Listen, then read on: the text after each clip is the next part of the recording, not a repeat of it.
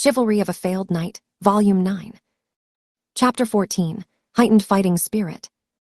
After the end of the 7 Stars Sword Art Festival's second semi-final round, Ikki fainted in the waiting room. By the time his cardiac arrest was discovered, the shock and anxiety had spread beyond his inner circle to the tournament staff and spectators. Many of them seemed to expect the worst outcome. In reality, the tournament staff had to at least consider that possibility, so they revised the schedule for the next day. Fortunately, though, due to the power of Japan's greatest doctor, there was no need to worry. Ikki was saved from death. However, Ikki had still not awoken by the time the final round was scheduled to begin. But was that really a big deal? As long as Ikki was alive, what was waiting a day? Everyone's hearts were united in this. Kurigane Ikki and Stella Vermilion. It would not be an exaggeration to say that this 60-second 7 Stars Sword Art Festival had been the highest level ever. The two knights who had fought their way to the summit, the finals. The tournament should not end without seeing the conclusion for oneself. An attack after the end of the match, not to mention taking a stray hit after protecting the umpire. With such an unfair end, there was no good excuse to end the festival there. Therefore, they waited for Ikki to come to the stage of battle. To this end, everyone offered a hand. The staff ran about apologizing and moving forward an exhibition that had been planned for the last day. The media coordinated special coverage, and the spectators accepted these changes without complaint. All for one young man's sake, countless people gave their all. And then he came. The sun had already gone down completely. His clothes were disheveled, and he still had a bed head. Even so, he was there in the ring, ready to face his fight, showing his strong will.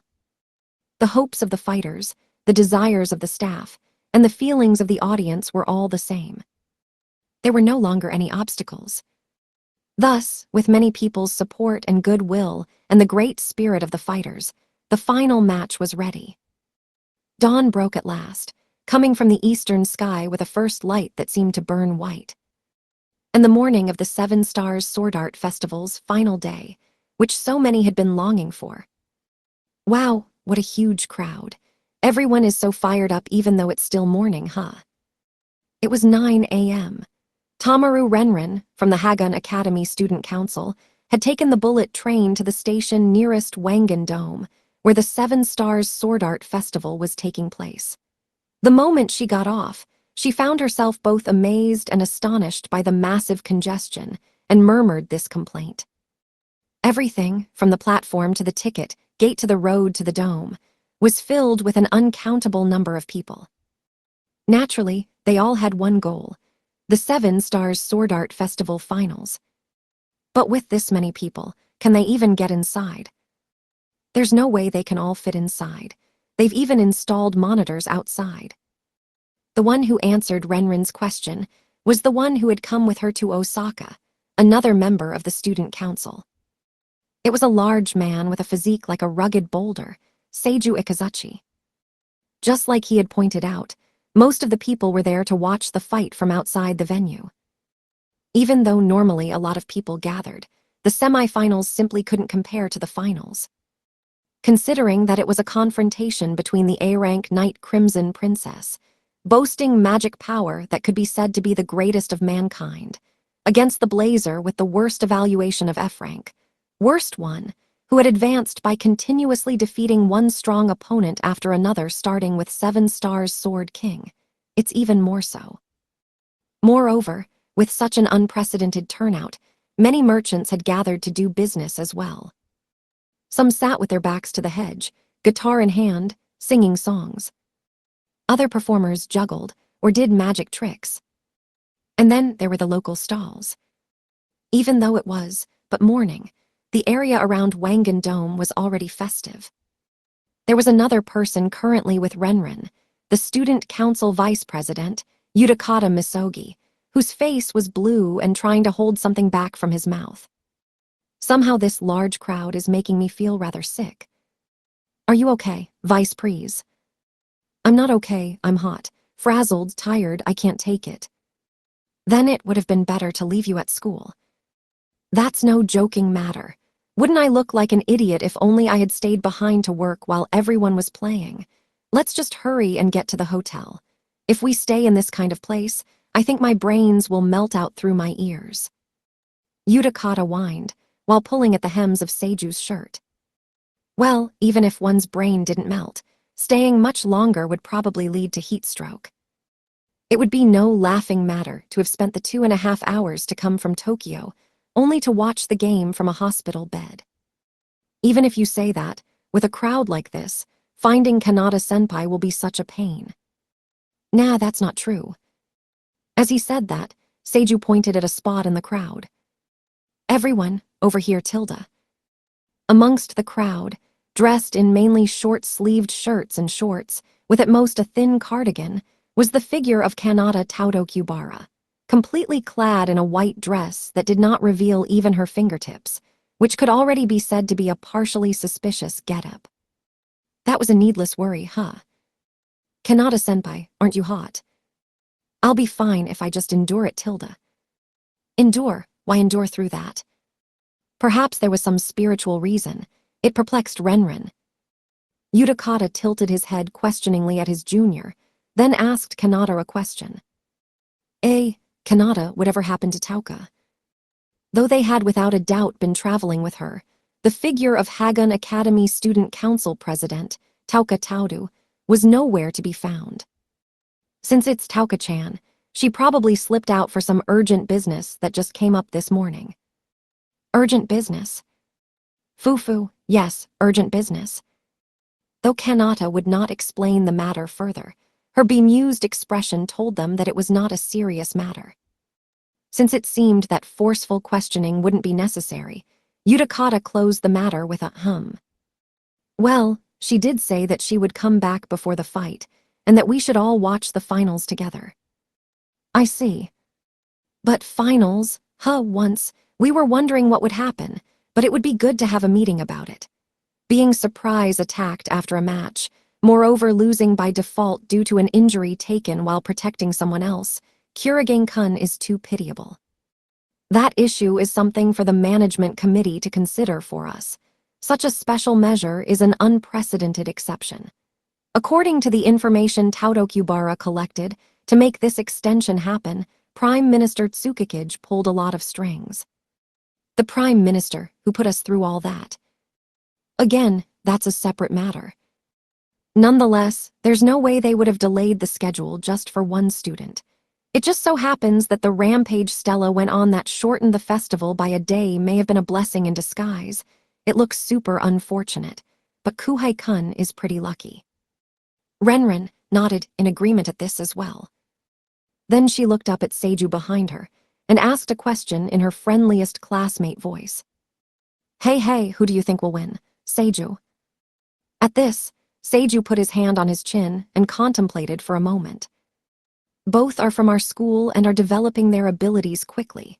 However, just looking at how they fought during the semifinals, Vermilion has the edge in ability. I can't imagine how to handle that dragon's power with just sword techniques. My assessment is that Vermilion will triumph. With that answer, Renren came to an understanding. Stella's true power was what she pulled out in the semifinals, noble art dragon spirit.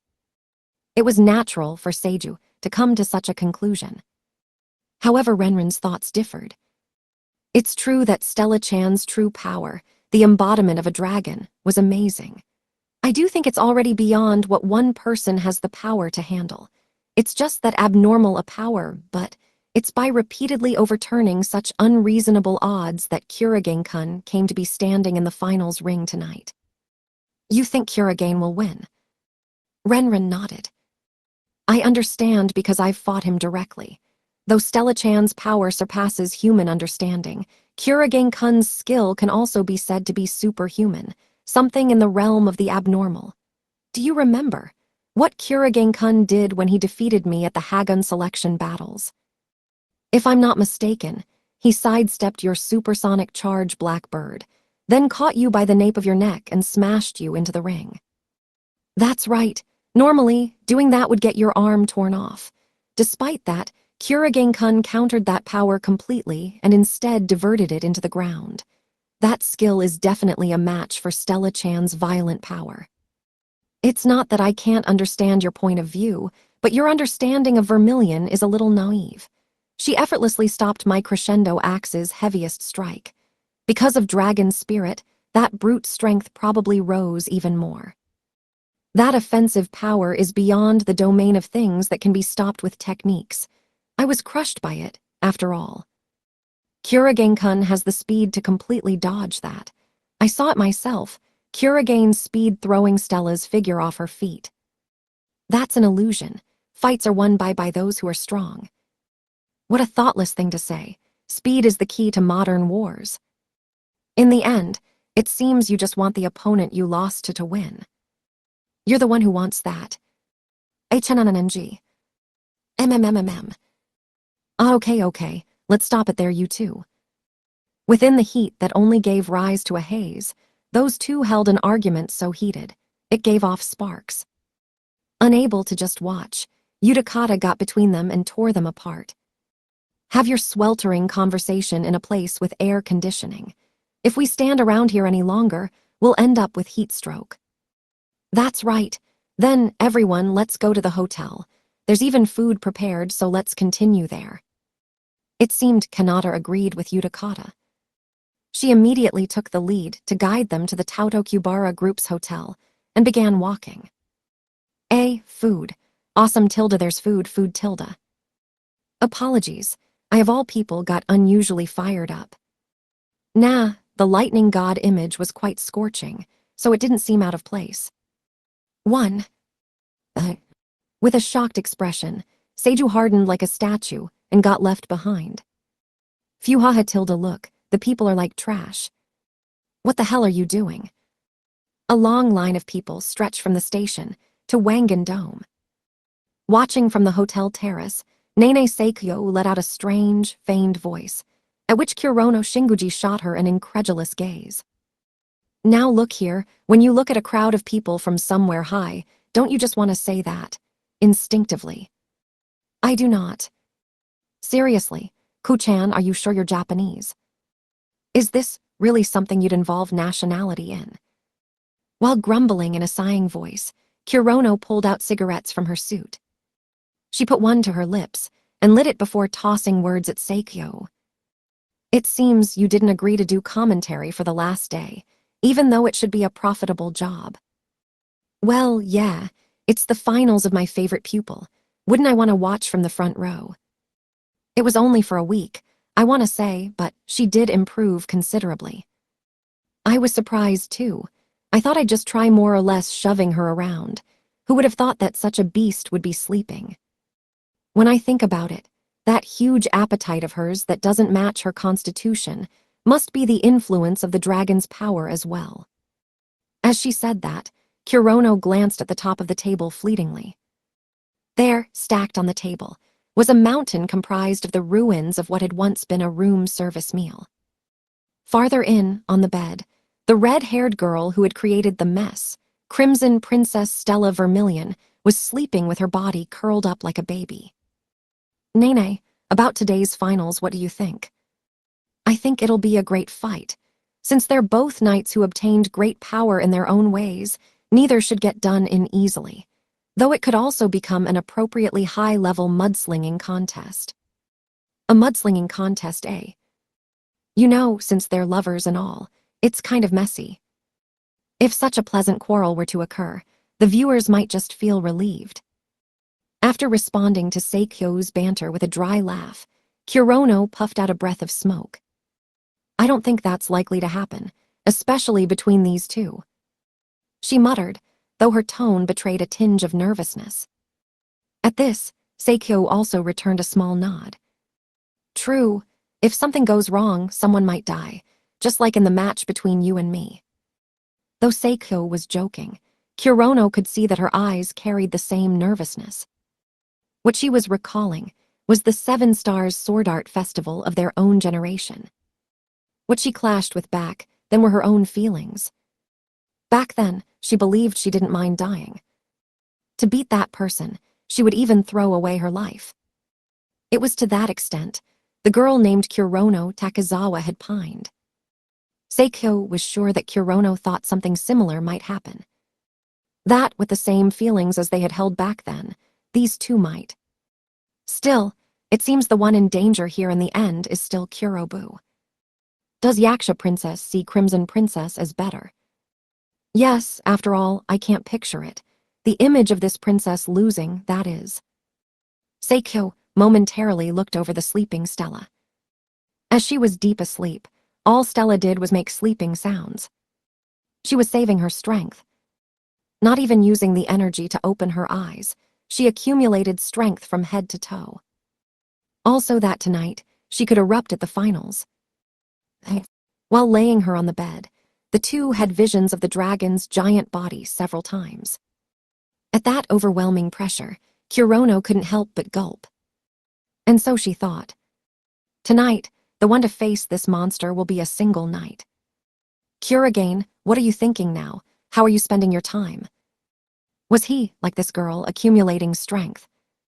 Perhaps he was waiting eagerly for the finals, unable to sleep from the exhilaration. Or possibly. Either way, in this match, even if we interrupt it, things could get deadly. We can't leave this to some half-hearted night. If it comes down to it, you and I will stop it, just like Nangu-sensei and Kurogane-sensei did back then. I know. Seiko agreed with Kurono's sentiment, without showing distaste on her face. From the start, in order to focus on the fight and not miss such an important timing, she had turned down the commentary. She didn't have to be told such a thing. Seiko regarded Kurono with a serious expression. Right now, even more important was, "Hey, Kuchan." What?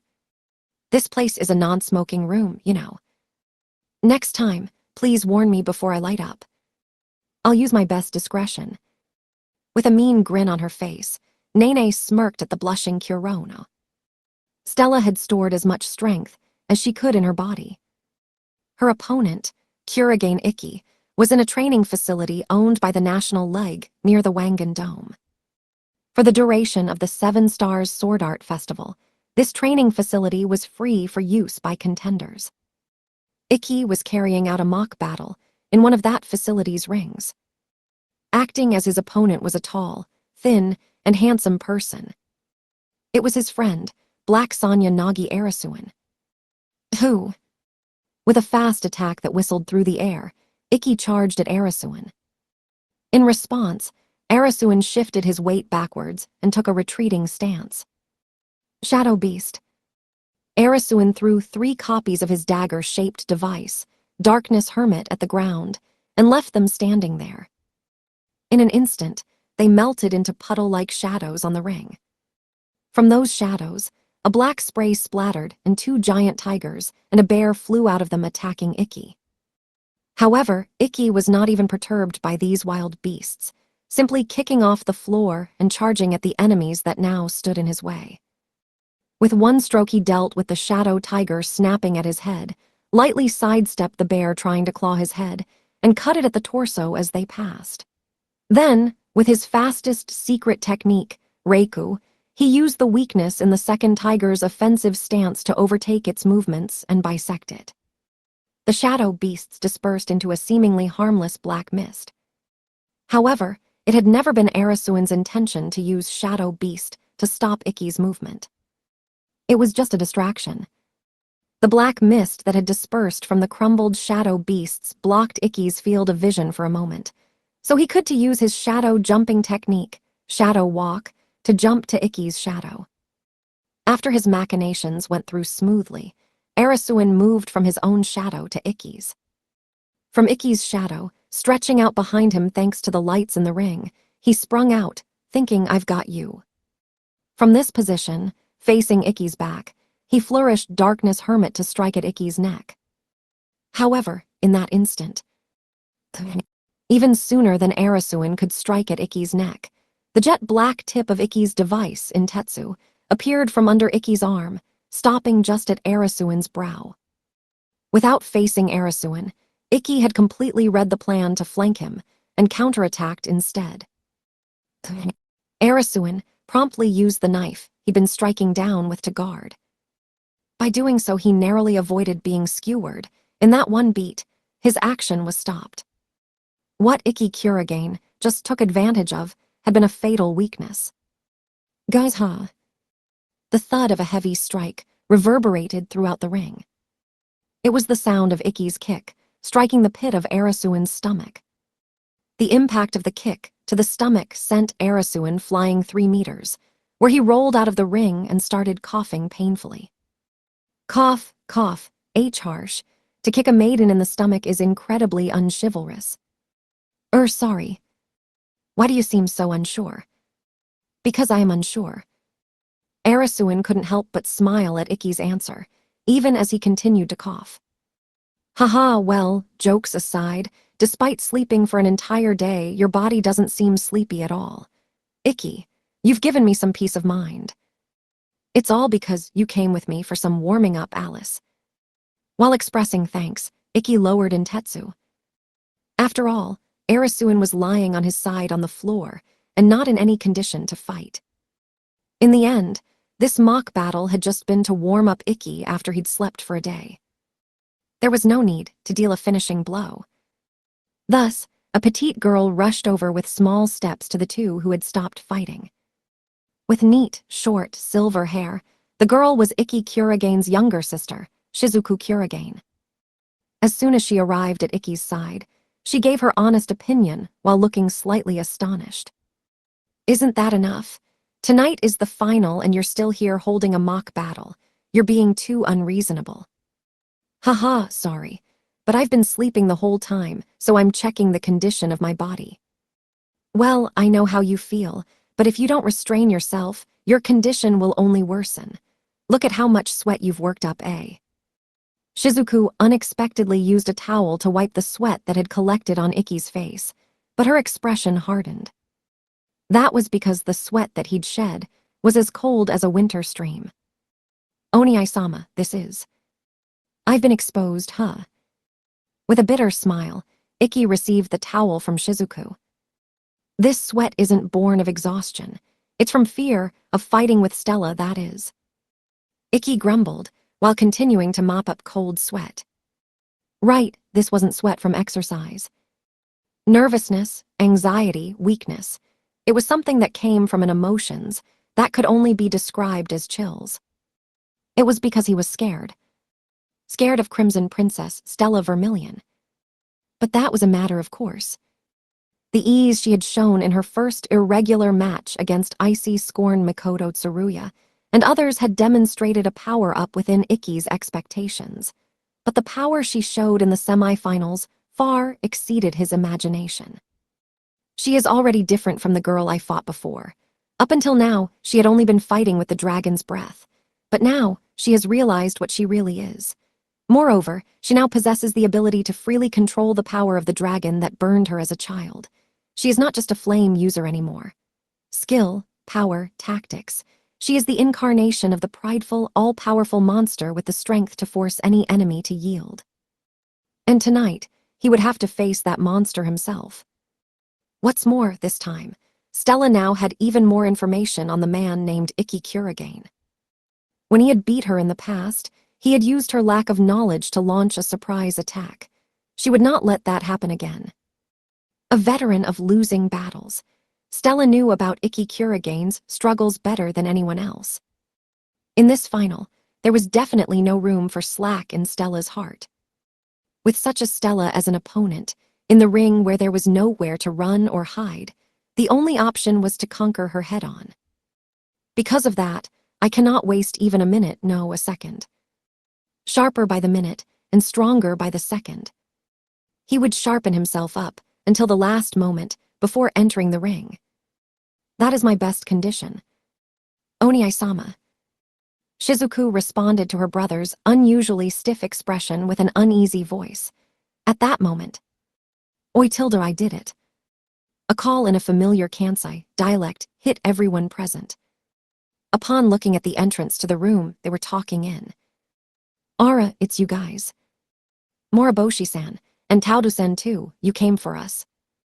In front of the open fire door stood the one Ikki had defeated in the first round of the tournament, 7 stars sword King Yuyudai Moriboshi, and the one he had eliminated in Hagun's selection tournament finals, Reikiri Tauka Taudu. Shizuku let her bewilderment at these unexpected visitors seep onto her face. "Why are you guys here?" Tauka answered, while happily grinning towards somewhere else. "This morning, we got mail from Ikki saying he wanted our help with training." "From Oni-sama." "Exactly. Well, I was free anyway. Incidentally, at the hotel, I called over some of the other losers to come."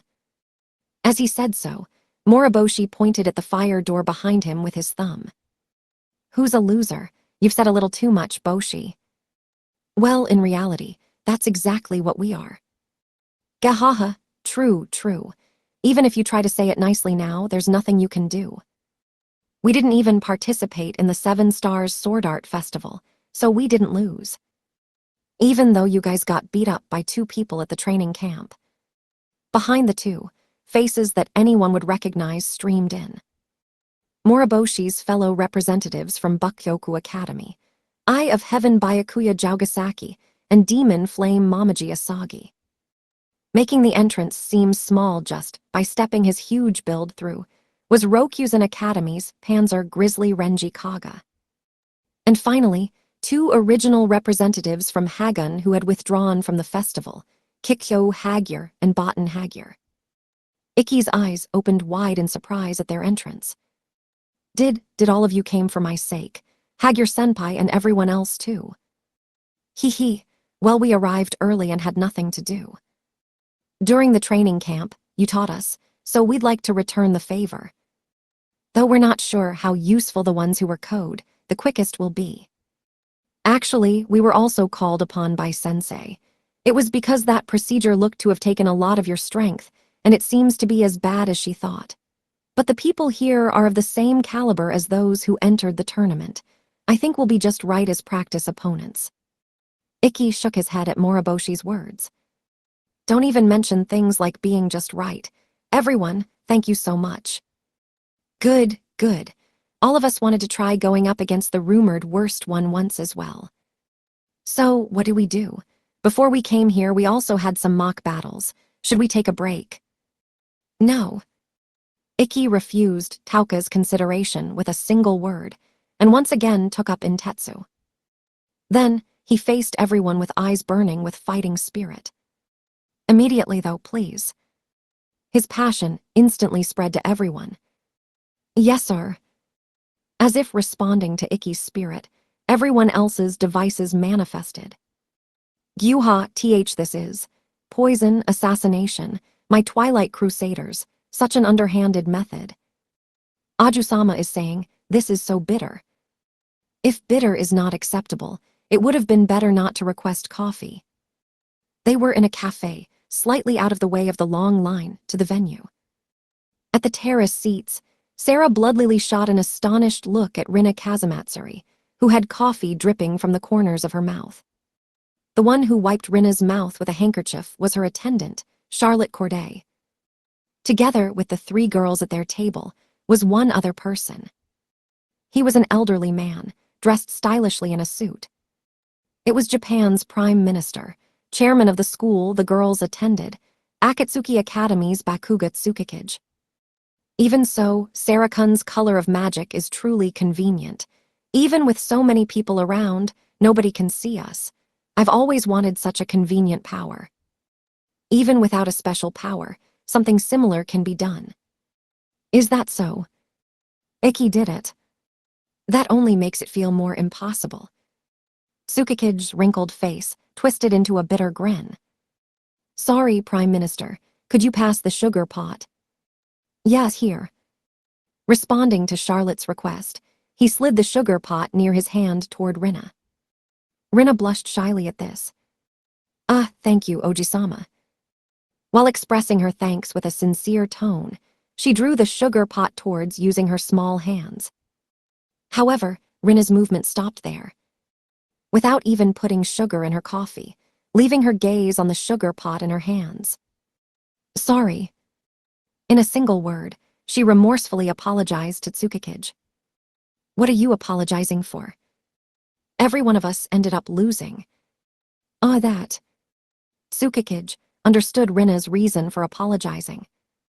To begin with, Akatsuki Academy was a group of mercenaries gathered via the connections of Tsukikage through one of Rebellion's numbers, his old friend Kuzu Kazamatsuri, in order to sever the connection between Japan and those who utilized the Seven Stars Sword Art Festival, the League of Knights. However, they had been completely eliminated by Hagun Academy's Worst One and Crimson Princess. Remorseful over being unable to carry out the duty they had been entrusted with, Rina had said that. However, Tsukikage hadn't placed any blame upon Rina. He put his hand on her apologetically drooping head. "Don't worry about it, you all did well, I understand that perfectly. But giving up easily does not befit a politician. If Akatsuki fails, then I will think of a different direction to go in. At that time, if I need you, will you lend me your power again?" While stroking Rina's head gently, he asked her that. Rina finally raised her head at this, and with a smile like blooming flowers nodded. Yes. It was precisely that time. "She's here." Sarah mumbled curtly while focused on the line of people. Everyone gathered at the table responded to her voice by following her gaze. There, in the dense crowd without a single gap in it, without pushing her way through, calmly weaving through the crowd with steps as if walking across an empty field, was a girl. While her long, pure white hair swayed, she stepped directly to the four people who should have been hidden by color of magic. Nonetheless, the four of them raised no suspicion toward that. For her, it was only natural that she could see them, even when they should have been invisible. Someone who could pass through a crowd without any difficulty. Additionally, while doing so, she didn't alert a single person she crossed paths with. Today, the person they had come to wait for. It's been a while, hasn't it? Sarah, Rina, Char, and also Tsukikage-sensei too. The strongest swordsman in the world, Twin Wings Edelweiss. "Thank you for waiting. Here is your blend coffee." "It's for her." "Thank you." While expressing her gratitude with a friendly smile, Edelweiss pulled the sugar pot to herself. Then she looked at Tsukikage. "Thank you for today, for listening to my sudden selfish request." She lowered her head slightly. The selfish reason she mentioned was the reason she was here today. Last night, Edelweiss had contacted Tsukikage, wanting to watch the final of the Seven Stars Sword Art Festival. Unexpected that you would be interested in the battle of someone who is just a student, Ada. Perhaps there's some relationship we don't know about.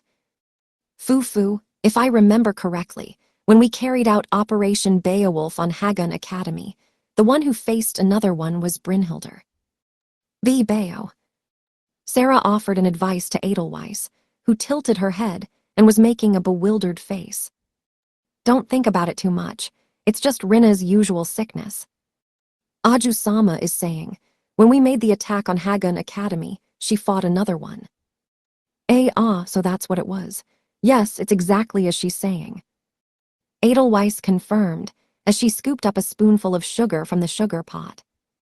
"I saw the semifinals on TV.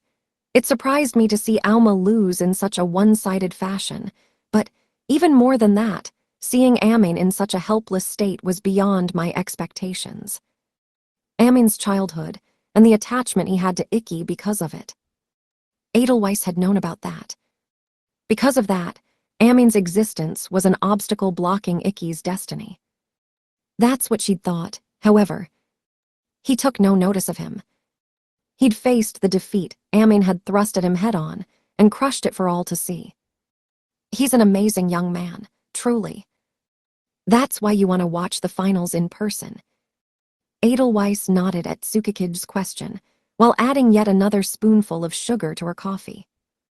"For Crimson Princess it is natural, but another one as well. He is climbing onto our stage. I decided that when I saw he had the willpower to undergo extraordinary training and obtain the physical prowess needed to defy fate that he showed at the semifinals. Thus, even I cannot ignore that. Another exciting moment will happen soon. I might cross swords with him again. More importantly, Another party with the same thoughts as mine came here today in order to overcome the menace of the future. We are willing to be audacious. Eh? When he heard those disquieting words, Tsukikage lifted his gaze from her hands, which were busy scooping a third spoonful of sugar. Edelweiss was looking at the crowd instead of Tsukikage. Her eyes glinted sharply. Following that dangerous gaze, Tsukikage also noticed. In the crowd, there was a man looking at them astutely through a visor. That's America's. It's not just him. At this place, agents from various factions have already gathered. Edelweiss' words made Tsukikage recall a certain scene in his mind. A red and black memory that he'd seen. Tokyo, engulfed in flames. The permeating stench of protein being scorched and human fat that stuck to the skin. With fists shaking from fear and anger, Tsukikage informed Edelweiss. Front row box seats have been prepared. Thank you very much. Edelweiss returned a slight bow and put her coffee, which she had just added a fourth spoon of sugar to her mouth. Yum. If you can't handle bitter, then it would be better to not order stuff like coffee. Too strong. Bukkyoku Academy's third year and finalist at last year's 7 Stars Sword Art Festival, Momoji Asagi, was struck with admiration at the physical prowess of the man she was crossing blades with. As the disciple of God of War Torijiro Nangu, she had confidence in her blade. However, that was exactly why she couldn't help but understand the magnitude of the difference between herself and the warrior in front of her. Another one Ikki Kurigane. Countless clashes later, a particularly loud strike rang out and Momoji was sent flying backwards. Her vision went blurry. There, at the edge of the ring, Momoji fell down and exhaled roughly before looking at the trio. The Hagyur sisters and Jaugasaki, who had already carried out mock battles with Ikki. Ikki had kicked the three around in front of Momoji. He hadn't even been scratched. If this went on, she too would. Asagi, show your determination. And Maku. Responding to Moriboshi's encouragement, Momoji deployed a wall of fire in front of her. Frustrating though it might be, she couldn't compete with swordsmanship. She would just have to show her determination by fighting with magic. Thus she switched over, however. Seiya. Her determination was short-lived, as Ikki cut through her wall with a single shout and a slash. From an overhead stance, Ikki had swung Intetsu down, and by sheer force, blasted away the approaching Enmaku. And at the same time, Momoji's spirit as well. Having cleared Enmaku away, Ikki's eyes shone like a wet blade. Momoji's blood ran cold seeing this.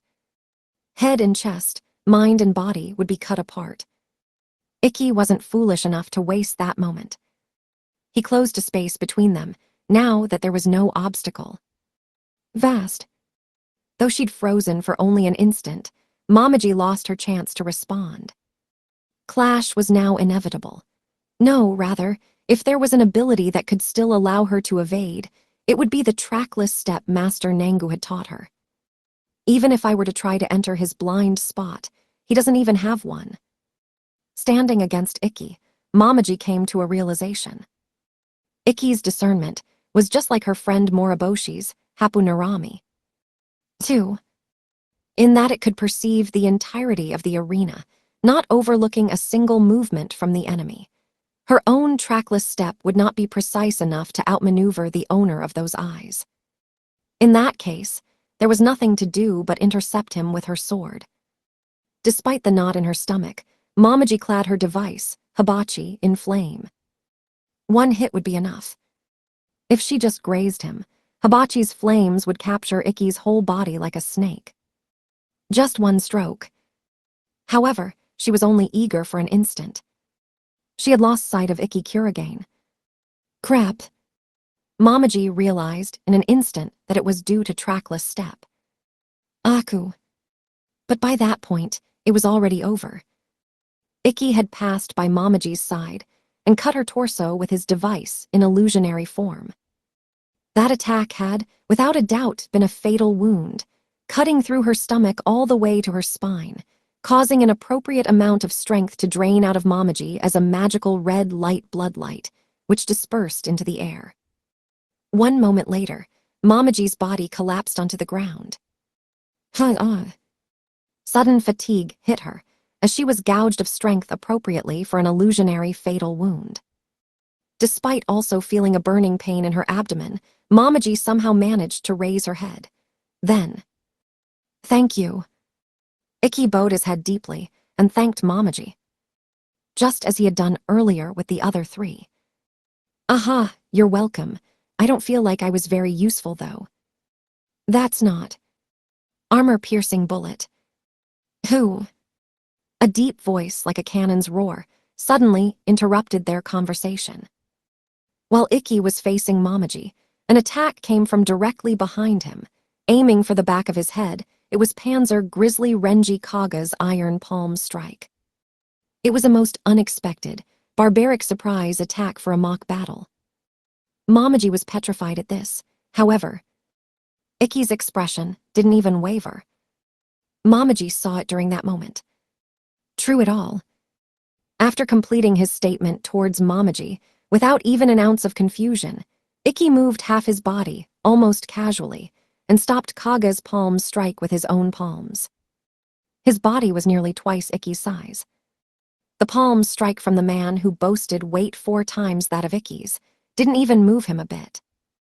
Impossible. There was a trick to this impossible feat. That trick was in Ikki's feet. As he received the blow, the ground below Ikki's feet sank noticeably, cracking and being crushed. Witnessing that, Kaga understood in an instant. He had redistributed the force. By moving his whole body and perfectly shifting his center of gravity, Ikki had received the blow and released it into the ground through his legs without having it reverberate in his body at all. Just like a lightning rod. After receiving the surprise attack, Ikki matched the movement of Kaga's attempt at retreating and pushed him back using the arm he'd received the hit with. In that instant where he shifted his weight back, more force had been added from the front. With his own weight being so heavy, Kaga was bent backwards greatly. In that instant, Intetsu cut open his robe. Gunu.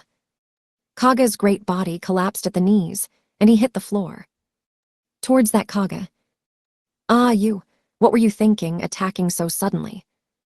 Shizuku shouted angrily. After all, it was an unthinkable thing.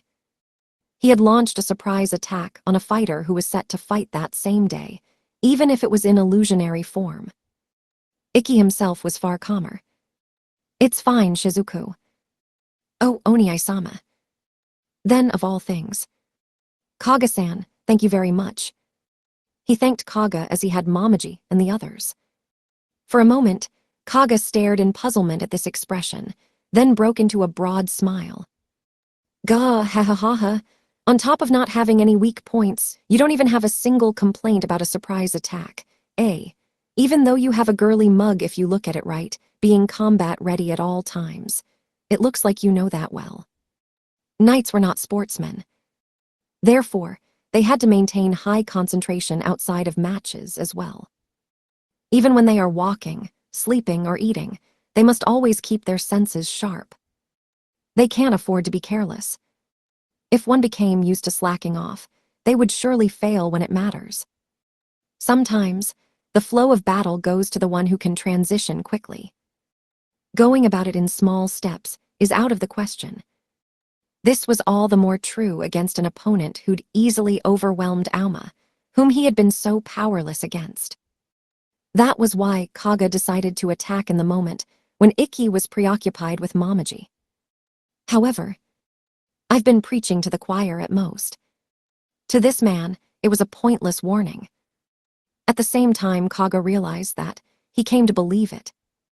"You'll win, you will." Kaga thumped Ikki's chest with his fist as he insisted on this. Stella was certainly a formidable enemy. Her attack power was nothing normal. However, Ikki knew how to use and stop force. His special skills shouldn't be outdone by her attack power. Kaga believed this based on what he'd witnessed. Ikki smiled at the encouragement. Then, I shall be your next opponent. Ikki's expression stiffened as a wave of numbness ran through his neck. When he turned his head, he saw a girl climbing slowly into the ring with a katana in a black sheath in her hands, Reikiri Tauka Taudu. The opponent Ikki had defeated at the finals of Hagun's selection tournament. Though their battle had consisted of a single stroke, her strength was vivid in Ikki's memory. She had been in the top 4 last year, falling behind Byakuya and Momoji, but the impression on Ikki's skin was betraying that fact. No doubt, she was the best of the members that Moriboshi had assembled. She was a difficult opponent to face with no abilities. What will you do? Including Arasuin-kun, you fought 5 consecutive battles. Will you take a quick break? No, don't worry about that. His fighting spirit was overflowing. Ikki wiped away the sweat from his hands and renewed his grip on Intetsu. Please don't hold back. He raised his sword to point at Tauka. In the instant Ikki raised his sword, Reikiri began to move. From 10 meters away, she unsheathed Narukami and fired a crescent slash formed of lightning towards Ikki. The golden lightning charged at Ikki like a bird with wings spread open. It was the same long-ranged attack she had used against Lorelei, the noble art Ryu. However, while it was a quick opening strike, it was made from a considerable distance. Far from distressing Ikki at all, he immediately took an evasive maneuver. Namely, he took a big sidestep to the right. It was a style of moving that he'd learned from Twin Wings using his blade steel. That was how he managed to evade so easily at high speed as soon as he raised his heel. Truthfully, it didn't pose a threat to him. However, the moment Ikki dodged the first attack, Tauka launched a follow-up Ryu right at him. The technique he had just dodged so easily was launched again. Of course, that one didn't reach Ikki either. With a leap in the opposite direction, Ikki evaded that as well. As expected, it didn't even graze him. Even so, Tauka fired a third Ryu. Was she just being stubborn? Of course not. Tauka had a reason for her actions. This is, as expected of Taudu, after watching his match with me, she has recognized his weak point. Murmuring this with a spirit of admiration was Moriboshi, who was watching their battle from the sidelines. Oni-Isama's weak point. Well, more accurately, it's a flaw in that technique. It's a technique he's been using since his match with me, a technique he took from Twin Wings using blade steel, where he uses all of the muscles in his body simultaneously to accelerate rapidly to top speed. Most people cannot follow such acceleration with their eyes. That being said, constantly moving at full speed is... Once said, Shizuku realized as well. Since earlier, Tauka had been unleashing Ryu left and right in order to force Ikki to dodge in different directions constantly. I get it. When moving at full speed constantly, it's difficult to make sudden stops and turns. All that switching puts excessive strain on his lower body. Dodging will slowly become more difficult, and eventually he'll get caught. Moriboshi's prediction was coming true up in the ring. While Ikki had avoided the first 2 by a good margin, that margin started shrinking, and the amount of near misses began to rise. Ikki should also understand Tauka's intention, though. If he stays on the defensive, he'll just remain pinned down from long range. Ikki started to change his movements, just as Moriboshi predicted. He stopped his sideways evasion, faced the scattered Ryu strikes aimed at him, and started running. Just as he was about to take a direct hit, he dropped to the ground like a crawling animal to get past the Ryu. Wow.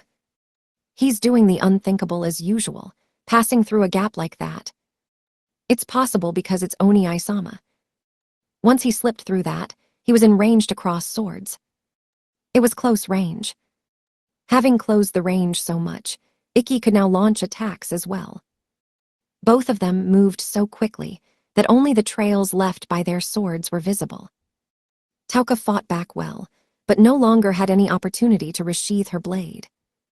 And when Tauka is unable to sheath her blade, she cannot bring out the strongest close-range noble art she boasts, Reikiri. This is good. Ikki thought this, while carrying out an orthodox Reikiri countermeasure.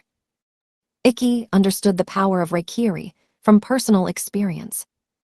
Only by using Iru Razetsu to put his all into one daring strike was he able to overcome Reikiri before. Since he was preparing for a match with Stella, he would be unable to use such abilities. In order to beat Tauka, he had to first ensure that she could not use Reikiri. If it was used on him, he would lose right then and there. Thus, in that manner, he would pressure her with swordplay and suppress Reikiri. I've got this, my swing speed is faster. Though Tauka's attacks were sharp as well, they were a far cry from Ikki's, which mirrored those of Twin Wings. As long as it didn't come to a sword lock, he shouldn't have to worry about being shocked either. At this rate, I can overwhelm her. Ikki made up his mind. He shifted forward again and put his power into the sword. Then, suddenly, he struck out like a flying swallow and forced Tauka's Narukami to the side. All right, she's off balance. After exchanging blows with Tauka, he had finished measuring the speed of her swings. With her sword pushed to such a position, she would not be able to block his strike. Next, Ikki. I've got her here, it's decided. Believing so, Ikki struck forward again. Rather, he tried to. Immediately after, a sharp numbness ran up his neck. It was sixth sense he'd honed, by towing the line between life and death so many times, warning him. At this warning, Ikki's body ignored his previous assumption and moved. Tauka's sword had moved faster than Ikki's expectation, and just barely had managed to return to defend. That's crazy. Based on Tauka's swing speed, the speed of that counter was impossible. Ikki gulped in astonishment. What on earth was that? Ikki thought about the unexpected counterattack. However, Tauka wasn't about to wait around for Ikki to think. Narukami and Intetsu clashed once again. From the contact point, Tauka channeled an electrical attack into Ikki. Zap! Sparks crackled between Narukami and Intetsu as electricity ran through Ikki. Though his skin wasn't burned thanks to illusionary form, receiving a shock made his muscles spasm intensely and cry out in pain. In the end, his movements were stopped instantly. Tauka took aim at this opportunity. She raised Narukami overhead nimbly and struck down at Ikki. However, Ikki had baited that attack out. She's flustered. Just as Tauka began her strike, Ikki steeled his writhing body. Using the full body control he had cultivated, he took control of his heart and forcibly restored function to his peripheral nervous system.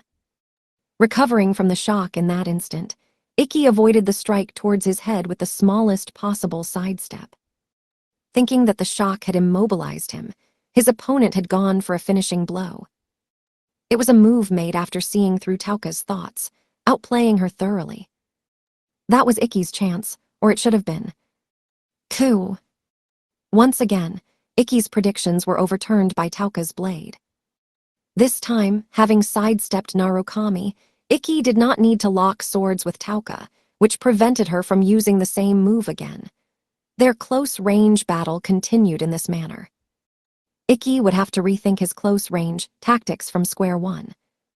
Despite being able to clearly surpass her swing speed, he could not land a decisive blow on Tauka. Moreover, Ikki was slowly starting to fall behind. The cause must be this switching around. Ikki saw it in her movements while being pressured. Tauka's blade would strike out with the sharpness of the legendary sword technique swallow counter, then return with unnatural speed, leaving a trail like a flash of lightning. Squeezed into the moments between blows, these strikes threw off Ikki's rhythm. This was the technique Tauka Taudu had polished in order to win at this year's tournament. By creating a special magnetic field around her, she could use electromagnetic attraction and repulsion to move her sword at speeds exceeding the limits of her body. It was her noble art, Inazuma, devised as a counter to Yuyudai Moriboshi's superhuman technique, Haukiboshi. The burden on the wrist made it impossible to use it haphazardly, but by occasionally mixing it in while trading blows, she could interrupt her opponent's rhythm. Once their rhythm was interrupted, forcing them back was simple. Coup. Tauka lunged at Ikki's chest. In order to avoid the blow, Ikki threw himself backwards, ending up outside of engagement range. He escaped with his tail between his legs. Oni-sama. Ikki had been forced out of his comfortable range. Shizuku realized this and let her worry show, while on the side Moriboshi's expression hardened. It was only natural. Ikki knew well the close-range superiority of Twin Wing's sword, which he had learned. That being said, someone had pushed it back. This girl is powerful. She can't be compared to herself from last year. Not intending to let Ikki get away, Tauka stayed hot on his heels, keeping up the pursuit. Kuragen-kun, your sword skills are certainly amazing. When I saw your match with Moriboshi-san on TV, I got goosebumps. Your techniques don't even seem human, however. That much was expected of Blazers. It was incredible that Ikki had gotten this far on physical skill alone.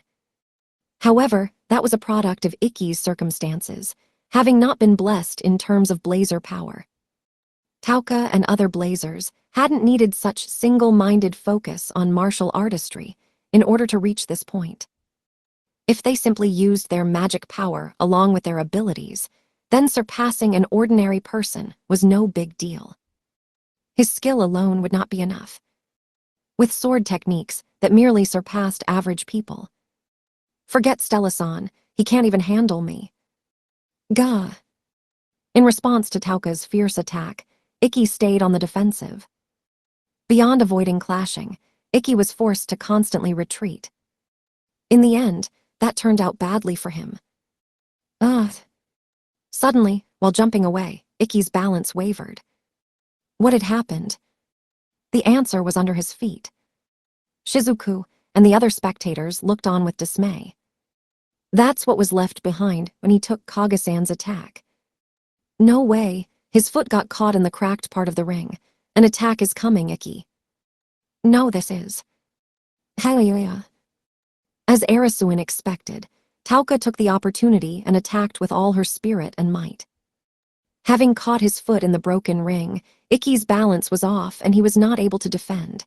However, with a dull gagi, the two returned to having their swords locked. Of course, Tauka followed that with a lightning blast. Bezizati. With a soft bursting sound accompanied by sparks, Ikki's right arm and upper body snapped back from the shock. Tauka saw a decisive opening. This is it. Tauka decided to unleash her trump card. Tauka had already seen Ikki's resilience towards electrocution earlier. A mere slash would simply be dodged. However, even if he were to dodge Reikiri, her supersonic blade would hit Ikki with a blast through the air. At close range, the damage from receiving that would be able to take down any single human. There was no reason to hesitate. Believing this, Tauka returned Narukami to its scabbard. Hey. To be more accurate, she tried to. However, she was unable to. Why? Well, the reason was in Narukami's scabbard.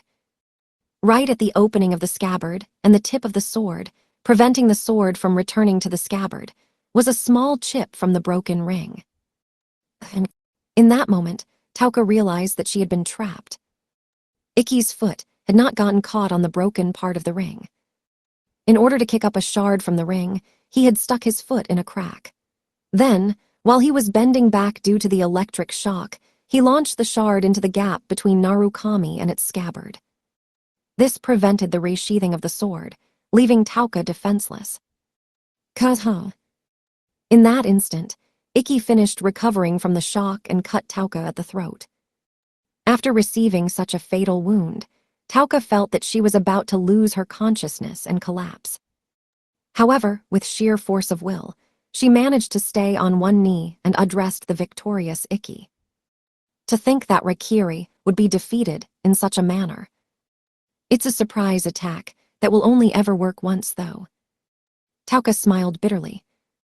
Using a shard from the ring to block her scabbard was definitely a surprise. She wouldn't let it happen again. However, reading her intent to use Rakiri, and then using the damage to the ring was nothing short of creative. Even during their fierce sword fight, he'd had the ability to nonchalantly lead her to a predetermined location.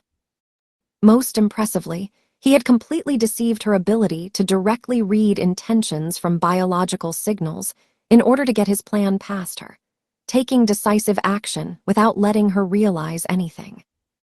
Without a doubt, that was the power of Ikki's experience.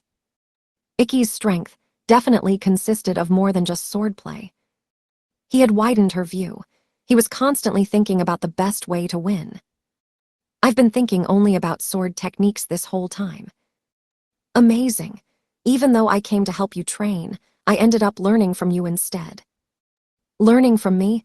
I'm only fighting this way because I can't afford to reveal my hand, Taodu-san. Thank you for having this match with me. Oh, don't men. All right. It's very Japanese of you to be throwing thanks around, but face me, Ikki. Something hard prodded Ikki in the back with an audible thunk. It was Moriboshi's device, Toro. That was an interesting path to victory you took, though I'm not surprised. After all, you turned the tables on me in similar fashion, didn't you? Ikki turned his attention from Tauka to Moriboshi and nodded slightly. That I did.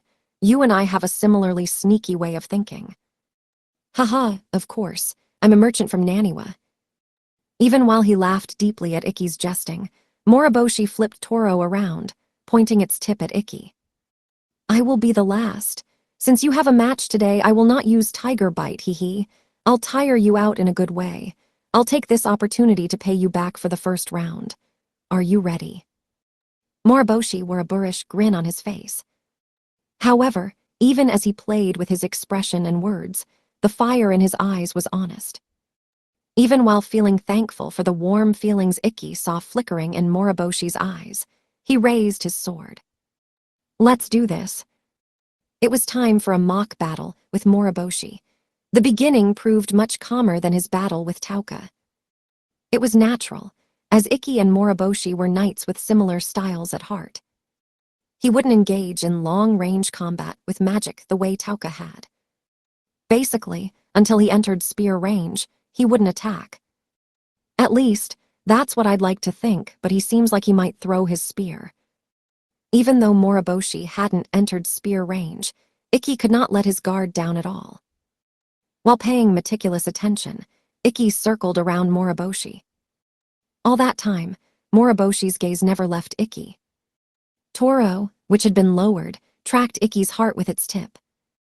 Facing him again, the pressure really is incredible.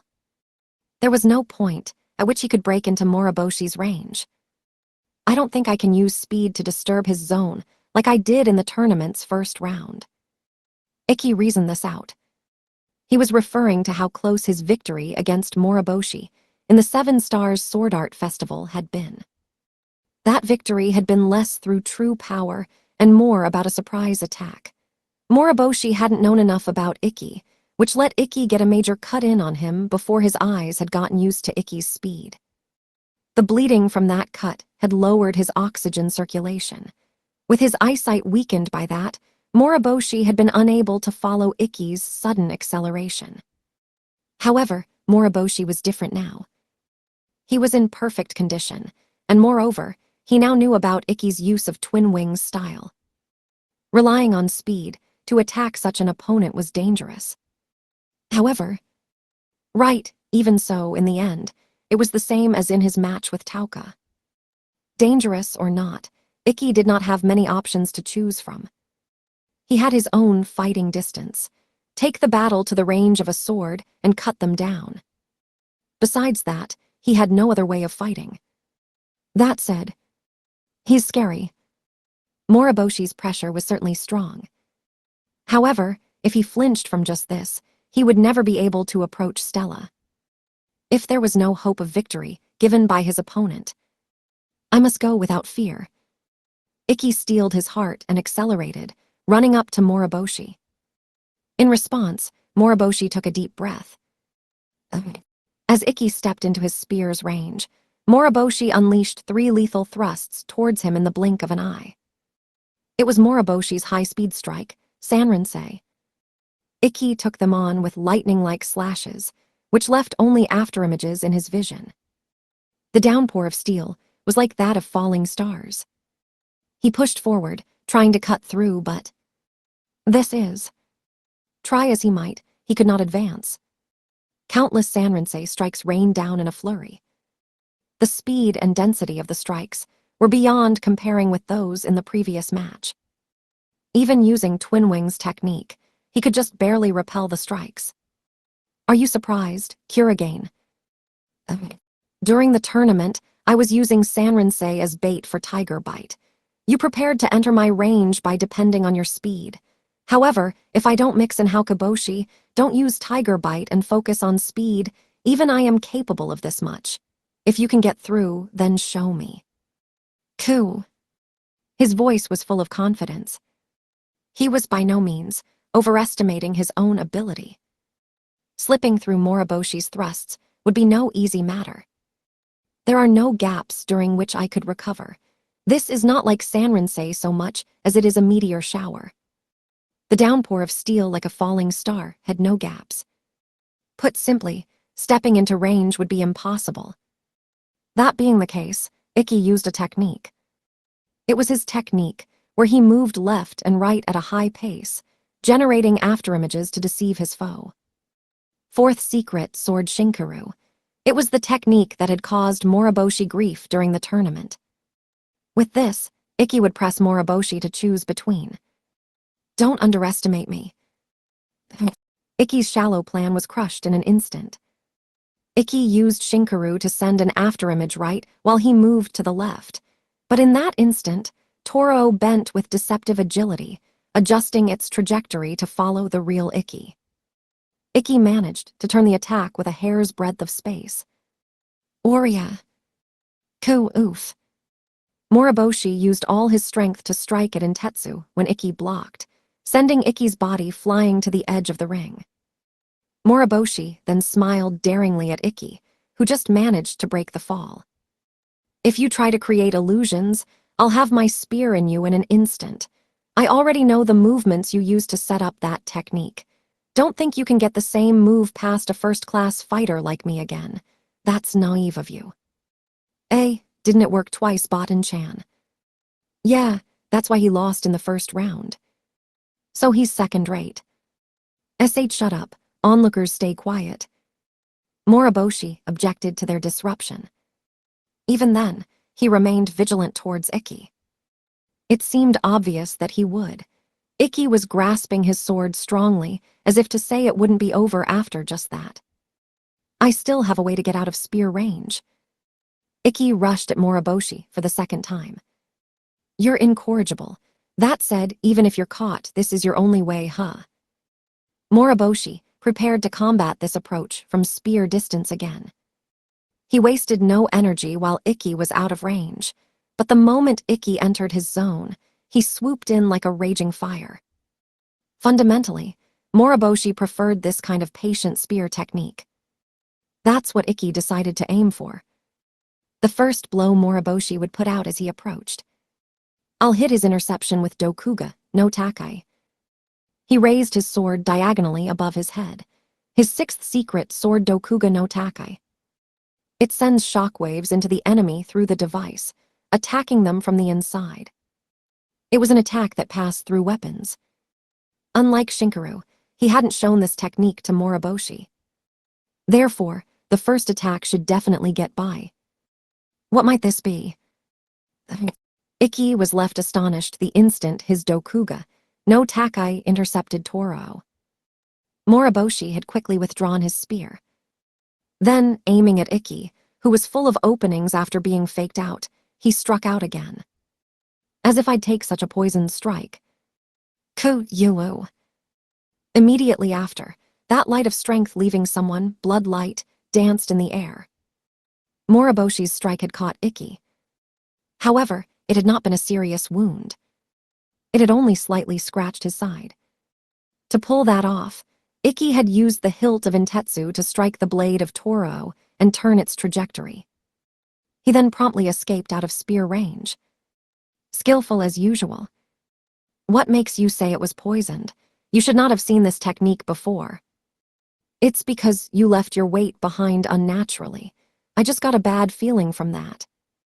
I see. Ikki laughed bitterly at that. Even though he'd intended to make an opening, somehow there'd been another oversight. He suddenly understood then.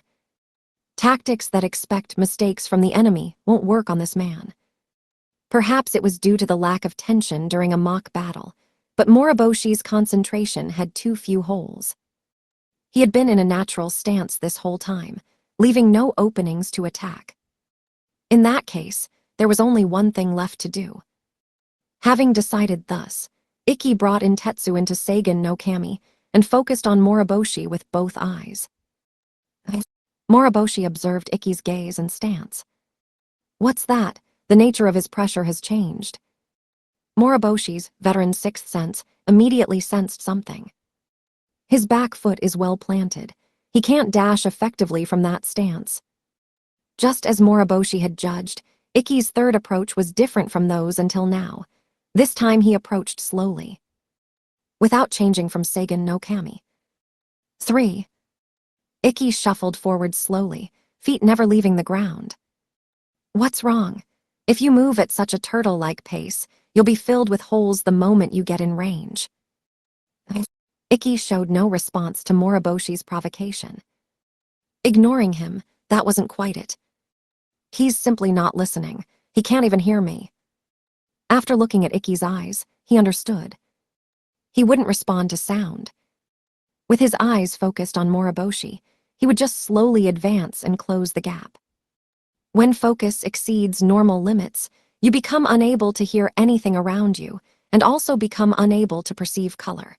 I've experienced being in that zone before. Well, if it was the man before him, he could probably enter that state intentionally. The problem was, what was he thinking using that focus? With such slow movements, what was he trying to start? Finally, Ikki's toes encroached upon Moriboshi's domain. I'm so confused, but what I have to do doesn't change. Moriboshi made his move. Focusing on speed, he unleashed a violent storm of steel. Ikki blocked it in the same way as before, with Tetsu flying in to deflect the spear. The sound of weapons clashing, the rain of sparks, it was exactly the same as earlier. Moriboshi felt it in the hand, wielding Toro first. There was an abnormal weight coming from this opponent. It felt like a massive tree rooted in the earth. No matter how many times he struck, Ikki would not back off like he had earlier. He didn't dodge horizontally either. With his eyes fixed on Moriboshi, he advanced straight forwards bit by bit, only forwards. Seeing his form, Moriboshi understood Ikki's idea. This guy, he didn't have a specific plan or anything. He cut off non-essential senses, lowered strength spent on things other than movement as much as possible, and put all his focus into his sword. I'll put my all into my blade and break through with all my strength. He wasn't an opponent you could get past with a half-hearted plan and a cheap trick. Knowing that, he would meet the blade that Ikki honed with his all. Ikki understood his own weakness and made use of everything before his eyes for victory.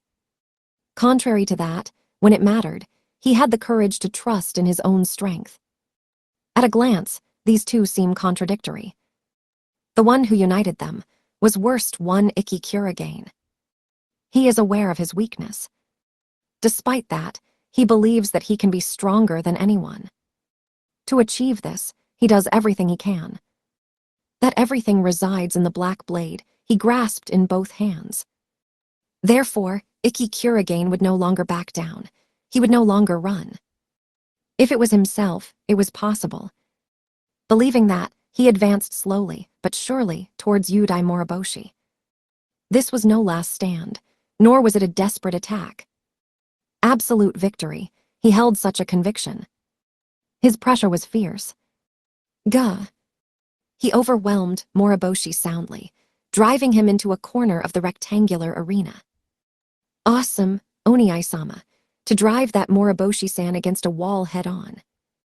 Forwards slowly but surely. He did it through incredible pressure.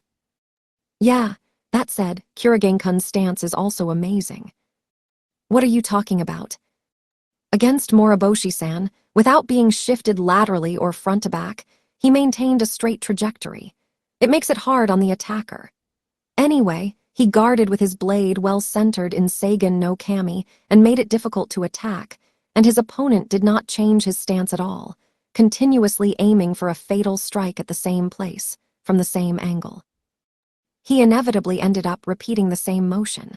As a result, right after that, red light fluttered in the ring. It was blood light spilling from Ikki's limbs.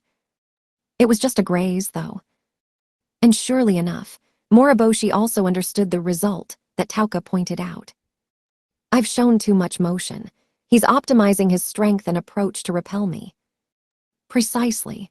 If one ends up repeating the same attack, then you'll end up exposing it. The power, angle, and speed necessary to deflect the enemy was all shown in detail. And now Ikki had analyzed it and optimized. While avoiding any fatal wounds, Ikki used the minimum defense necessary, contracting his defensive movements as much as he could, making his attack and defense stronger than before, and stepping into Moriboshi's zone. Forwards powerfully, quickly. Moriboshi-san lost his patience after being backed into a corner. He's attacking unreasonably out of impatience. That was Tauka's prediction. Come no closer. It came true in the next instant. Moriboshi sent a single flashing strike flying towards Ikki. Because of his impatience, he sent his elbow too far to return easily, making it a sloppy thrust. Without any spirit put into it, the strike lacked power and aim. Ikki didn't overlook that. Shit. By the time Moriboshi realized his misplay, it was too late. Ikki stepped forwards with the sloppy thrust, letting his own shoulder be pierced. Using his own body, he trapped Toro, denying Moriboshi any counterattack. Hylia. With Toro stuck in his shoulder, he broke into Moriboshi's space and thrust his blade into his heart. Damn, lost again. Moriboshi cried as his heart was pierced, and with his strength drained, he collapsed on the floor spread-eagled. Damn it, I thought I'd be able to win this time, too. At the real match, this wouldn't do. Ikki's words, spoken while gasping for air, were not born of humility. In reality, the fight just now Moriboshi had, worrying about Ikki who had low magic power, held back Tiger Bite. He couldn't go all out on the contestant who was about to go into a big match. Even in that state, they had devoted as much power as they could. Ikki knew this after crossing swords with him. So, with Moriboshi included, Ikki once again thanked all his friends who had gathered today. Moriboshi-san, everyone else as well, I am truly thankful. I have gained valuable experience before my match with Stella. I don't need thanks. You can return this favor by returning as the champion. Isn't that a little unreasonable? Are you not confident? Moriboshi asked Ikki while sitting up, and after a brief silence, Ikki nodded slightly. Honestly, I think this fight is going to be the toughest thing I've done in my life. I can't say I'm confident, but I'll give it everything I have. That won't do, you big idiot. Moriboshi prodded Ikki in the head with Toro's hilt.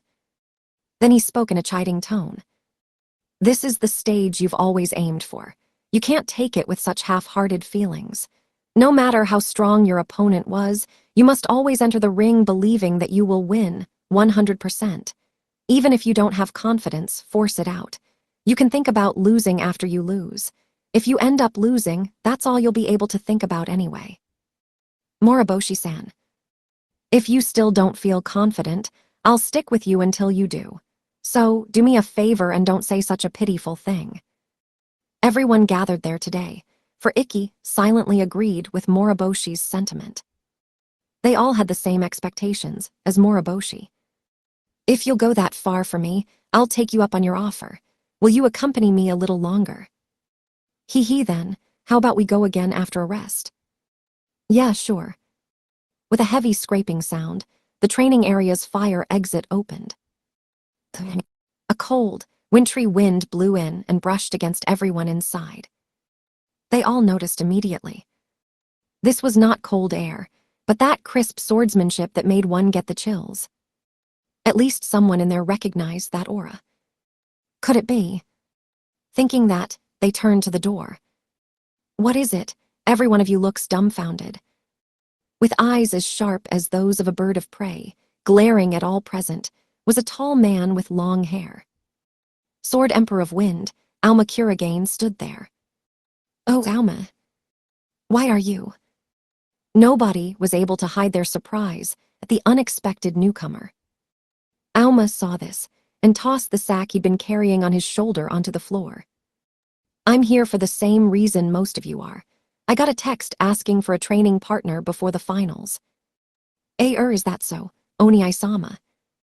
Shizuku looked back at Ikki in surprise, who nodded. What he said was true. Besides Moriboshi and Tauka, he had also contacted Alma. Of course, he had only done it because there was no harm in trying. Alma had never acted for Ikki's sake before, after all. I didn't think that you would actually come, so I can't help but be surprised. It's only because I'm free, since I had planned to fight in the finals. Also, I thought that I'd see your power myself. My power. After all, it's F rank versus A rank. Your defeat is all but decided by the fate. I have no interest in such a spectacle. It's just to have even survived with such a meager power until you were able to stand in front of that dragon.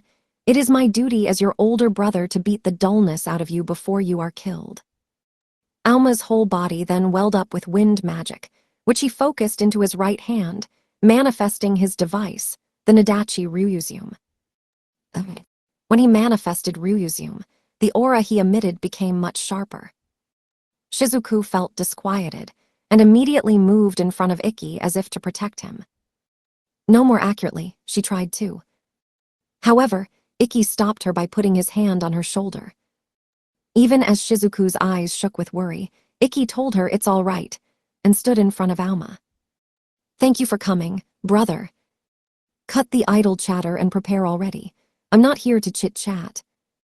As usual, not even a hint of friendliness.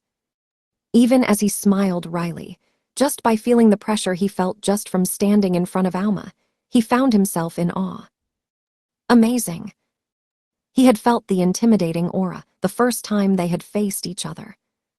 Alma's body seemed twice as big. It was clear that he was a cut above fighters like Moriboshi and Tauka. Ikki's palms began to sweat. However, the thought of backing down didn't even occur to him. After all, there was some truth in what Alma said. If he couldn't fight off Alma, then he had no chance of prevailing against Stella.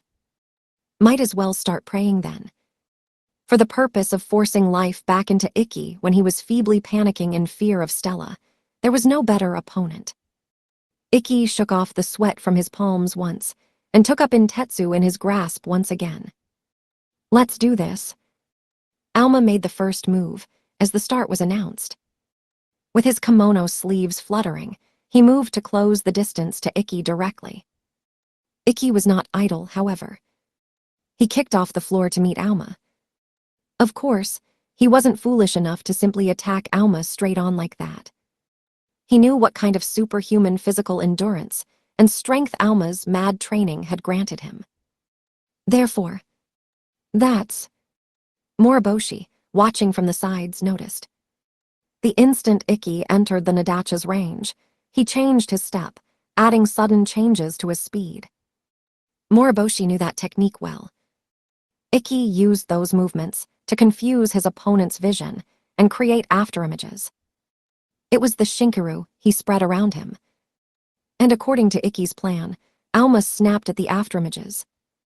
With one breath, he swung Ryuuzum down from above as if cutting bamboo, cutting Ikki in half. However, he had cut an afterimage. As a result, he exposed himself to a flank from the real Ikki. He got him. Moriboshi clenched his fist upon seeing Ikki take the initiative.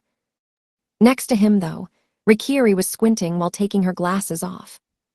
No, not quite. She pointed out a mistake in Moriboshi's analysis. Alma knew his next move from the signals his body gave him. Without bringing his lowered blade back up, he took a low, diagonal swing. Using that force, Alma rammed Ikki with his shoulder. Shoulder charge, he even read through Shinkaru. Ikki used Intetsu, which he was going to attack with, to block instead. However, Alma was heavier than he looked. The shock of a nearly 500-kilogram man's ramming attack was easily lethal. With the low sound of two people colliding, Ikki's body was pushed back, and he stumbled backwards with his balance destroyed. Alma swooped down on Ikki like a raging fire. Without giving Ikki any time to recover his stance, he fired off several slashes and stabs. Vast. It approached Moriboshi's Sanrinsei in speed. Without taking a breath, he fired off 10, 20, an endless barrage of attacks. Such astounding rotation, Shizuku recognized it. Kaokujitsu Isshinryu, Ritsuno Kiwamiya Mitsukaze. 4. What the heck is that? It's a secret technique within the Kaokujitsu Isshinryu style, passed through the generations in the Kurogane family. It's a continuous 108-strike combination. From the first strike to the 108th, everything from the angle and power of each strike was tuned for efficiency. By repeating them over and over countless times and carving them to his very core, he was able to abolish all thoughts and bring out the fastest speed that his flesh and blood body could handle. It was meant to crush the opponent with an overwhelming number of strikes. There's no better technique than this to defeat someone whose stance has been broken. But if I'm not mistaken, didn't Ikki grow strong by stealing the techniques of others? In which case he should definitely know of a technique passed among the Kurogane, shouldn't he? I don't know, all of this talk is over my head, but even if he does, with just that he can't do anything about this assault. Just as Shizuku said, in the face of Alma's overwhelming speed, Ikki could not even bring Intetsu to face the attacks. He had to do everything he could just to dodge Alma's fierce onslaught. He definitely wouldn't be able to turn the attack in this situation. Bringing about such a situation was the point of Amatsukaze, after all. With almost excessively optimized constant attacks, it held down the enemy, preventing them from taking any actions. Now, Ikki was completely stuck in that situation. That's how it seemed, looking from outside. However, he's waiting for something. Even as Ikki was being overwhelmed by Alma's strikes, Tauka Taudu saw a glint of cleverness in Ikki's eyes. He was being neither held down nor overwhelmed. He was waiting for something. That something was an opening in Amatsukaze. No matter how much time had gone into developing such a technique, in the end, it was created by humans. Creating something perfect was impossible.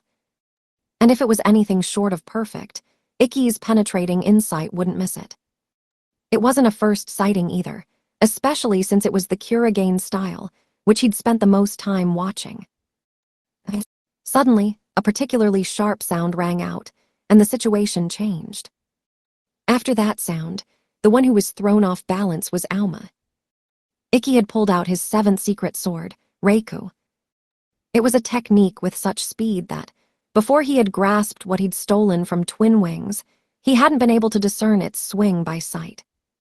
Worst One's fastest strike had been further refined by Twin Wings' swordsmanship, and in the instant between Sword Emperor of Winds Amatsukaze's 57th and 58th strike, Ikki cut in with a strike to Ryuzume's side, ruining the combination.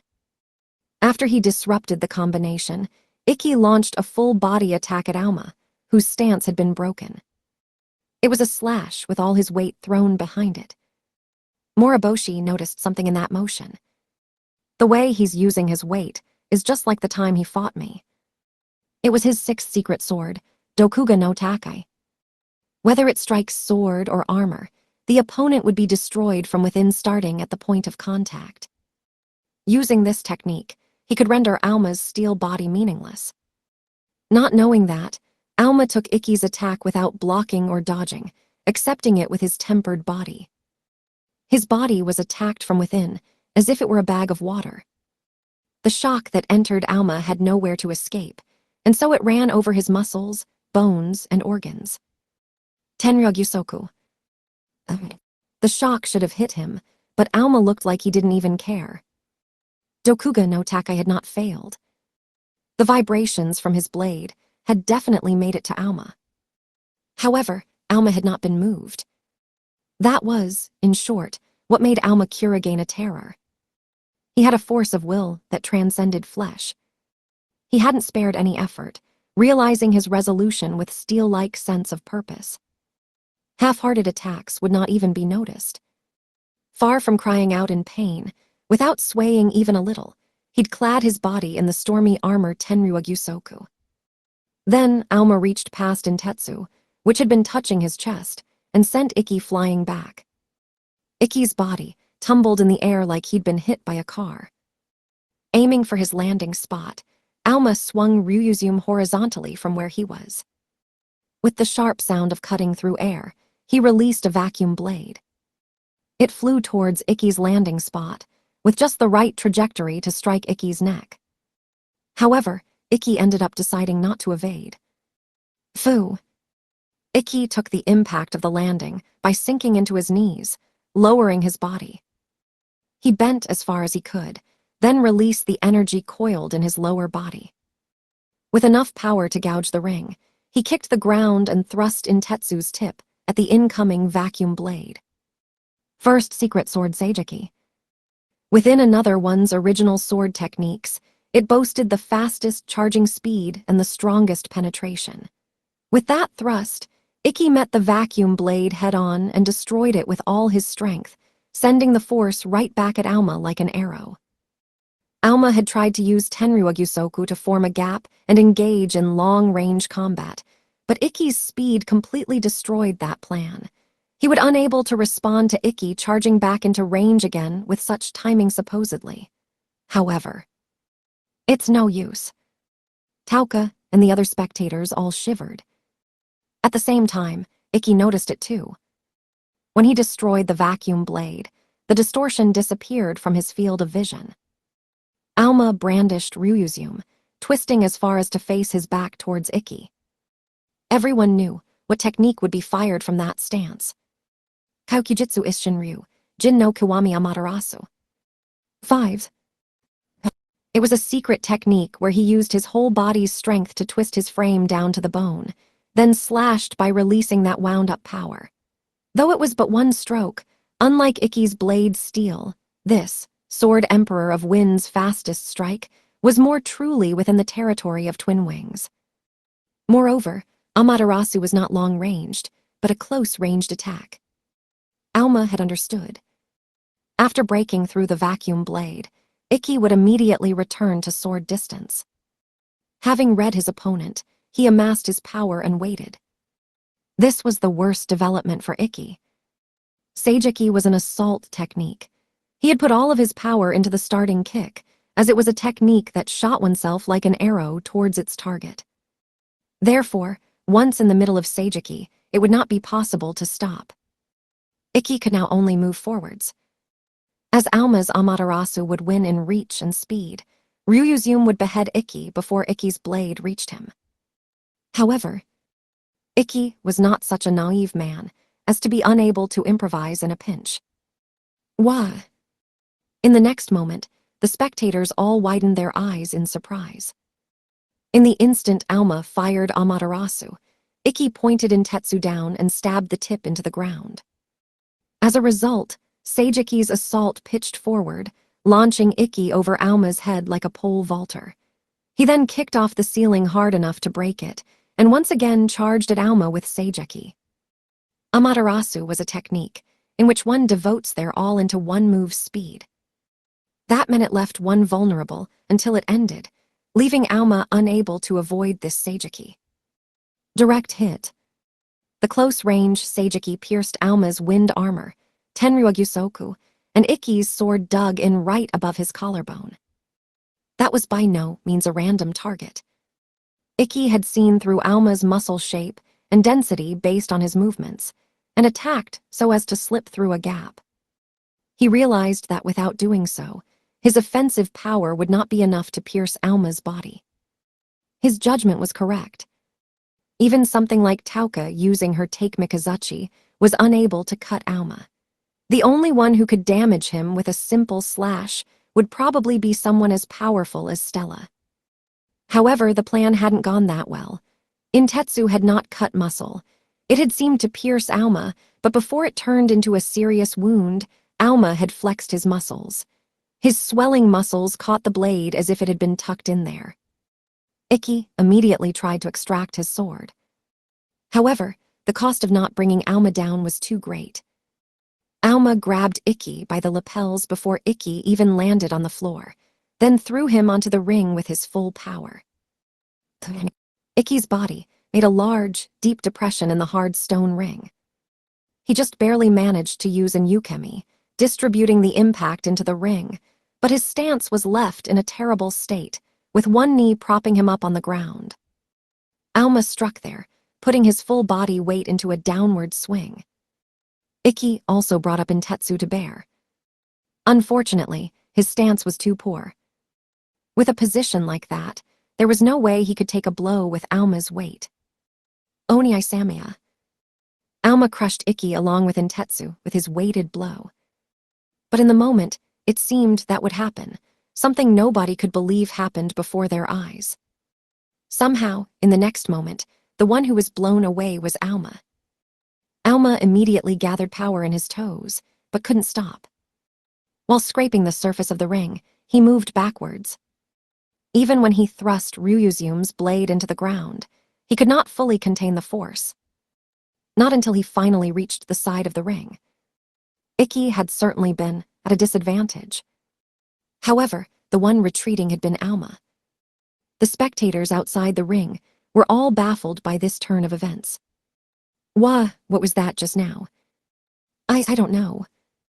Moriboshi and Tauka knew they hadn't mistaken the statuses of the combatants. That only left them all the more confused. The attack just now clearly far exceeded Ikki's strength. What had just happened before them? Unable to understand even after pondering it, they could only stare intently at Auma, who had been forced to the edge of the ring. However, there was one person who understood what had just happened. It was none other than the one who had been pushed back, Auma himself. He understood the trickery from the numbness in his arms, and glared irritatedly at Ikki. Such trickery is just like you. But you fell back, brother. My swordsmanship does not seek to become powerful. It seeks to win. Therefore, I will do everything I can possibly do to defeat my opponent. Even if my opponent is more powerful than me, I will win. Even if that seems like trickery to you, brother, it is the answer that I, the weakest one, came up with. That is Ikki Kuragane's swordsmanship. I do not intend to apologize for it. Ikki did not avert his gaze from Auma's scornful glare. He boldly threw out his chest, having nothing he felt ashamed about. Ikki's pose made Auma think. Even though he couldn't understand, didn't want to understand, that was one of Ikki's strengths, wasn't it? Then, are you satisfied with your swordsmanship, having pushed me to the edge of the arena with stolen techniques? He had once again entered the ring, brandishing Ryuzyum. The blade was clad in wind. It was a dragon's claw, clad in a wild tornado. While his blade shaved parts off the ceiling and walls, Auma called out to Ikki. Take your stance, Ikki. I will give you everything I have. Use everything you have, and show me you can overturn fate. Hearing those words, Ikki showed surprise for a moment. He never thought this brother of his would accompany him so far. However, towards that fighting spirit which brought shivers to his skin. Yes. Ikki thanked him sincerely and took up a stance with Intetsu again. At some point, his cold sweat had stopped. When Stella opened her eyes, she found the room full of deep red light flowing in from the evening sun. She sat up in bed. Her eyelids were light, and not so much as a yawn escaped her mouth. Her mind was clear, and it even seemed like her vision was broader. She threw off her bathrobe and stood in front of a full-body mirror. It reflected a white body with beautiful curves and proportions. Without any hesitation, She understood that her blood, cells, everything was full of energy. It seemed the excessive amount of food she'd eaten before sleeping had been stored away without waste by her draconic body. There was no mistake. She was in peak condition like she'd never been before. Stella felt confident in the heat her body emitted. Tonight, she would learn things about herself that she didn't know. Well, now, everything was ready. Time to go. To the ultimate stage, where the strongest opponent would be waiting. Translation notes. Renren is making a pun on Seiju's given name, Ikazuchi, Chinese letter, which can mean lightning god. Right arrow curving left. Hapu Narami, Chinese letter, Chinese letter, Chinese letter, Japanese letter, an all-directional observation technique. Right arrow curving left. Seigen no Kami, Chinese letter, Chinese letter, Japanese letter, Chinese letter, Japanese letter. A basic defensive stance with blade held low, pointing at enemies' eyes. Right arrow curving left. Kyokyujitsu Isshinryu, Ritsu no Kiwami Amatsukaze, Chinese letter, Chinese letter, Chinese letter, Chinese letter, Chinese letter, Japanese symbol, Chinese letter, Japanese letter, Chinese letter, Chinese letter, Chinese letter, Chinese letter. Rising Sun One Mind Style, highest of sequence Amatsukaze. Right arrow curving left. Kyokyujitsu Isshinryu, Jin no Kiwami Amaterasu, Chinese letter, Chinese letter, Chinese letter, Chinese letter, Chinese letter, Japanese symbol, Chinese letter, Japanese letter, Chinese letter, Chinese letter, Chinese letter.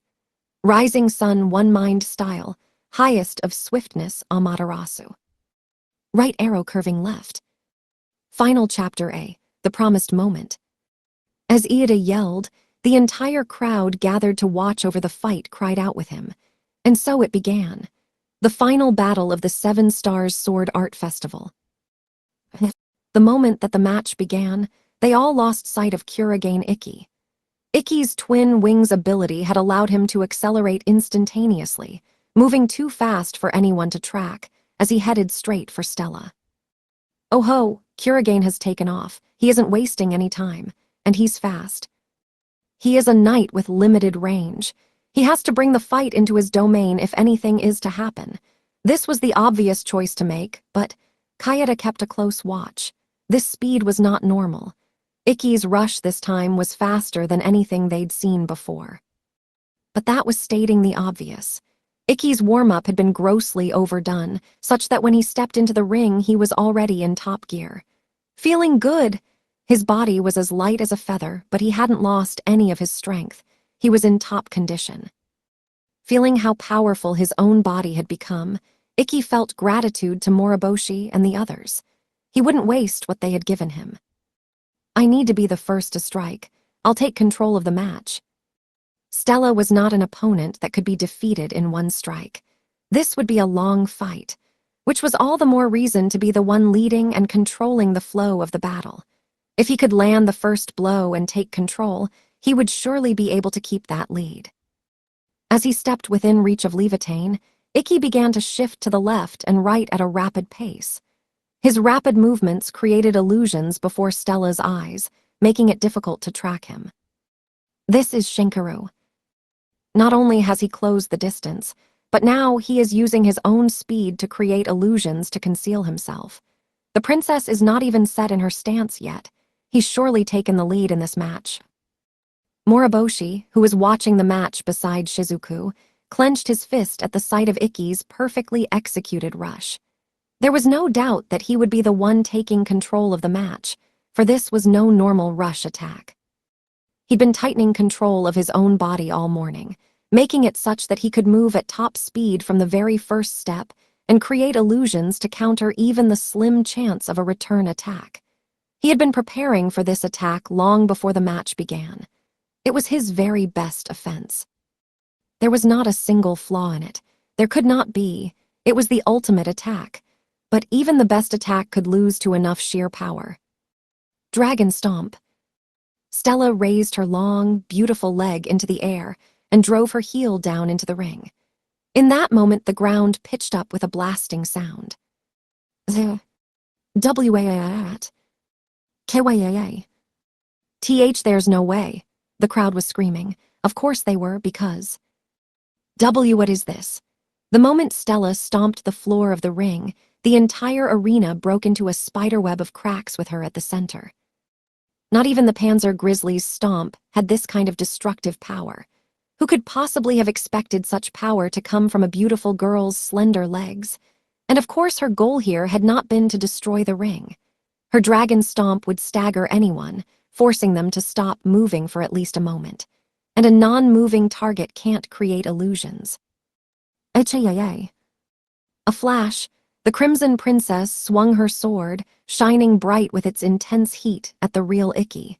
Of course Ikki had a response. Before she had even begun her swing, he had read the course her blade would take.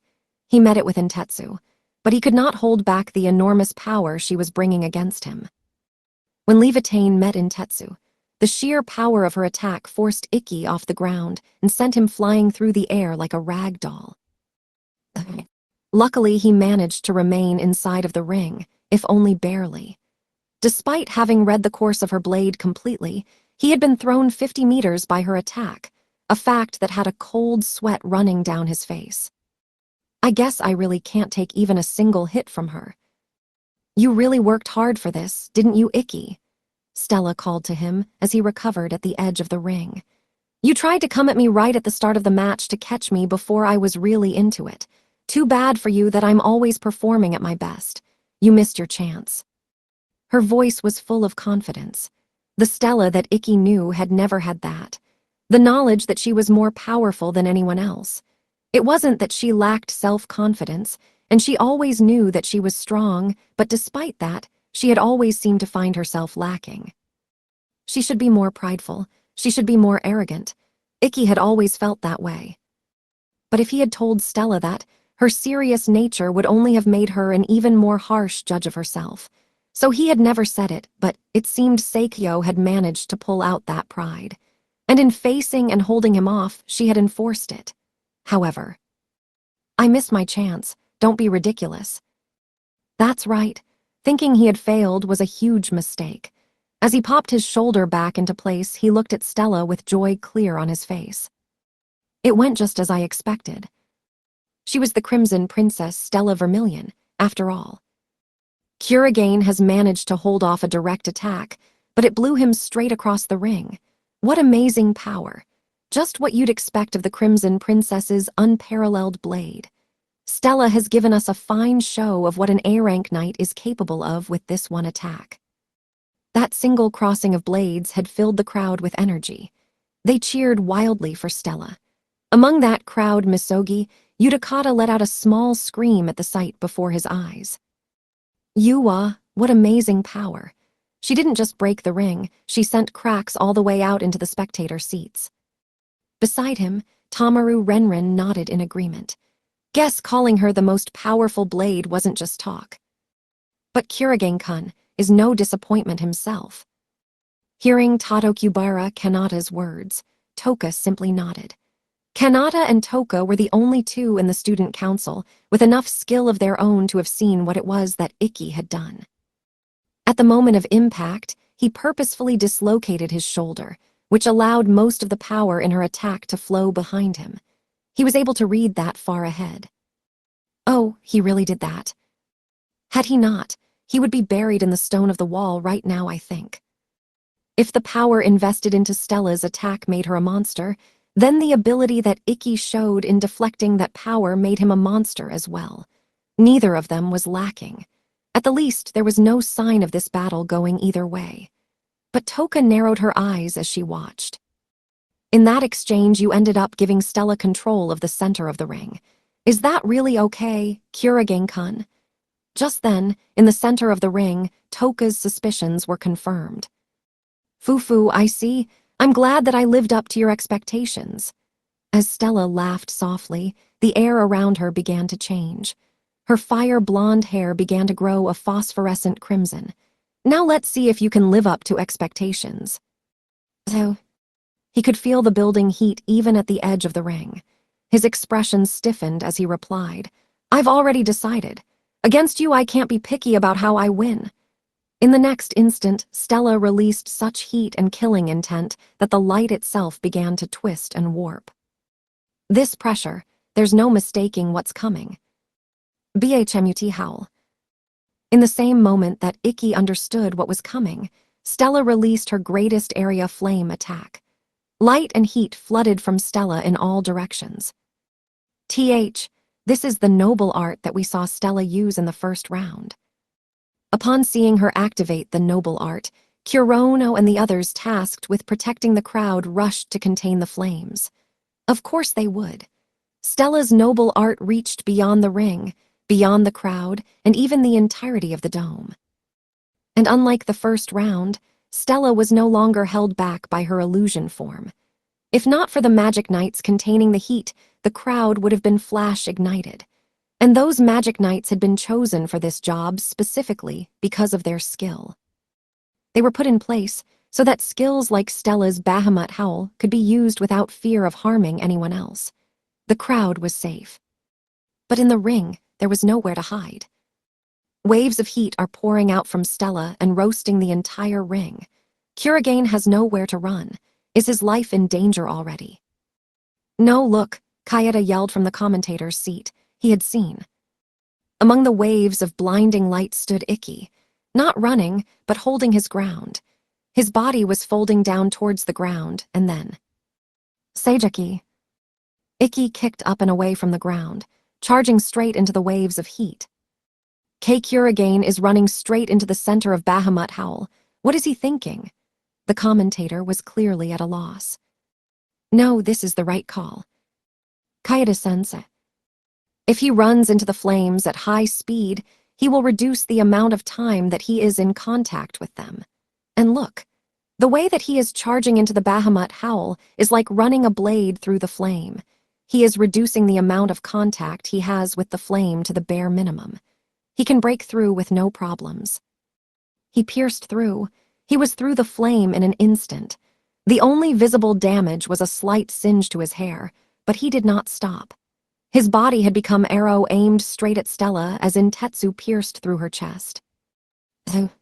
Stella stood with the blade through her chest for a moment longer before she shimmered and disappeared like a mirage. She had been nothing more than a bending of light from the noble art flame veil. Even after unleashing such a massive skill like Bahamut howl, Stella had not expected Ikki to fall. His charge had been expected. She used Bahamut howl to obscure his vision for the second that she needed to use flame veil, and then when he charged in to attack her illusion. You're mine. She was directly behind him, having concealed herself with flame veil as well. Now she could strike him, but... As she swung her blade down on Ikki, Stella felt a shiver of doubt run through her.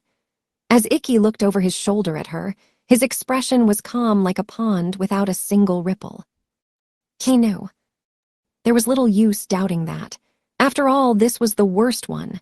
In the past, Stella would have hesitated, but now was different. Fine by me. Even if he anticipated this and made a plan, that's fine. Stella did not falter and drove her blade down towards him, but... Third secret sword art, Madoka. The blow that struck Stella far exceeded anyone's expectations. The sound could only be described as an explosion as Stella was thrown across the ring. Despite planting both of her feet into the surface of the ring, her body continued to slide backwards until she finally stopped just before the edge. Would you look at this? It's as if Kurogane wanted revenge for earlier. He sent her flying to the edge of the ring just as she did to him. He's turned the fight around. The sudden reversal of positions and Ikki's completely unexpected attack had the crowd heating up even more. Amid the noise of the crowd, Stella remained calm. Her hand clenched around the hilt of Levitane, feeling the lingering numbness in her hand. This feeling, his power, that isn't Ikki's. Stella well knew Ikki's ability. She knew that Ikki's body could not produce this kind of attacking power. Not even Alma could do that. The only person that could unleash an attack with this much power would be herself, which means... You stole my power, huh? Her voice sounded somehow pleased, and in response, Ikki smiled. I did. That's right. The power that had sent Stella flying just now was her own. He had accepted and flowed her attack in a circle around him, sending her own power straight back at her with his counter. That's the trick of my third secret sword art, Madoka. It was one of the more difficult of Ikki's sword techniques. All it took was a slight misreading of his opponent's trajectory and timing, and he would end up accepting their blow head-on. He had to have perfect timing to land the counter. Even for someone with Ikki's skill, it required absolute concentration to perform, which is why it had been too difficult for him to use the ability well in his fight with runners high. Thanks to copying Twin Wings' sword, I've become much better at accepting attacks and flowing with them. I could never have done this when I first came here, but now I can take an attack from your sword head-on and return its power right back to you. Fighting Stella now without using Madoka would be impossible, which is why for his warm-up he had pushed himself so far and so hard, so that he would be able to perform at this level in his fight. He was in top form. Even as far separated as they were now, he could see every strand of Stella's hair, and his ears hummed with the flow of his own blood through his body. He had a complete understanding of every single muscle within him. His skin was so sensitive that he could feel every speck of dust that landed on him. In this condition, he had no concern of being hurt, in which case, I'm not afraid anymore. Kurigane is charging at Stella once again. She's at the edge of the ring. He's fast. The Crownless Sword King is going beyond what we've seen before. He's crossed the ring in an instant. He's closing in on Stella. Stella's brow furrowed as Ikki charged at her. Devour him! Satan Fang! A great dragon of flame erupted from Levitain. It seems Stella doesn't want him to close the gap. She's unleashed the long-range attack that we saw in the battle with the Sword Emperor of Wind. The flaming red dragon lit up the dim nighttime arena as it lunged towards Ikki, determined to rip him apart with its molten fangs. Its 7 heads opened their jaws wide. But even with such a nightmarish beast charging straight for him, Ikki did not slow in the least. That's a pretty formidable attack, but it's a bit too clumsy to stop me now. In fact, rather than slowing down, as the 7 heads descended on him, he sped up. They struck down where he had been just a moment before as he slipped past them, leaving them behind. He had seen her use this attack against Auma. He knew she would use it against him eventually, so he had saved a burst of speed just for this purpose. The 7 heads would not be able to follow a target that suddenly speeds up, as evidenced by the 7 jaws that snapped shut behind him as the dragon disappeared. He increased his speed again and charged at Stella. You! Stella knew that she would have to fight Ikki at close range now that he had dodged her Satan Fang. Empress dress! Her body was covered in a dress of flame as she stepped towards Ikki. The waves of heat coming from her body would no doubt prove helpful in the coming fight. But if I can just use Twin Wings to move in and out of the fight constantly, her Empress dress won't be a problem at all. In fact, it's helpful if it makes her come towards me. Having already read her intent, Ikki closed the gap without hesitation. But no matter how fast Ikki may move, he could do nothing about the reach of his device. Stella would have the first strike, and she chose to make the shortest possible movement, a thrust straight at his throat. For a moment, Stella's expression stiffened. Who could blame her? After all, her opponent had accepted the thrusting blade of her sword with his own blade. Ikki then used Intetsu to draw a circle around his entire body as he spun. As Intetsu carried the force of Stella's blow around, the blade shifted under Levitain and redirected the movement upwards, leaving Stella temporarily defenseless. Ikki would not pass up this chance as he struck in an attack that was indistinguishable from Moriboshi's Sanrinsei. The uncrowned Sword King's blade has struck the Crimson Princess.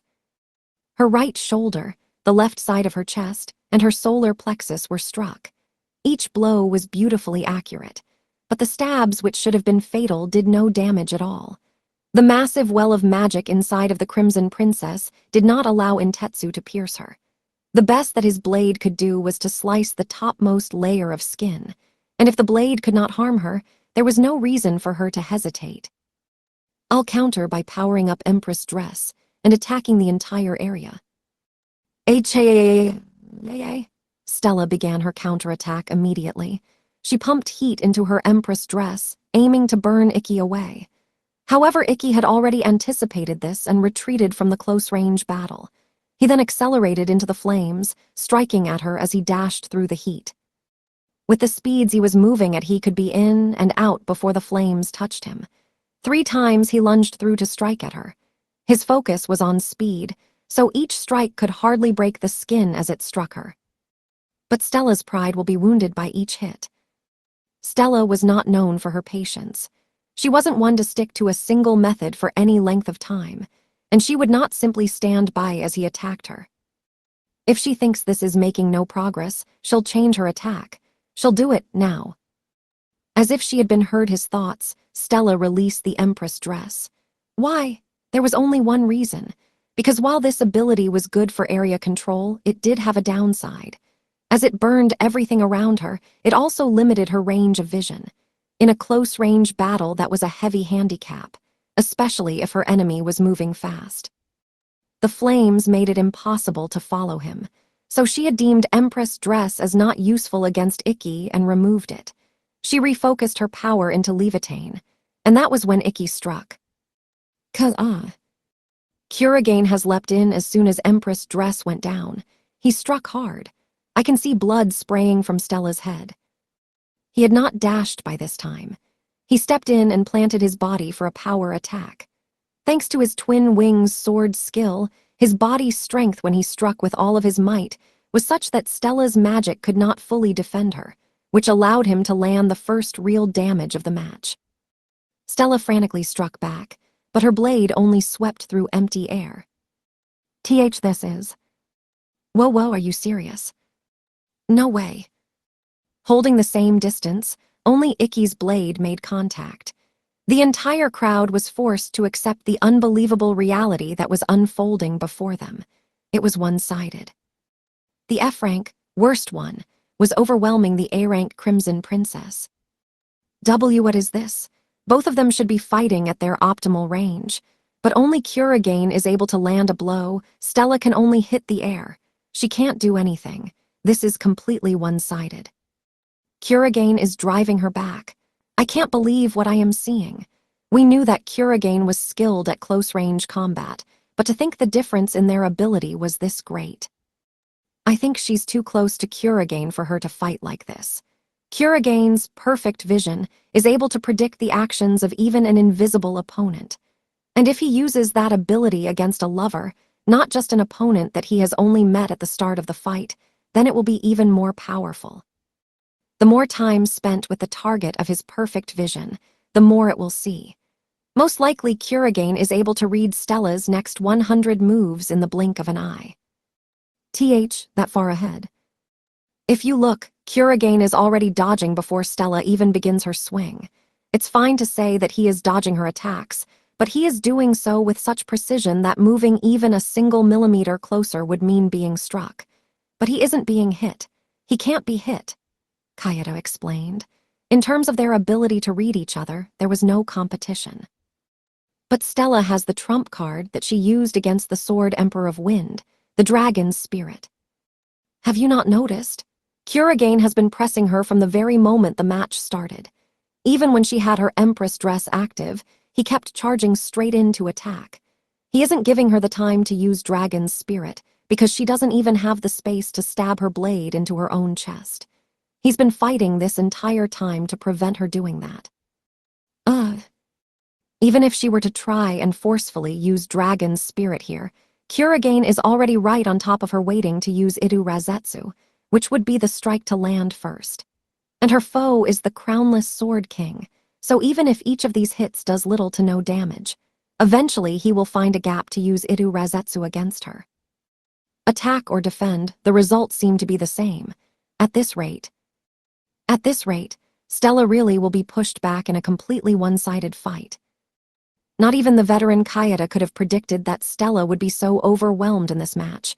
His voice was strained. Meanwhile, the crowd was losing its mind over the course the match had taken. Float like a butterfly, sting like a bee. Seeing Ikki do just that, the cheers for him increased. This is amazing. He's totally forcing her back. He's going to beat her. And of course, among those cheers was Shizuku. Oniai-sama, you can do it. She was leaning over the edge of the fence and screaming at the top of her lungs. But that Stella really is something. Any other blazer would have been overwhelmed by now, but she's only taken a few scratches. No matter how long he keeps up like this, he can't win the match. But Oni-sama has a weapon to break through her defense. Yes, you're right, and he's no doubt looking for the perfect moment to use it. And whenever he did use it, that would be the deciding moment of the match. Shizuku, Arasuin, and the rest of the crowd did not doubt that. However, something is off here, Moriboshi's brow furrowed. Something about the exchange going on in the ring was unsettling. The way he's fighting, it's like me in the first round. Something seems odd. Moriboshi was not the only one to sense it. Elsewhere, the Akatsuki chairman Tsukikage was thinking the same thing. Oji-sama. Tsukikage-sama felt it too. Rina Kazumatsuри's maid Charlotte asked, to which Tsukikage nodded in reply. It seems that Kurigane is attacking and holding her back at first glance, but it looks to me like the fight is getting out of his control. I agree. From what I have been able to see, there were 7 times at which he could have used Iru Shura to have decided the match. Yet, he did not. Of course he didn't. Crossing her legs in the seat behind the two, Edelweiss joined the conversation. Right now, he is scared. Scared? Edelweiss nodded. To be more precise, his instincts are shaken. And in an awful turn for Ikki, those instincts of his are right to be scared. The discomfort Arasuin and the others had felt, the unease, had not escaped Ikki. What is this feeling? His brow furrowed as he continued to attack. The match was clearly in his favor. Everything had gone just as planned from the very start. He'd kept up the attack on Stella to keep her from using Dragon's spirit just as he'd wanted. If she tried to force it out anyways, he could counter with Iru Razetsu and end the match. And if he just kept attacking like this, within 12 moves she would present an opening for Iru Razetsu anyways. If he used it, it would be the end. Yet how many times have I let that opening go already? He'd had multiple chances to use Iru Razetsu already, but he had not used it. He could see it. In the moment that he moved forward, inside of his mind he could see it. The gaping mouth of a dragon, waiting for its prey to leap in. Ikki knew this was a warning. Having scraped close to death so many times, how could he not know? He had a 6th sense that was smelling impending death, and that 6th sense was right. He. Suddenly, amidst the constant rain of attacks from Ikki, Stella began to giggle, and then... So... She stopped defending completely, instead spreading her arms wide before Ikki, completely defenseless. It was as if she was saying, "Go on, stab me." It was so unexpected that Ikki completely stopped. Seeing this, Stella began to laugh harder. "What's wrong, Ikki? Why won't you attack me? Just look at how many openings I've given you." Her smile was so bewitching that it seemed more suited to inviting him into her bedroom than inviting him to attack her. But he did not move. Openings, I don't know that I'd call them that. Ever since she had stopped and spread her arms, he had seen it. If he took one more step forward, the jaws of the dragon would snap shut on him. Seeing his caution, Stella let out a regretful sigh. Too bad. This was my secret plan, but at the rate things are going, you'll never do what I was hoping for. So I guess there's nothing else I can do. As soon as the words left her mouth, the world twisted. Stella's body was suddenly producing so much heat that sparks and embers flew from her hair. The heat warped the air around her. At the same time, the world thundered. Diokeiwan, Diokeiwan.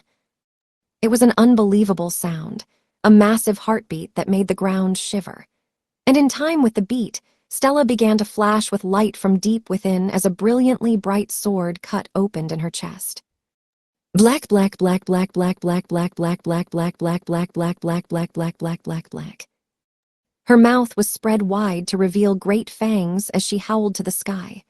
Her voice was no longer that of a girl, but instead had become a mighty roar like the crash of the ocean. There was no doubting it now. This light, that wound, there can be no doubt. This is the dragon's spirit that defeated the Sword Emperor of Wind. Stella has brought out her trump card. How? Stella-san didn't do the thing she did against Oni-sama. And yet, she had activated Dragon's spirit.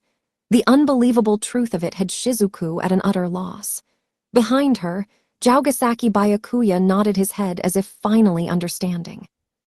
It seems the Crimson Princess has exceeded all of our expectations in her preparation for this match. Shiro, what do you mean? From the start, she didn't have to stab her sword into her chest at all. The reason she did so in her match against the Sword Emperor of Wind was all in preparation for this match. That is a huge and obvious motion to perform in order to active Dragon's spirit, which means nobody would expect it to have been just for show. She made it up just to make sure that the crownless Sword King would be forced to attack relentlessly to prevent her using it. Then all she had to do was wait for her moment to strike. Surely the first time she did it, in the fight against the Yaksha princess, she had used her blade thrust to force the temperature of her blood up, allowing her to draw out the power of the dragon. But once she knew what was required, she had control of her body and her power.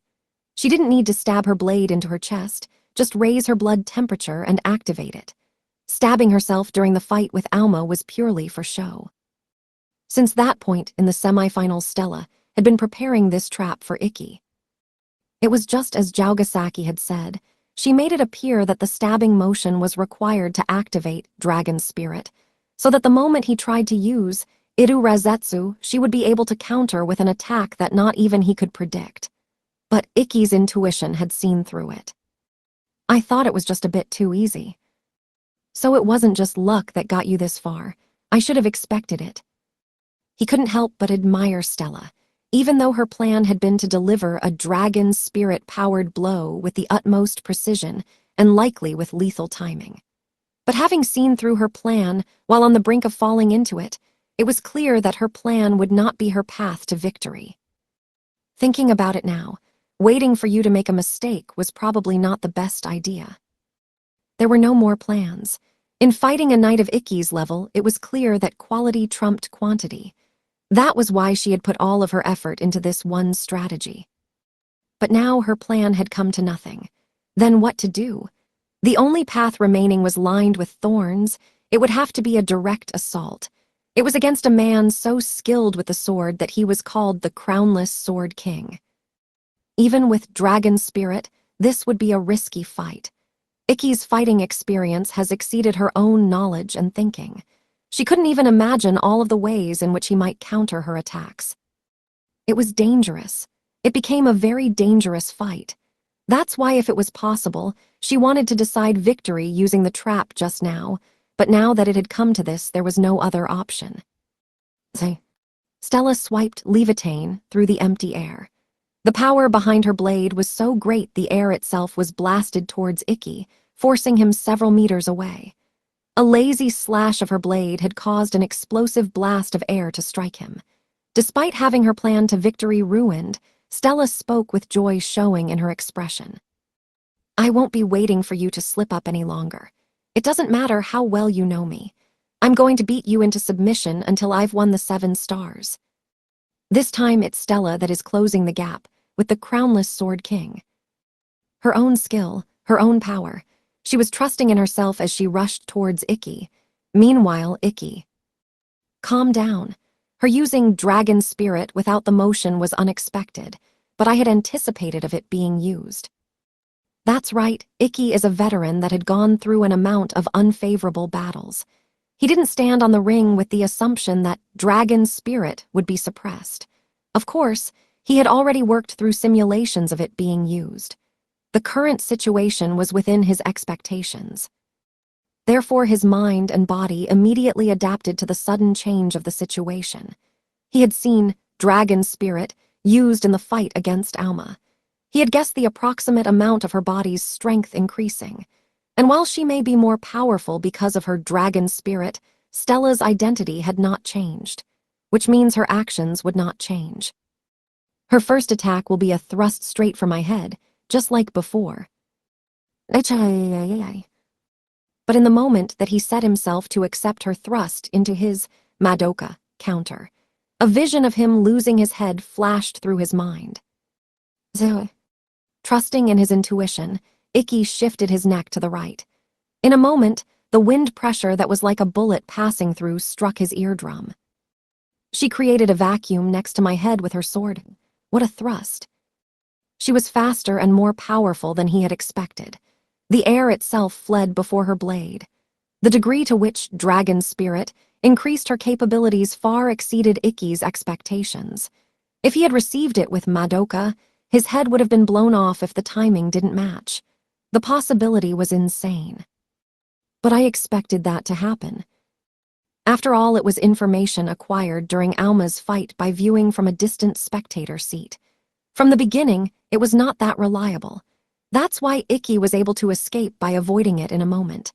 Then he immediately bowed his body, avoiding thrust coming at him, and took a back step to retreat to a distance. Over there, Ikki took a stance with his sword. What was needed now was information, so he decided to stop rushing to victory, protecting himself without being fixated on Madoka while gathering data on Stella. Kurogane has stopped, but Stella isn't letting him go. She's dancing and leaping after him with her blade. Sparks are literally flying from her as she strikes. The ground beneath them is cracking from the pressure, but her opponent is the crownless Sword King. He can endure even this. He's holding on. Ikki accepted the mighty swings of her blade with his own thin sword. He channeled the force of her blows through his body and into the ground. He wasn't making even a single offensive move. His defense was canceling out Stella's attack. He couldn't allow even the slightest gap in his defenses. After a while of this, he finally had a grasp on her power. I'll have to pretend to mess up. He waited for Stella to slash at him, then feigned a stumble as he caught the blow with his blade. He had to draw out a full power swing. Of course, Stella would see through his act, and she would likely realize that he was trying to make her attack him with her full force, but knowing her, she'll do it anyways. And just as Ikki expected, she swung at him with the weight of her entire body behind her sword. I can counter this. He had already determined what she was capable of, and she was attacking just as he had predicted. The speed and angle were perfect. He can turn her own blade against her, and with this much power behind her swing, it would surely be enough to create an opening which he'd use for Iru Razetsu. Match over. Ugh. He tossed aside his plans as he flung himself out of the path of her blade. Levitain slashed through empty air and struck the ground of the ring. The ground split. How extreme! The moment Stella's large sword hit the ring, it opened a crack in the ground all the way up into the seats. What a power it was! The entire crowd was staring at the crevasse that had opened in the dome. Ikki, too, was staring, shocked horror plain on his face as he gulped a breath. He calculated the force she must have used to cause such damage, and it far exceeded what he'd anticipated, just like the first time. But something was different this time. This time he had observed Stella and knew the power of her swing, but the moment he moved to use Madoka against her, she had increased that force further to overpower him. She was adapting, even as they fought. Just as predicted. Don't lie, Kurogane Ikki. You didn't expect this. Well, the sheer offensive power was predictable, but Stella's those eyes. Her crimson gaze was fixed on him. The flames of her fighting spirit lit them from within, and inside burned respect. He had not anticipated that. It caught him completely off guard. Stella, to this extent, made the knight Kurogane Ikki afraid. He was certain he could handle any attack, no matter how strong. And if she was just tossing her power around, he would be able to handle it. The arrogance that comes with being the strongest was Ikki's path to victory. But Stella was different. Her training with Seikyo Nene had certainly awakened her to the extent of her own power. In that awakening, she had certainly come to realize that she had a right to be arrogant. Yet even then, she had not looked at Kurogane Ikki as if he were below her. It was because of this that she had gone so far as to set up a trap for their match and would stop at nothing to win. A girl with her level of skill and power, not showing even a moment of carelessness against a mere F rank, fought to win like her life depended on it. Even now, she was adapting and growing to overcome him. What could be more terrifying than that? Within Stella right now was the knowledge that she was truly powerful, along with the understanding that the man she was fighting was just as capable as she. She believed in the two facts that should conflict, but instead created a harmony within her. She was utterly confident in her own ability, but wouldn't let her guard down for even a moment. For a knight, it was a completely flawless mentality that can be said ideal to fighters. Ikki had never fought against anyone like this before, which is why he didn't know what to do, why there were no openings. He couldn't think of anything. He had no tactic to counter the respect that filled her eyes. How am I supposed to fight someone like this? Say, whoops, Kuragain has taken a huge backstep. He's retreating from close range. Is he feeling the pressure from that last attack? Oni-sama backed off. He would have to after seeing that much power. That's not it, Moriboshi said, his voice heavy. Huh. That's not why he backed off. It's worse than that. Backing off from Stella's power would be one thing. Of course, Ikki would be overpowered by Stella. This was different. It wasn't as simple as that. Moriboshi grit his teeth in anger as he glared down at Ikki's retreating figure. That idiot, he's lost to his emotions. Moriboshi was not the only one to notice that Ikki had lost to the emotional pressure. I can't believe it. Up in the spectator seats, Toka confirmed her suspicions by studying the flow of energy through his body and spoke aloud in surprise. Kuragain-kun is scared. Toka was well aware of how much courage he had, which made it all the more difficult to believe what she was seeing. After he had fought her in a far direr situation and shown no fear, such weakness was flowing through the body of the crownless Sword King. He'd fallen prey to the unbelievable aura of skill that Stella exuded. But his decision was wrong. Retreating here was regretfully a bad move that Ikki showed, because Stella-san is used to chasing after her opponents. That development is Stella-san's specialty. Toka's fears were then soon confirmed. Ikki, who could only fight at close range, backed off, even though he couldn't gain anything from it. Stella knew that reaction well from her time in the Vermilion Kingdom. Most of the knights she faced had done the same. The fearful reaction of a loser. I don't know what's gotten into him, but he's looking pathetic, she thought as she looked at Ikki breathing raggedly. He looked like he'd fall if she just kept looking at him. Something was wrong, that much was obvious. In which case, this was her chance. I won't give him time to recover. Stella swung Levitane in her hands so that the tip pointed to the ground. Dragon's nest. She plunged the blade into the ring. Light so bright that it could hardly be seen poured from the cracks of the ring, followed by a flood of bloody crimson that split the ground. Kaya. It's hot. No way this is. The spectators' screams filled the air, but they weren't alone. Hey, this is going too far. I didn't expect this. Even mage knights like Kurono and Seikyo were dumbfounded by Stella's display of power. How could they not be? I can't believe it. Stella has melted the ring and the ground beneath it. It was just as they said. The ring and all of the earth around it had been blasted with her dragon breath, melting it into a sea of magma. The only place left to stand were the bits of stone that remained floating throughout the sea of magma. But even those were slowly melting away and sinking into the molten depths. Within 10 minutes, they would all be gone. When that happens, there wouldn't be any foothold, and Ikki, who had no resistance to the flame, would automatically lose. Stella had effectively placed a time limit on their match with her dragon's nest. This way, Ikki could no longer run all over the place. But adding to the fact was this hellish scene that stood out most in Ikki's mind. What power? He could train for hundreds, no, thousands of years, but he would never be capable of that kind of power.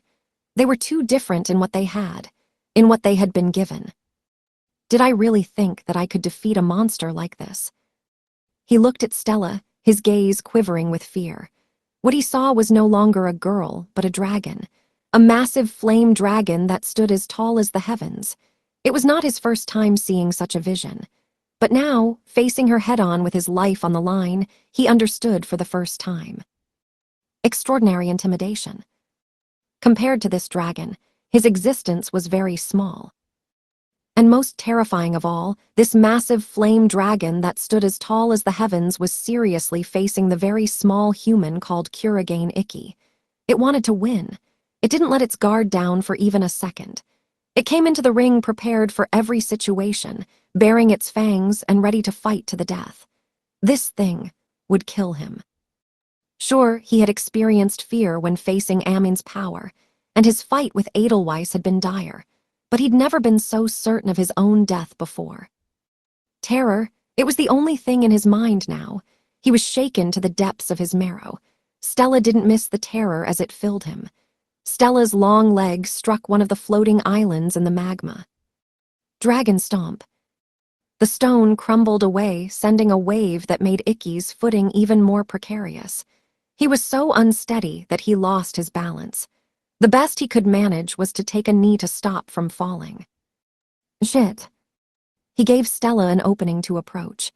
As she charged across the magma, as if it were solid ground heading straight for Ikki, Levitane aimed straight for his throat.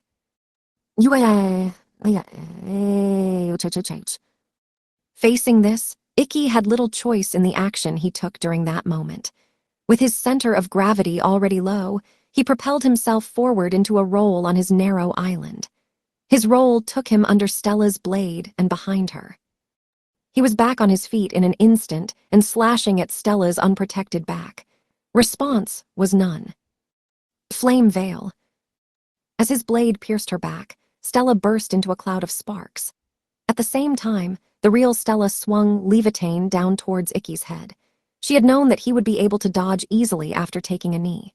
She had known from the start that attacking him there had no chance of success, which is why after Dragon Stomp, she had used Flame Veil to draw out his dodge, and once he had wasted more time and energy on an empty attack, he wouldn't be able to dodge again. She had read him completely. She still had not let her guard down, and now she finally had chased Ikki into a corner from which he could not escape. Her sword would crack his skull this time. Calm down. I can use this attack to make some distance.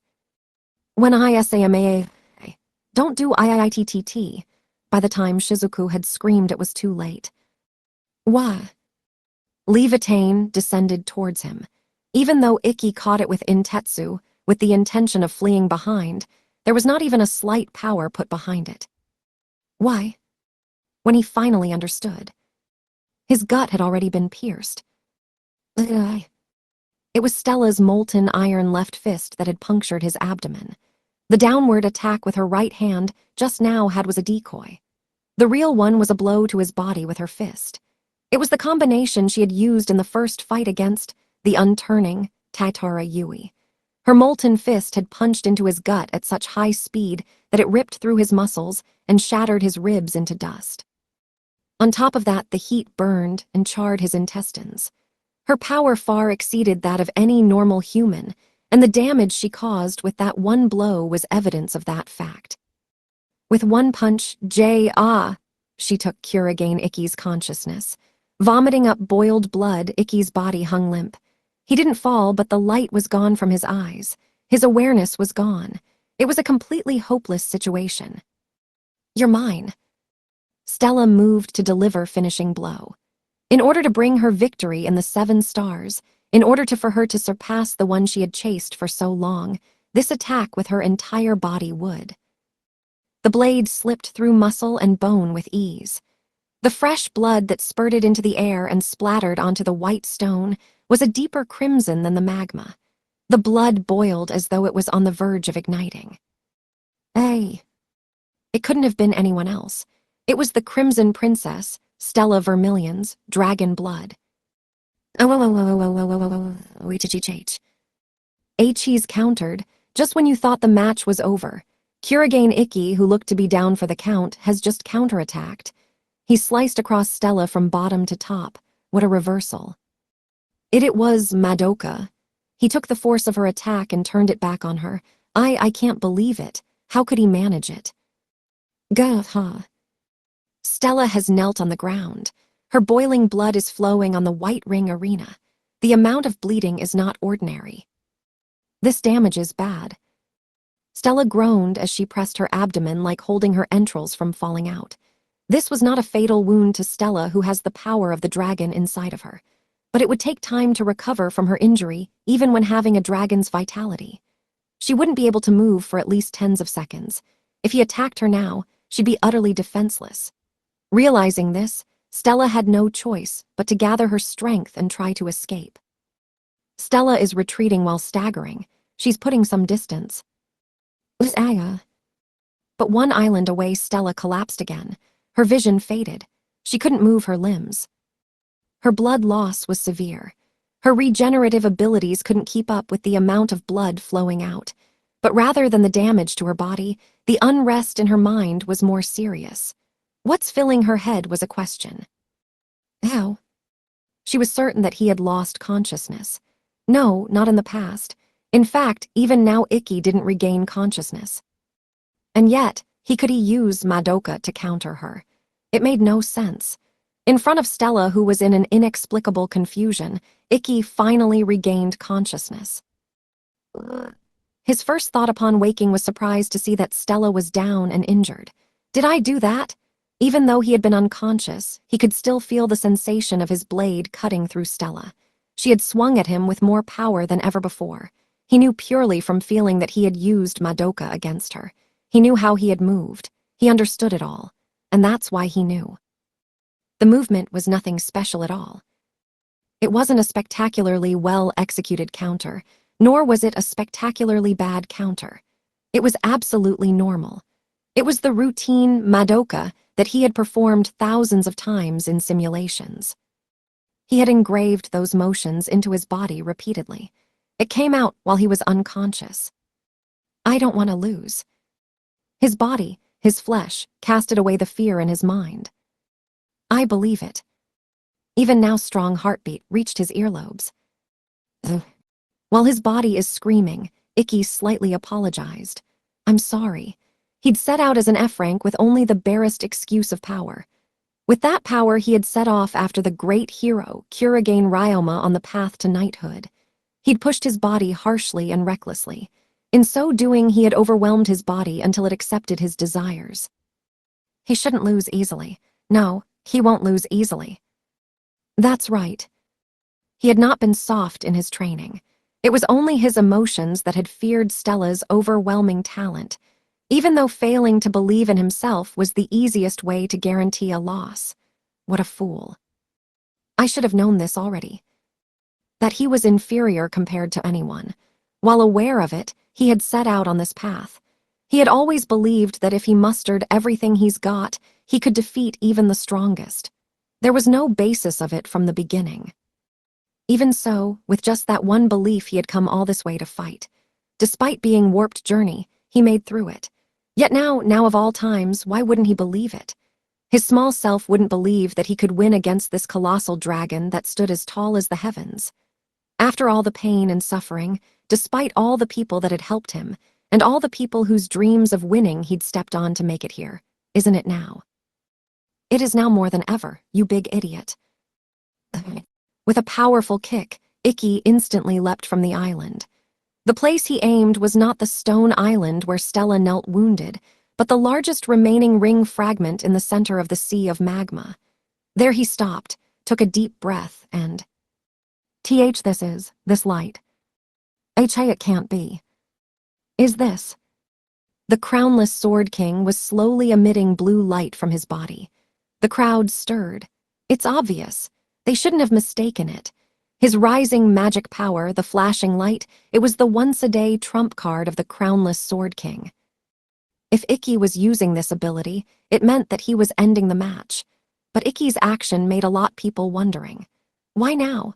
The time that it took for him to regain his senses had allowed Stella's wounds to begin to recover. Even if there was any chance, there was only few seconds remaining for it. It was a very narrow time window for him to secure his win. But without minding all of those things, Ikki has decided.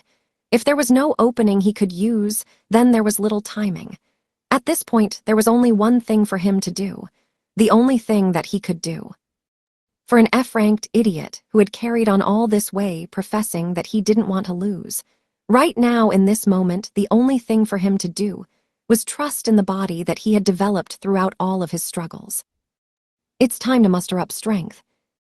Mental, physical, magical, all of it.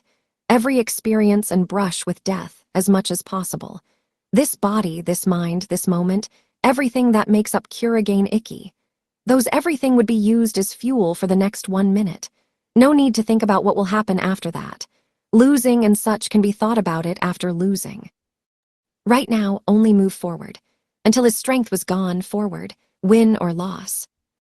Not even ash would remain at the end of this battle.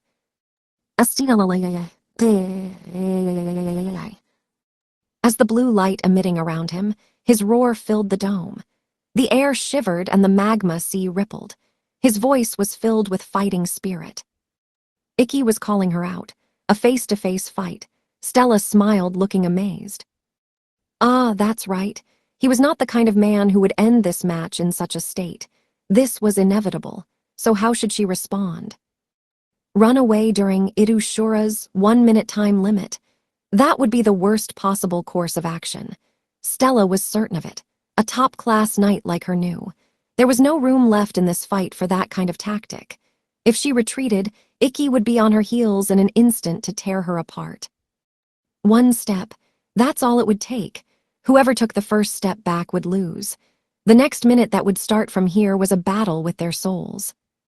In that case, there was one response. No retreat, force through at full strength, that's no problem. It was what she wanted. That was her intention all along.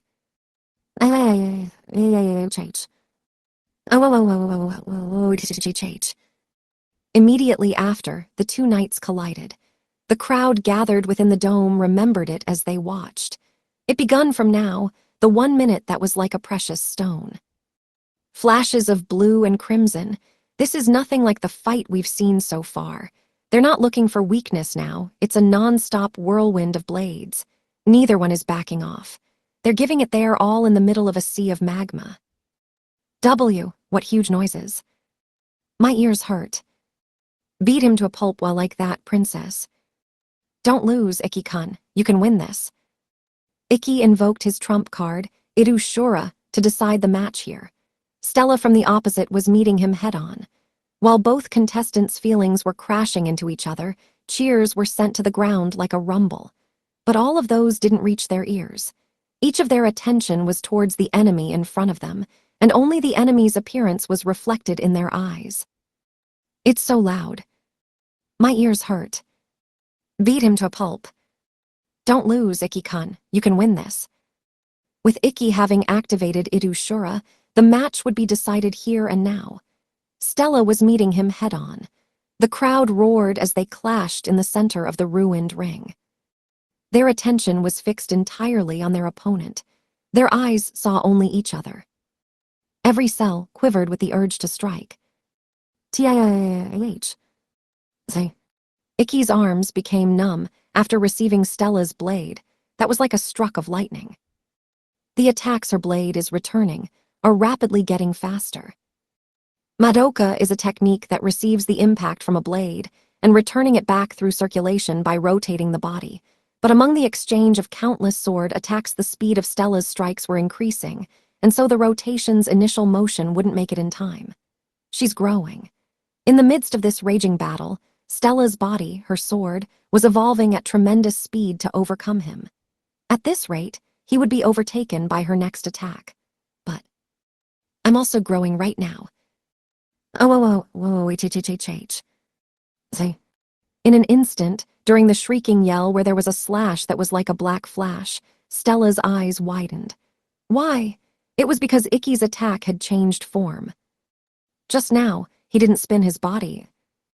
Until now, he would block her blade, then immediately spin his body like a top to return her attack. That was his way of fighting against Stella's attacks. But this time, Ikki was releasing his attacks without blocking at all. It was not attack and defense, but a clash of attack after attack. Normally, this would be a good thing for Stella, because in a battle of sheer strength it would be impossible for Stella to lose. But the unbelievable had just happened. As their blades clashed, Stella's blade was the one slightly driven back. Why? There could only be one reason. She understood from the numbness in her arms, Madoka. After realizing that he was falling behind with the body rotating, Madoka, Ikki had revised his own technique in the middle of this high-speed match. Instead of using spinning, the shock of impact that entered from his arm was not stopped there, and was circulated by his upper body's muscle control through the crossing of latissimus dorsi, broadest back muscle. And during that moment, it was returned back to the opponent in the form of his own slashing. But it wouldn't be possible to do so if his whole body stiffened even slightly. If it stiffened, the shock of impact that entered would explode there. All of his muscles would have to be relaxed without end like almost liquid, much softer than they would be even during sleep. In the midst of their raging battle, that is. At the man in front of her eyes who could do that, Stella looked with horror. What a guy, unbelievable. But at the same time, flames rose up within her chest, as if she would just sit back and lose. If the other person was going to get stronger, then she too. I'll just smash the blow that can't be parried. The moment Ikki's Madoka evolved, the way they fought changed severely. It was no longer a trade of attack and defense, but a clashing of two head-on assaults. Neither one spared any defense, relying entirely on their own attack to drive each other back. Ikki was trying to overcome her with speed. Stella was trying to overcome him with power. They gave everything they had. Steels of souls clashing. The sparks filled the air, shining more radiantly than the night lights, and the ring of their blades echoed all the way to the highest seats. Every person watching could see it clearly. Both were wielding their sword with the intent to kill. In the exchange of slashes, there was no hesitation at all. Whoever was falling behind even slightly would be killed, even though they were supposed to be a couple in love.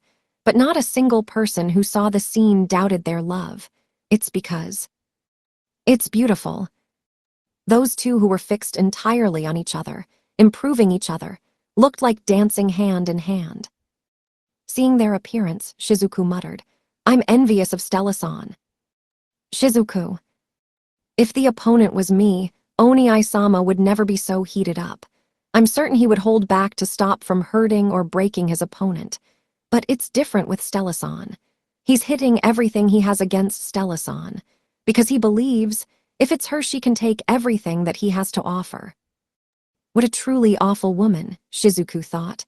Getting upset and sulky every time I dabble a little with my own brother. But what's the problem? Even like this, in Oni-sama's eyes, there was no one else but you. Shizuku. How amazing. Vermilion and Kurogane both. The one amazed was Shinguji Kurono, who was watching over the fight in a place not far from Shizuku and the others. Every time they're exchanging attacks, they are improving at terrifying speed. Skill, power, speed, everything was. The scene was like two gems grind against each other. The shine was increasing the beauty as their speed increased. But Seikyo Nene, who was of course nearby, spoke.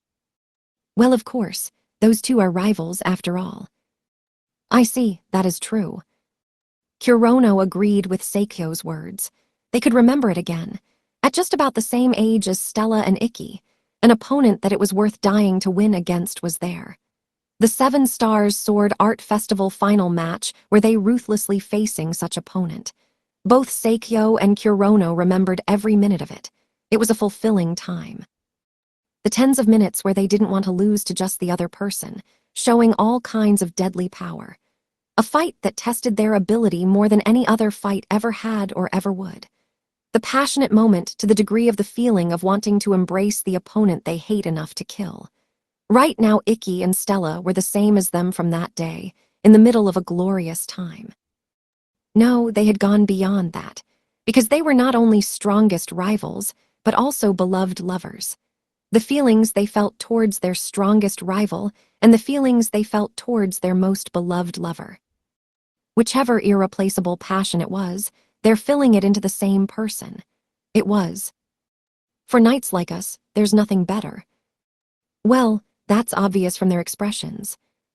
Seikyo said so, while pointing her folding fan at where Ikki and Stella were showing smiles, as if bearing fangs.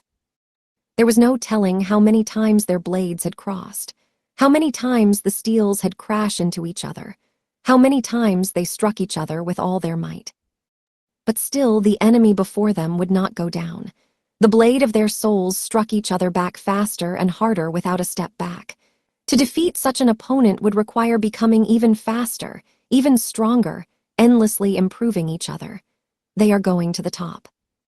It's likely that if they had not met this person, it would have taken years, decades for it to reach this level, their own potential.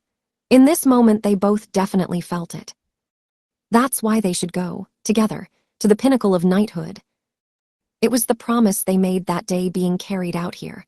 But no matter how wonderful the time was, the end was coming. And when everything ended, only one person would be left as victor. The one at the top would only be one person. Both who were living in the world of battle knew that. Therefore, they accelerate much more, racing for the top. The crowd shivered with excitement as the huge sound of the weapons echoed.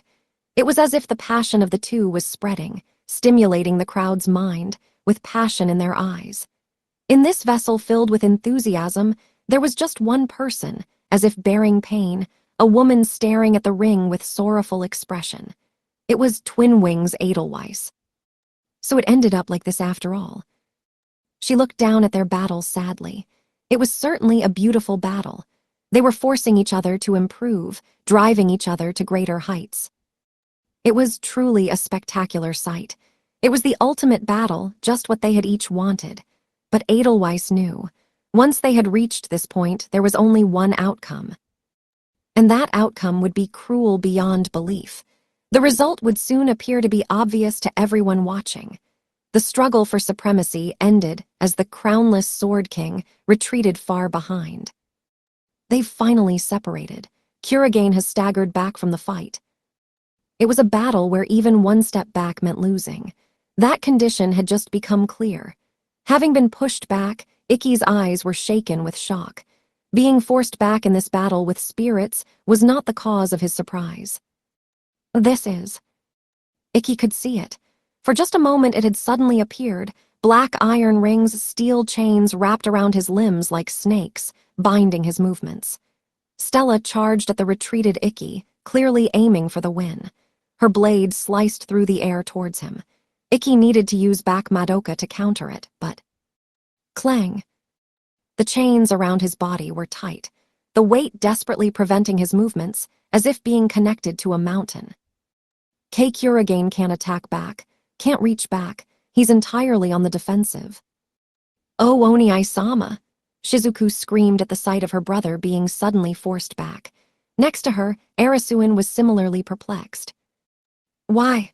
It looks like Ikki's movements suddenly became dull. Could it be Irushura's limit? But that's not it. Moriboshi refuted their thoughts. Being one of the strongest people in the country, he could see far more than the other two. Irushura is still active. His movements hadn't dulled. It just relatively looked that way. Relatively, you mean? Kurogane suddenly can't keep up with the princess's movements anymore. And at this development, finally it came. Edelweiss let out her voice as if sighing. That's right, this was definitely the result that she had foreseen. Do you know the reason the rivalry stopped? As Sarah's hand stopped sketching those two fighting, Edelweiss replied. You could call it fate. Fate. The magical power that a blazer possesses is decided upon birth. For those carrying great destinies in this world, that power is big. After all, magical power grants the ability to change the world by defying reasons. But that also means that upon birth, what you are capable of doing in this world is already decided. Just now the two of them have been improving themselves at a rapid pace.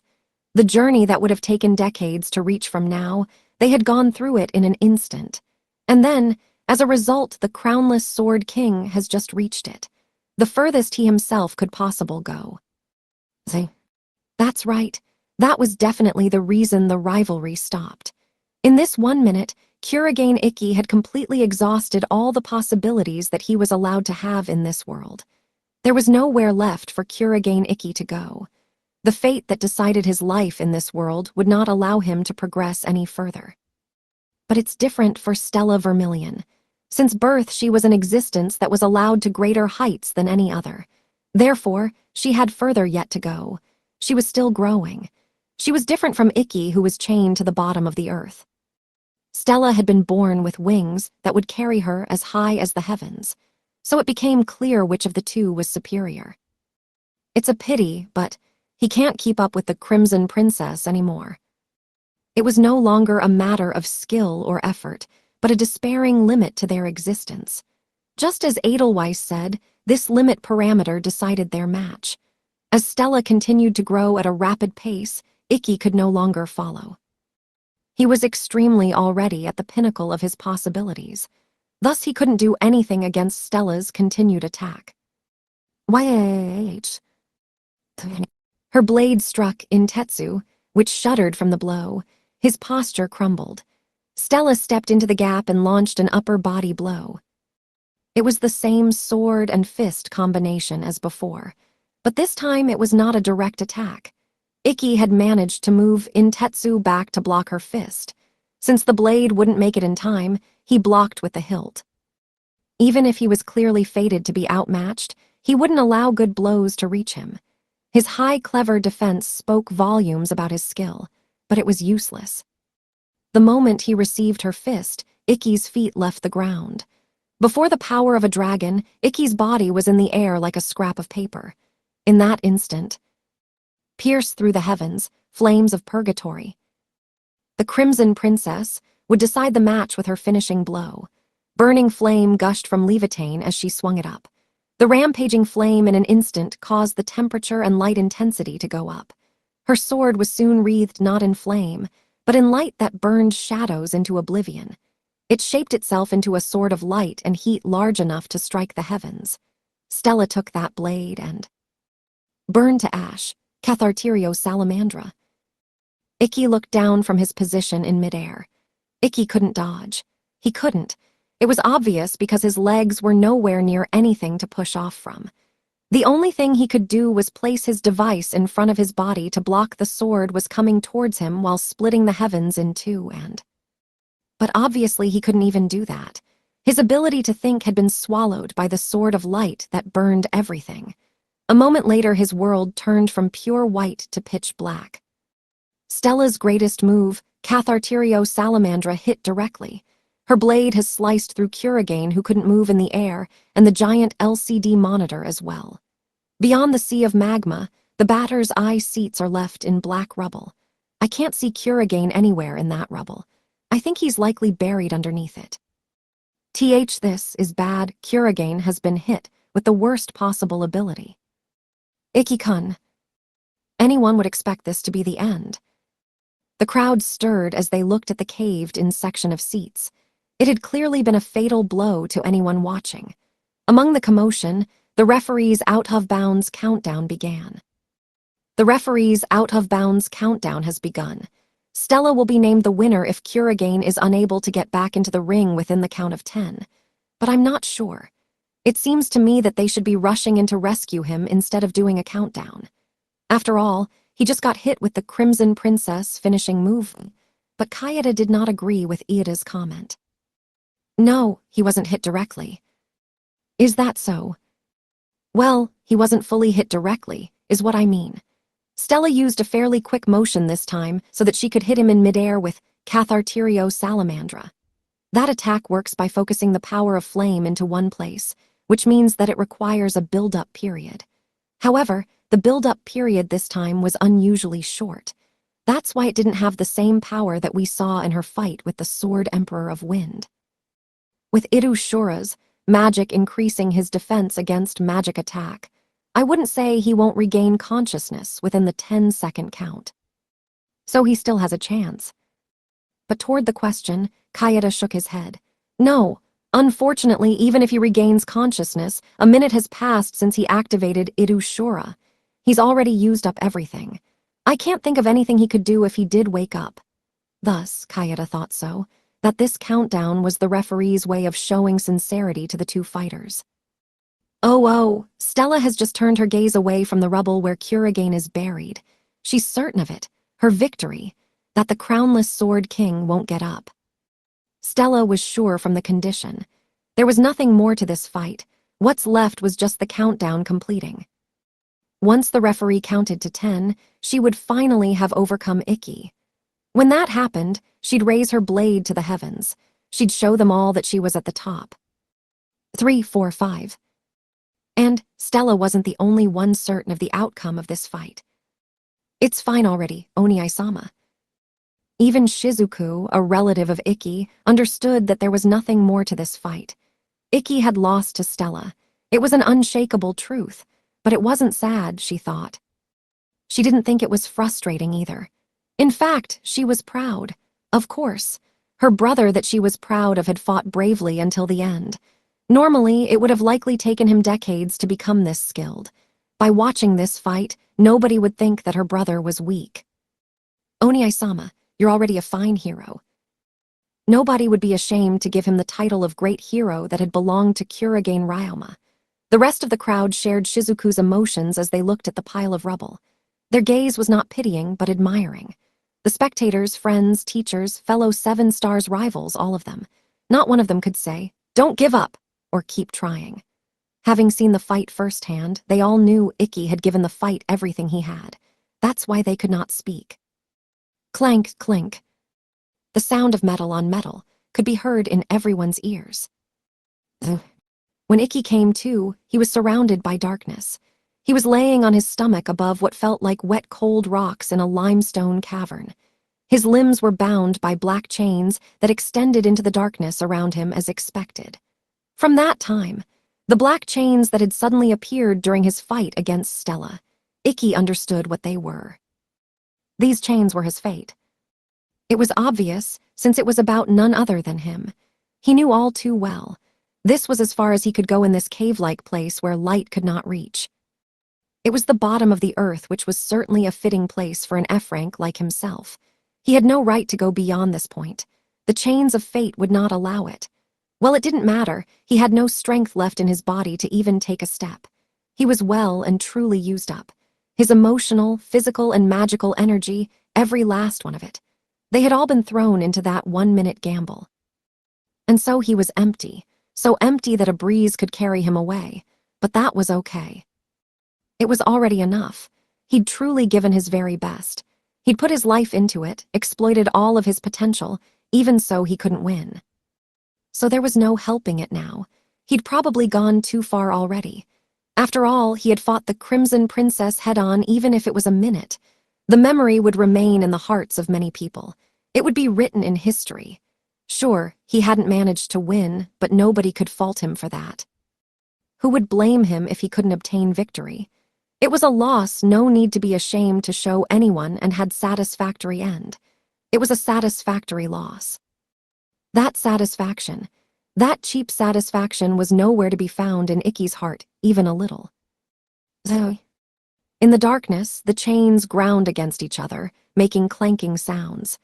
Ikki, who was lying on his stomach, the man without the strength to take even a single step, reached out with his right hand.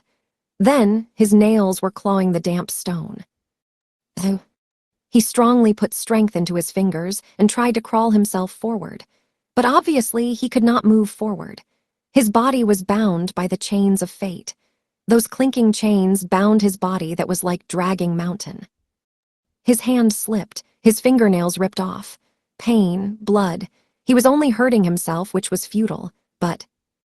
Azoo. Ikki continued to claw at the stone, even without fingernails to grip with. Using more strength than before, he gripped and pulled, dragging his empty, weak body slightly forward. Why would he do this? Why could he do this? Why would he still drive his battered and used-up body forward? Was it his pride as a knight? No, that had long turned to ash. Was it admiration for Kurogane Ryoma? No, that had been burned away. There was only one reason for Ikki to keep going. The feeling that would not be exhausted even when kept burning. The one that could not be used up in about 1 minute. The limitless passion that he felt towards just one girl. Ooh. Ikki thought so. Had he not met Stella, had she just been a stranger to him, he would have been satisfied to be where he was. He would have been satisfied to reach the end of his ability. But they had met. They had met, experienced each other, fell in love. The time they had spent together, slowly growing closer, even fighting sometimes. Their feelings deepened every time of it. Every minute, every second spent with her was more precious than any jewel to Ikki. I love Stella. I love her more than anything or anyone else in the world, which is why I can't stay here. Oh. He rose to his knees, raising his upper body, dragging the chains with him. The chains were tight against him, squeezing his entire body, splitting his skin, bursting his muscles, cracking his bones. The pain and the weight, like dragging a mountain behind him, seemed to speak to him. Stop doing the impossible. There is nothing left ahead for a man like you. This is the end of the road for you. In reply to all of this, Ikki gave a so what. Fate would not allow him to go any further. Who cared about that? It was not his concern. Something like that was no reason for him to stop. It was obvious, since Stella was getting further ahead of him while he remained like that. She was using the wings she had been born with to fly anywhere ahead and above, and someday she would come across them. Someone with the same wings, her new rival. That, he didn't want that. He wouldn't allow that. Stella's heart, body, greatest love, her strongest, everything that she had. I will not let anyone else have them, not even one. So let it burn. The one burning was the limitless feeling in his chest. With the power of that feeling, he took one more step forward. It shouldn't be impossible. Ikki, who had been fighting against fate his more than anyone, understood. It's true that fate is probably defined by talent, but he wouldn't be able to move forward without his feelings.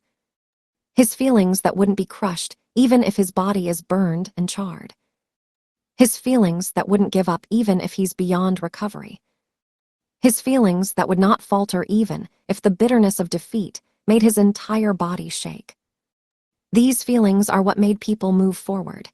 These feelings are what made them stronger than they were before. In that case, those should be the power could cut through fate. Now go. Take hold of the power that endlessly fills your heart. Even if this is the bottom of the earth, cut free of the chains and go forward. Even if this body has no wings, go up to the sky, to the one beside you. For always and forever, before the one you love most in this world. You better always be your coolest self for me. You DUMMIYYY. It's because you want to be the coolest you could be. Oh. In an instant, as his right leg made one step forward, the chains snapped apart. Light filled the world of darkness. It happened when the countdown had reached 9. Every spectator in the dome had their sight fixed on the pile of rubble at the batter's eye seats. A sharp blade seemed to slice the rubble into pieces as it exploded upward. Why? Then a flash of light from among the charred black rubble shot towards the large island where Stella stood and stabbed into the surface. But of course it wasn't an arrow. The one bathed in blue light that looked like flame was none other than the worst one, Kurogane Ikki. The match that everyone thought was decided had been overturned. At this situation, the dome was filled with surprise and shock. What is this? I can't believe it. From that state, at the count of 9, Kurogane came back into the ring. And this is... Magic is overflowing from his whole body. Magic that is clearly more powerful than before. He should have used up all of his magic from using Irushura. Just what could this possibly mean? Ida was looking to Kayada for some explanation. However, like the other audience and Ida, he could only become stunned towards the unbelievable reality unfolding before them. I don't know. I've never seen this situation before. But it was a reasonable reaction. It was not possible for magic to just increase. Magic is a power that changes the world beyond reason. It is the power of fate itself guided by the wielder's own will, which is why the amount given to each person was determined upon birth. The fate of each person was decided long before they came into the world. That is humanity's common belief regarding magic. It is common sense for a knight. And yet... But this is, other than magic is increasing, I can't explain it. The reality unfolding before their eyes right now was in clear violation of that belief. Inexplicable, confusion, bewilderment. Anyone in that place was showing the same reactions as Kayada. Even that Edelweiss had stood from her seat staring in shock. It was natural. His magic's maximum limit was increasing. The phenomenon that was said to be impossible, Kurigane Ikki trampling over fate by turning his feelings into power, and the theory that had been said to be common sense all had been flipped over its basis. But the one most troubled by what was happening was, of course, the Crimson Princess, Stella Vermilion. How? It was just as Kayada had said, Catharterio Salamandra had not been charged properly. It was not impossible that Ikki would get back up, but the 1 minute of Irushura had already ended. Ikki should have used up every ounce of his power in his body already. Since the human body has a system that could consume itself to produce energy, it was possible to muster up physical strength. But how was it possible to the extent of recovering his magic? As Stella is puzzled over this. Stella, Ikki began to move. His blade swayed as he lifted it. I won't lose. He seemed to be smiling while saying it. From those words, Stella felt shiver ran through her body into her bones. Was it fear? No, it was delight. Ah, that's right. This man is always like this. He would not lose no matter how absurd it is. He would not yield no matter how impossible it is. He would never give up on himself, continue to move forward, always ripping common sense into shreds. In that case, it is just him kicking away common sense once again. If it's him, he would succeed in something of this degree. He would kick away common sense, overcome even fate, and then stand in front of me as the strongest opponent. It is natural. After all, he is, Kurigane Ikki is, the man I love. As I thought, there is nothing wrong in front of me. Right now, I will make sure of it from my heart. If it's with him, I can do it. No matter how high, no matter where, we will go together. But that is why I don't want to lose. No, I definitely won't lose. Because I want to be worthy to stand alongside this amazing man. Black, black, black, black, black, black, black, black, black, black, black, black, black, black, black, black, black, black, black. The moment the referee gave the signal for the match to renew, a dragon's roar drowned it out. At the same time, a change had occurred in Stella's body which was visible to the eyes. The shine produced from her flickering and beating body grew more intense. The outline of the existence named Stella began to blur into the light itself.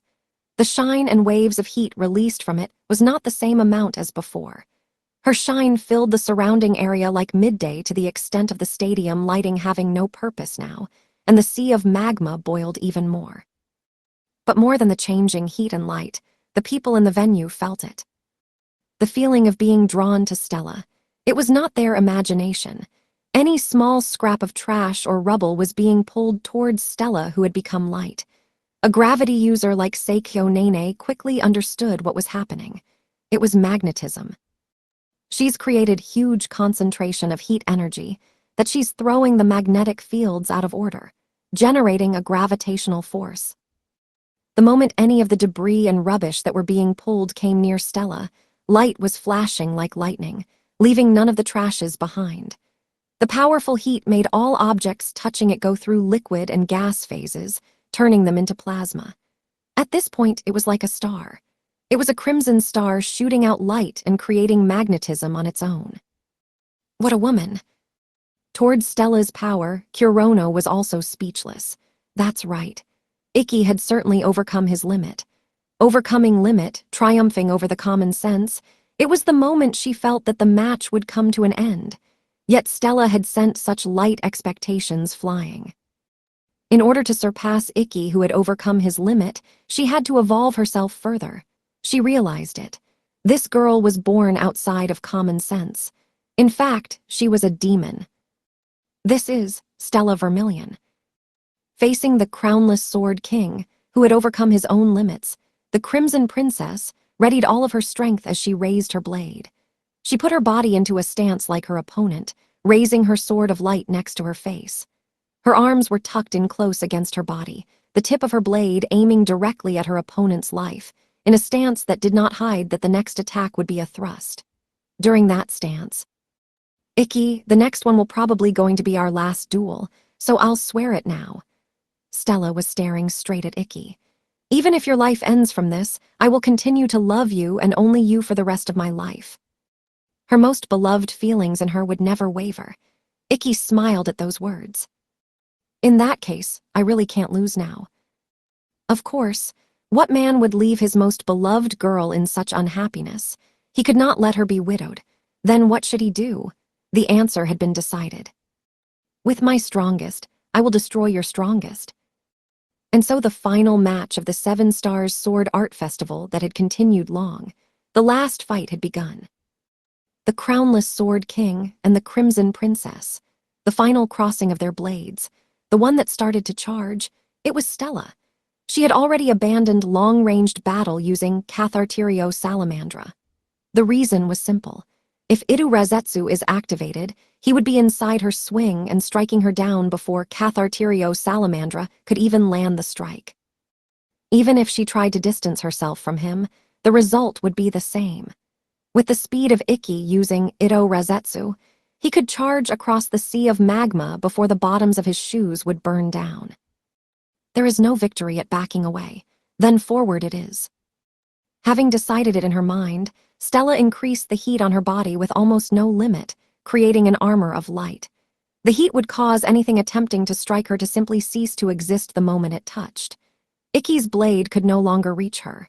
The moment the blade of Intetsu touched Stella's radiance, its existence would vanish. Her defense was impenetrable. All that remained to be done was to impale him with the tip of her blade. Then, it would be victory. She firmed her resolve and charged. She became a red shooting star like her name. Amazing. It was the thought that went through Ikki's mind as he stared at her approaching brilliance with his eyes wide open. They were certainly different. Even after overcoming his limits once or twice, he could not possibly shake her off. There was no end to her talent, and right now Stella was fully devoted to her talent. She's planning to use the heat that was throwing the magnetic field out of order to blow away, Intetsu, once it touches. With the power that only she could produce, Stella covered her entire body with it. Something like Intetsu wouldn't be a problem to her if it came in contact with that light. So what could he do? He had decided he would just have to get his blade in fast enough before it could be destroyed. There was nothing else. After all, his body had already used up all of its energy once.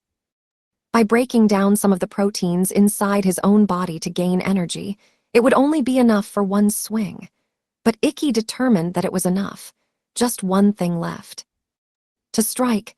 His entire life had brought him to just this.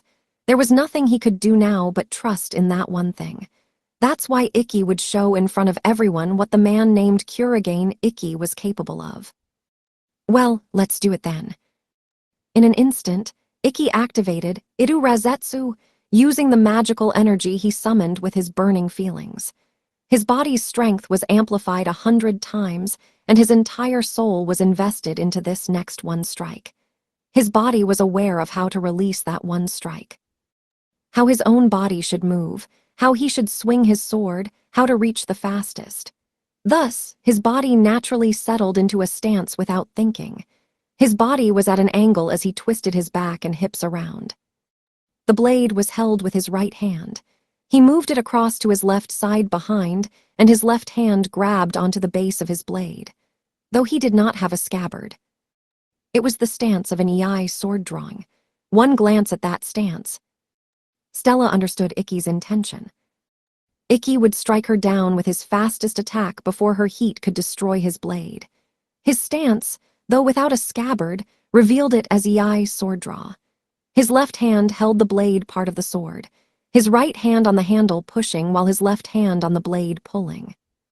By pressing down on the arc-shaped blade, as if there was a sheath, a powerful force would be produced from the conflicting force vectors. The speed produced from releasing that force in that moment would be of a different level from when holding the sword normally. The sword slash of the crownless Sword King was already difficult to see even when he held his sword normally. The speed achieved from the EI sword draw would be something Stella could not even imagine, which means it was possible that his blade would strike down Stella before it got destroyed. But Stella had already decided that was not an issue. Even if his sword should breach through the shield of light, even if Ikki had chosen more than just a sword slash, it wouldn't be a threat. It was obvious. No matter how fast he swung his sword, there was still a difference in their reaches. Regardless of his method, she would be the one to strike first. In that case, I'm going to win. Being convinced of it, Stella stepped boldly forward and swung her blade of light towards Ikki. It was time to end this. But in that instant, Stella's focus reached its limit. The view of the surrounding began to disappear from her mind, and what reflected in her eyes was only a white world and certainly a figure of Ikki striking her with his sword swing. In that world of white with only Ikki's figure in it. Stella remembered something was off. Something. There was absolutely something strange. It was as if she had woken up in the morning to find the sky was pink. It was a horrible discomfort that can be said to be ridiculous. But what? What was strange? Where was the source of this discomfort? When she focused her mind further tens of times in that moment stretching towards infinity, Stella finally realized it. The source of her discomfort. It was Ikki who swung down his sword, the shadow under his feet. The shadow did not move. Ikki had swung his sword, and yet his shadow remained still. No, it did move, but it was as if it was trying to pursue his movements badly. Stella had guessed what that meant. His shadow could not keep up with his movements. Was that even possible? It couldn't be. It shouldn't be possible for that to happen. But after this impossible occurrence became known to many people. Many people had witnessed the scene, lived by the sword, trusted in it, and broke through all limits. A godly attack that even his shadow could not keep up. This was the ultimate form of sword cutting completed by one person, a height that one day countless individuals would seek to achieve. Based on the significance of both the occurrence and respect it earned, that attack was named to many people. The final secret sword oikage, seeking shadow. It was only a moment after their shadows crossed. The one that spilled blood was Stella. The Crimson Princess body is spilling blood. It was a moment of crimson and blue lights clashing. The one who won from it was the crownless Sword King, Kurogane Ikki. I absolutely don't know what happened. Kaya, Ikki-kun, you're amazing. No way, he really turned the match around from that. It was immediately after everyone had given up on him when Irushura was defeated. The betrayal of expectations of everyone in this place had the entire crowd boiling with energy. But most of them could not understand what had actually taken place during the clash. A member of the student council, Seiju Ikazuchi, who was watching the battle with Tauka, was no different. Hey Tamaru, what just happened? But Renren also shook her head on this. No, even if you ask me, it was too fast for me to see it. Even to the eyes of two strong people from Hagun, the fight between the Crimson Princess and the crownless Sword King had reached a different level. Toka answered those two. It was a sword-drawing art. She had just barely been able to see what took place within that moment of clashing. You mean like your Reikiri, Tauka? Tauka rebutted at Yudikata's query.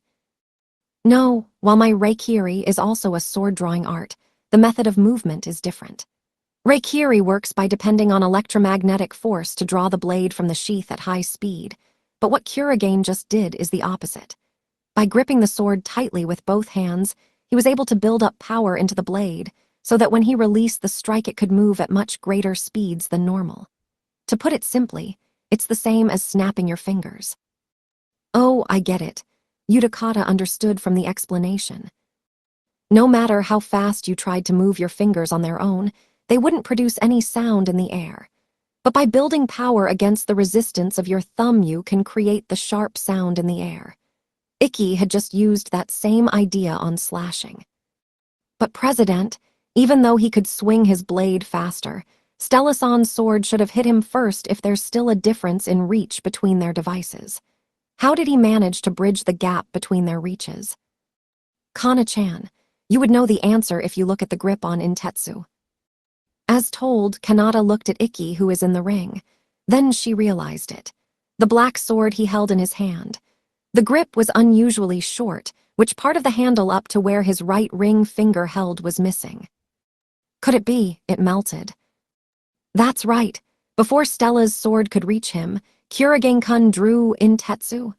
But with the difference in the reach, he would have received a blow from her first. So Kuragen-kun swung the handle of his sword instead of the blade, and the butt of Intetsu's handle struck Levitane on the side. So he altered the trajectory of the thrust. He pulled off such strategy during that moment, where our eyes couldn't even follow. What an amazing man. He really is an outrageous person. In the blink of an eye, he was able to combine attack and defense into a single concept and skill during that instant. His sword skill, the way he used it, was on a different level. You really made me learn something new. Then, beside the amazed Tauka. But can't Stella just recover from such injury? As a reasonable question came out of Utakata's mouth after watching the match so far, there was a movement in the ring. Jeho, Goho. Stella coughed up blood, and at the same time her body was shaky. The blood coming out from Stella's abdomen won't stop. Her wound isn't healing, though she is refusing to collapse and keeping up by using her sword as support. As you can see, the damage is deep. The healing from the dragon's life force is not working. Looking closely, Stella's spilled blood was not burning. That's right, Stella's dragon spirit at this point had faded away. What was the reason for that? Kurono, who was in the audience seat, had guessed it. I see, so Kurogane wasn't the only one at his limit in that fight. What do you mean, Kuchan? It means dragon spirit has a major weakness. It's obvious if you think about it. Just saying things like a dragon's physical strength or a dragon's life force is a bit too convenient as an explanation. Her power is the embodiment of a dragon. Vermilion was aware of it as well, and so last night, she had that much meal. Seikyo understood as well from those words. Oh, I see, so the weak point is the calorie consumption. That was exactly the case. Every time that Stella uses her abilities like dragon's physical strength or dragon's life force, magical energy and calories at the same time were being consumed. Right now, she was using her dragon's life force to forcibly heal her nearly fatal wound. At the time, her dragon metabolism had already consumed large amounts of calories. Stella was completely out of fuel now, as remaining conscious was already difficult at this point, let alone healing her wounds. A moment later, there was a large sound, and the Levitane she leaned on cracked and shattered. Ah, the Levitane she used to support herself had shattered. Stella's body, who had lost its support, was about to collapse on the ring, or it should have. So, Stella would not accept it. My legs can't give out, Stella told herself as her body tried to maintain its support. Her energy or core was exhausted, her device had shattered, but as long as she had even a scrap of consciousness remaining. Keeps my head up. No matter what others thought of her, or how pitiful she was, or how badly they laughed at her for not giving up. Don't lose sight of the goal. That was the least she should do as the challenger. As Stella stumbled, she faced Ikki and thrust her fist towards him. Ikki, who was watching her quietly, did not dodge her fist that was approaching his chest slowly. He knew that she didn't have the strength to defeat him. Also, he knew the importance of what was clenched in her fist, so Ikki took it with his chest. He accepted it. I will definitely not lose next time. While her face became strained from frustration, the words she said had some pride in them. A moment later, when her willpower had been exhausted, Stella's body collapsed. But her body didn't hit the hard surface of the ring. It was because Ikki took one step forward and embraced Stella's body. Then he said it, strongly, while hugging Stella's body with all of his strength. No, I will win again for sure. Soon after, the referee crossed his arms. The buzzer to signal the end of the match sounded. The Seven Stars Sword Art Festival had ended. The match is over. Just as Stella finally lost her strength, the referee called out the name of the winner. It was filled with reversals. It was a fight to the death with them gave their all. The one left standing at the end of this deadly match is Hagun Academy First Year, F-ranked, Kurogenikki.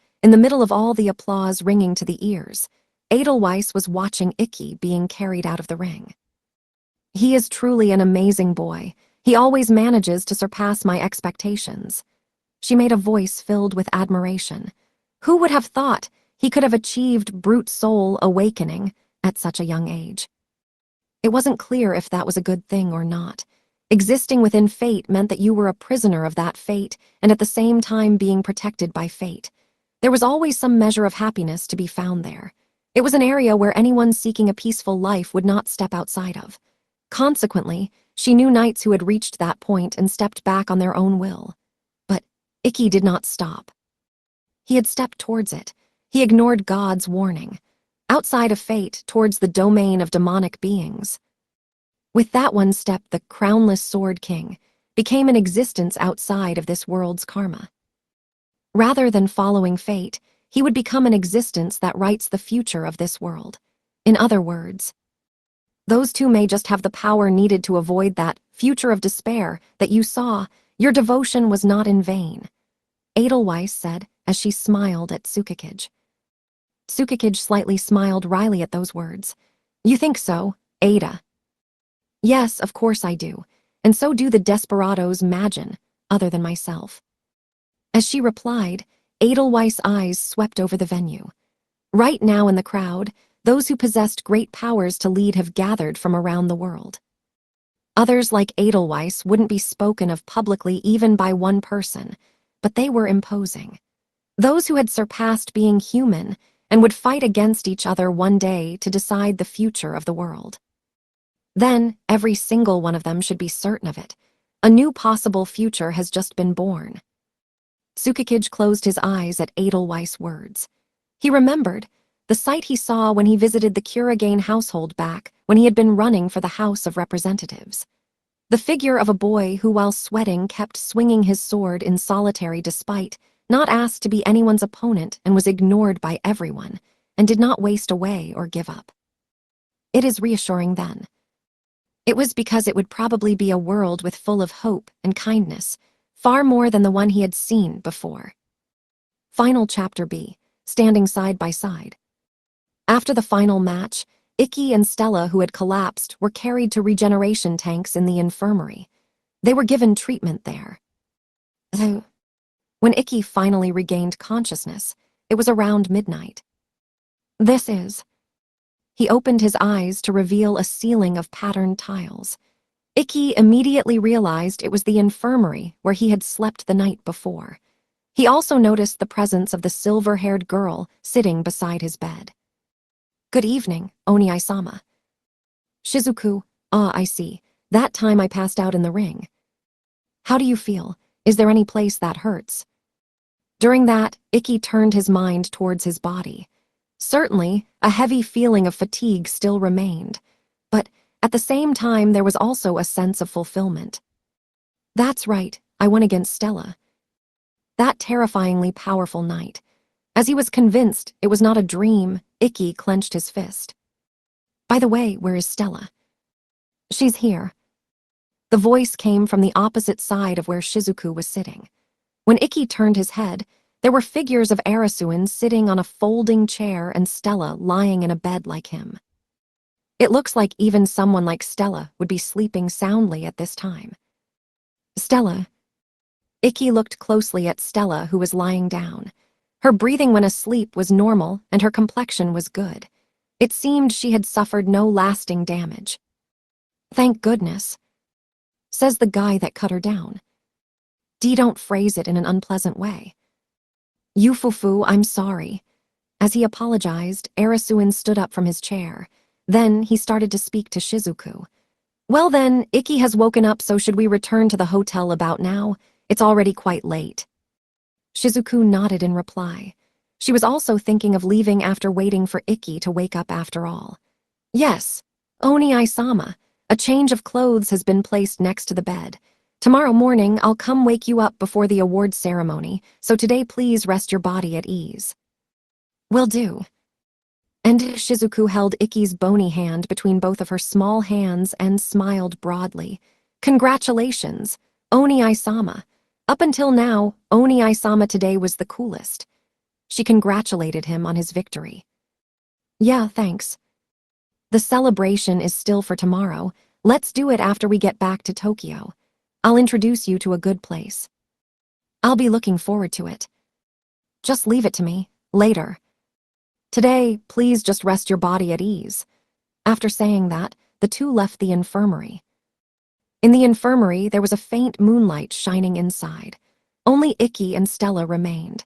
The only sound during the silent night was the ticking of a clock and Stella's soft breathing when asleep. Ikki's eyes were naturally drawn to Stella, who was sleeping on the bed next to his. "KKI.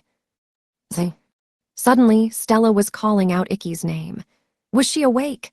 Thinking that, Ikki left his bed and came close to her, but Stella, who was lying on the bed, was still apparently in comfortable sleep while breathing softly. She was just talking in her sleep. Ikki, who was a bit disappointed, sat down on the folding chair Arasuin was on before. Just what kind of dream she was seeing. While thinking that, he could never understand even when he was staring at her sleeping face. But there was a feeling in his chest that kept coming and going. The fulfillment of this day. The expression of the girl he competed with desperately together while he was overcoming the peak his limits. Her burning eyes, her ferocious smile, Her presence that was nothing but magnificent, Icky had remembered it. Thump, thump.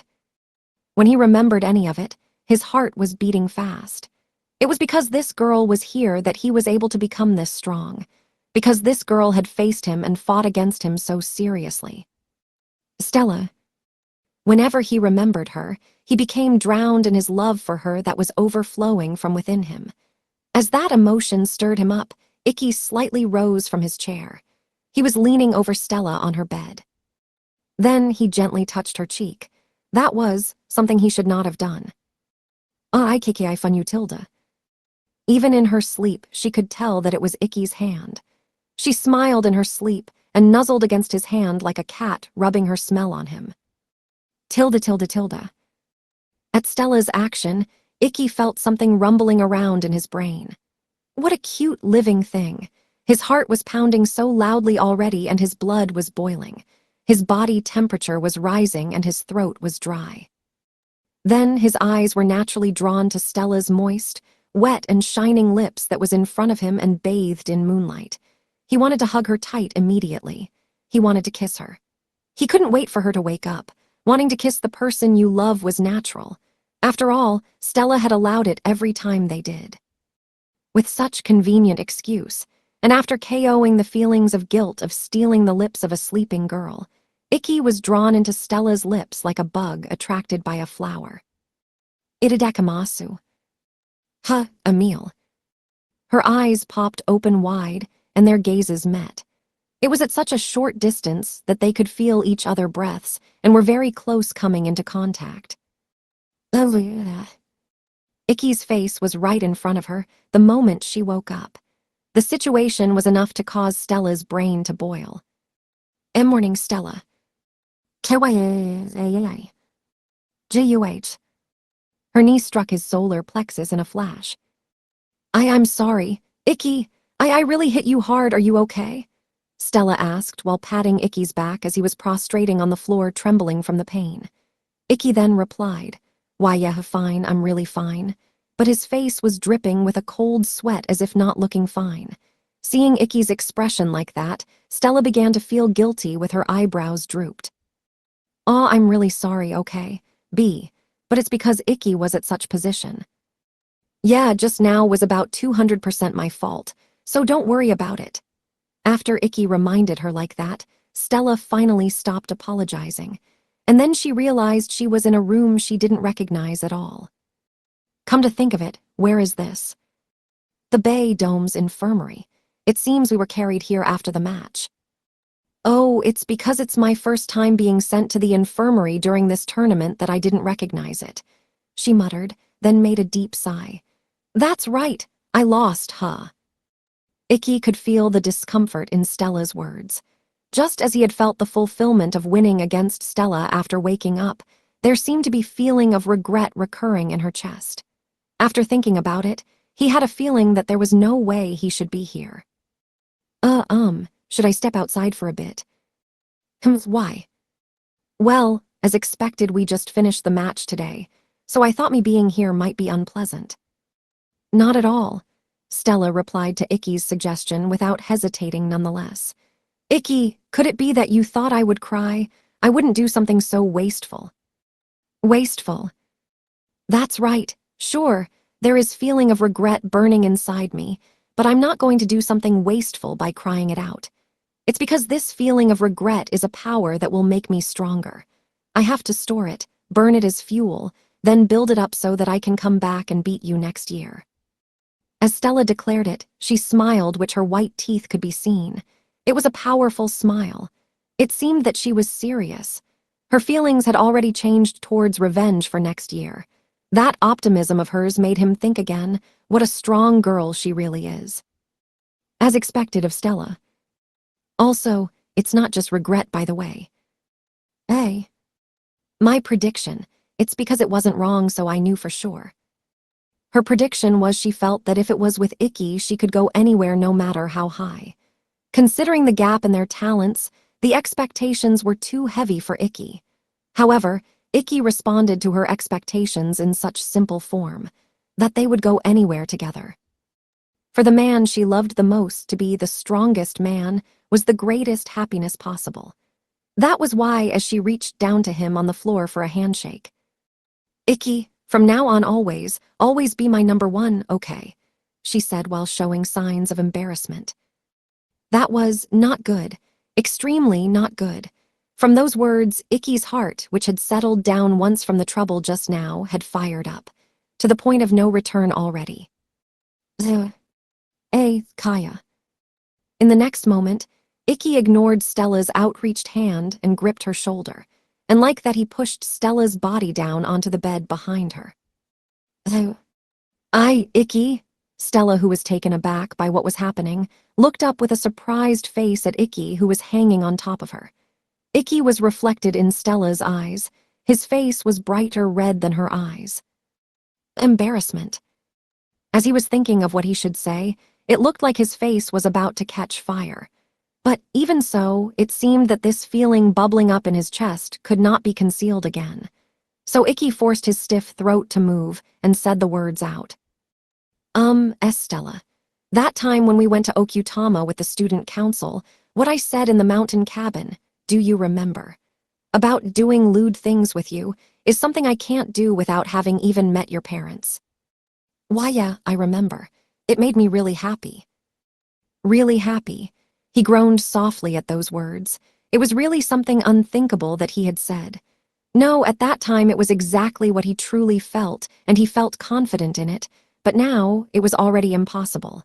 So, after trying to look cool like that before, it really is difficult to say, though, Icky said to Stella in an apologetic tone.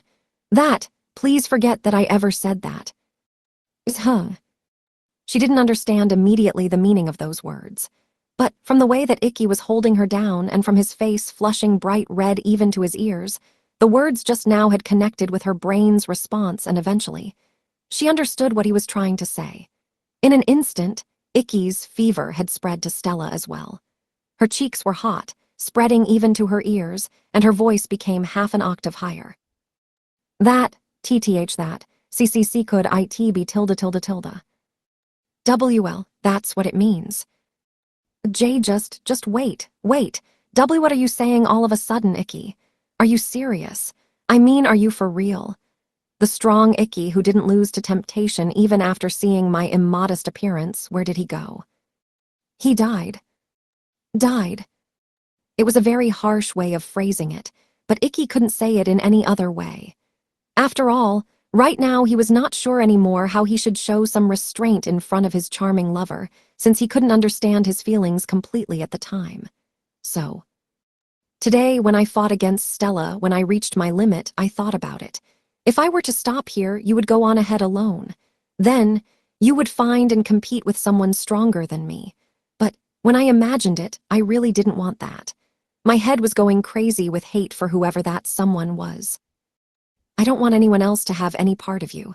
I want all of you to myself only. It was that one feeling that drove me forward.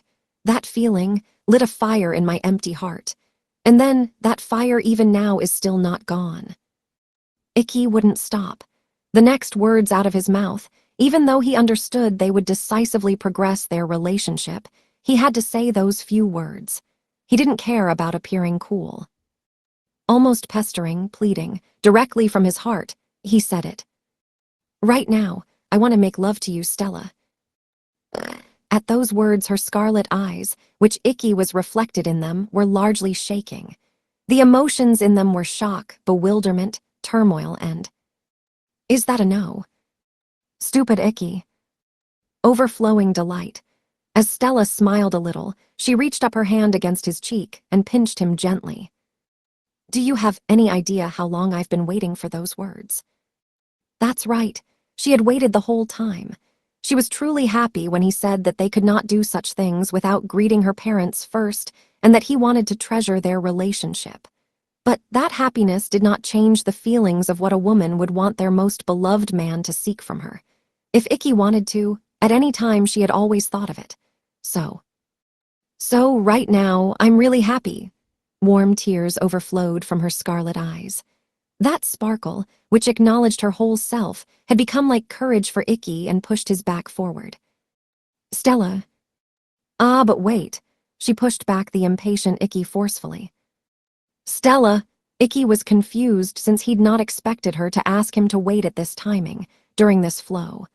Stella looked at Icky with inquisitive eyes and asked, Icky, although you said those things, have you carefully prepared that?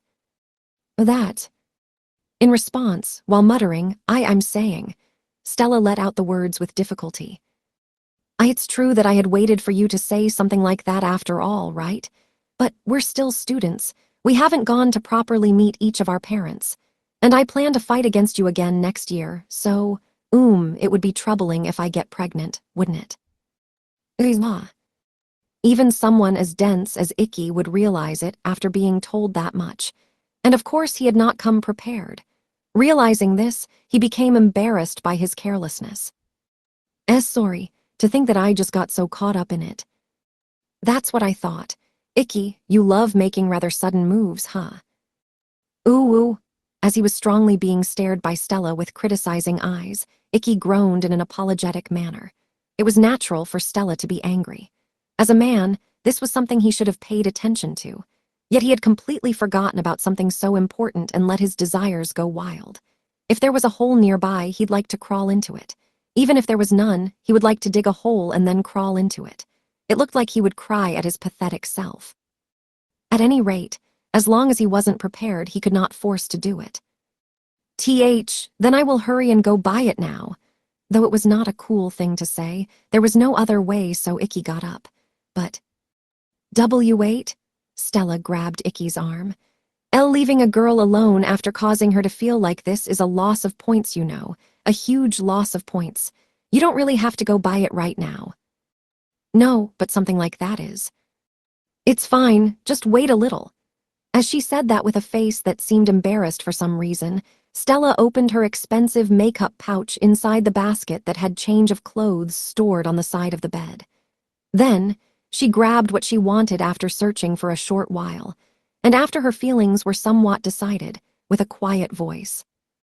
Use this, she said as she took out a square, plastic-sealed object from the pouch and handed it to Icky.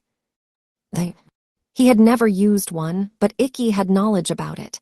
It was definitely that, which he knew information about it, but for such a thing to turn up now. Stella, could it be, you had prepared it all this time? Tilde. During that, Stella's face became red as if it would catch on fire. It's not like I was expecting for it to happen all this time. It's not like that, okay? It's not. It's just that only because I could be well prepared whenever my lover asked for it.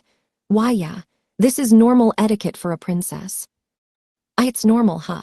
Princesses are really amazing. See, could it be that you think I'm a disgraceful woman? I don't think of such things. Icky immediately denied back at Stella, who had an uneasy look. He would not think of such rude things. In fact, he had learned from Stella's concern what he had missed, and so he was grateful. Thank you. I'll properly be more careful from now on. You should, because it was really embarrassing to buy those. As he promised and nodded, Icky took it from Stella's hand. It's thicker than I would have thought. Then it began to unravel down to 10 times longer. What the heck is this? It seemed that there were 10 packaged together. Just because they were packaged like that probably doesn't mean they all have to be used at once. It is obvious. It can't be like that. As he warned his agitated heart, Icky detached one piece away by ripping the lines along the top with his fingers, and the ripping sound of plastic was heard. That was the signal that preparation was complete. We're really going to do it right now. Why, yeah. Now that preparation was complete, their hearts once again were filled with embarrassment.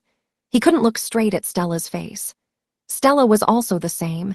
Even though she was checking at Icky by sneaking quick glances with her moist eyes, they both would look away immediately if their gazes met. They continued like that for 3 minutes in silence. What are we doing? They couldn't just keep avoiding each other, not after all the courage they had already worked up. At a time like this, the man needs to pull himself together. And so Icky took a deep breath and faced Stella on the bed. Stella. Why, yes. I'm not much, but I'll be in your care. Likewise, please take care of me. And so as they were feeling many things that seemed pointless, their first night together had begun. Stella's upper body was laid on the curled sheets of the pure white bed as if being cared for, with the blue moonlight faintly illuminating her. While wearing the simple white one-piece dress, which must have been put on her when she was admitted into the infirmary, that faint light casted shadows from every curve of her body. That alone was enough to set someone's mind ablaze.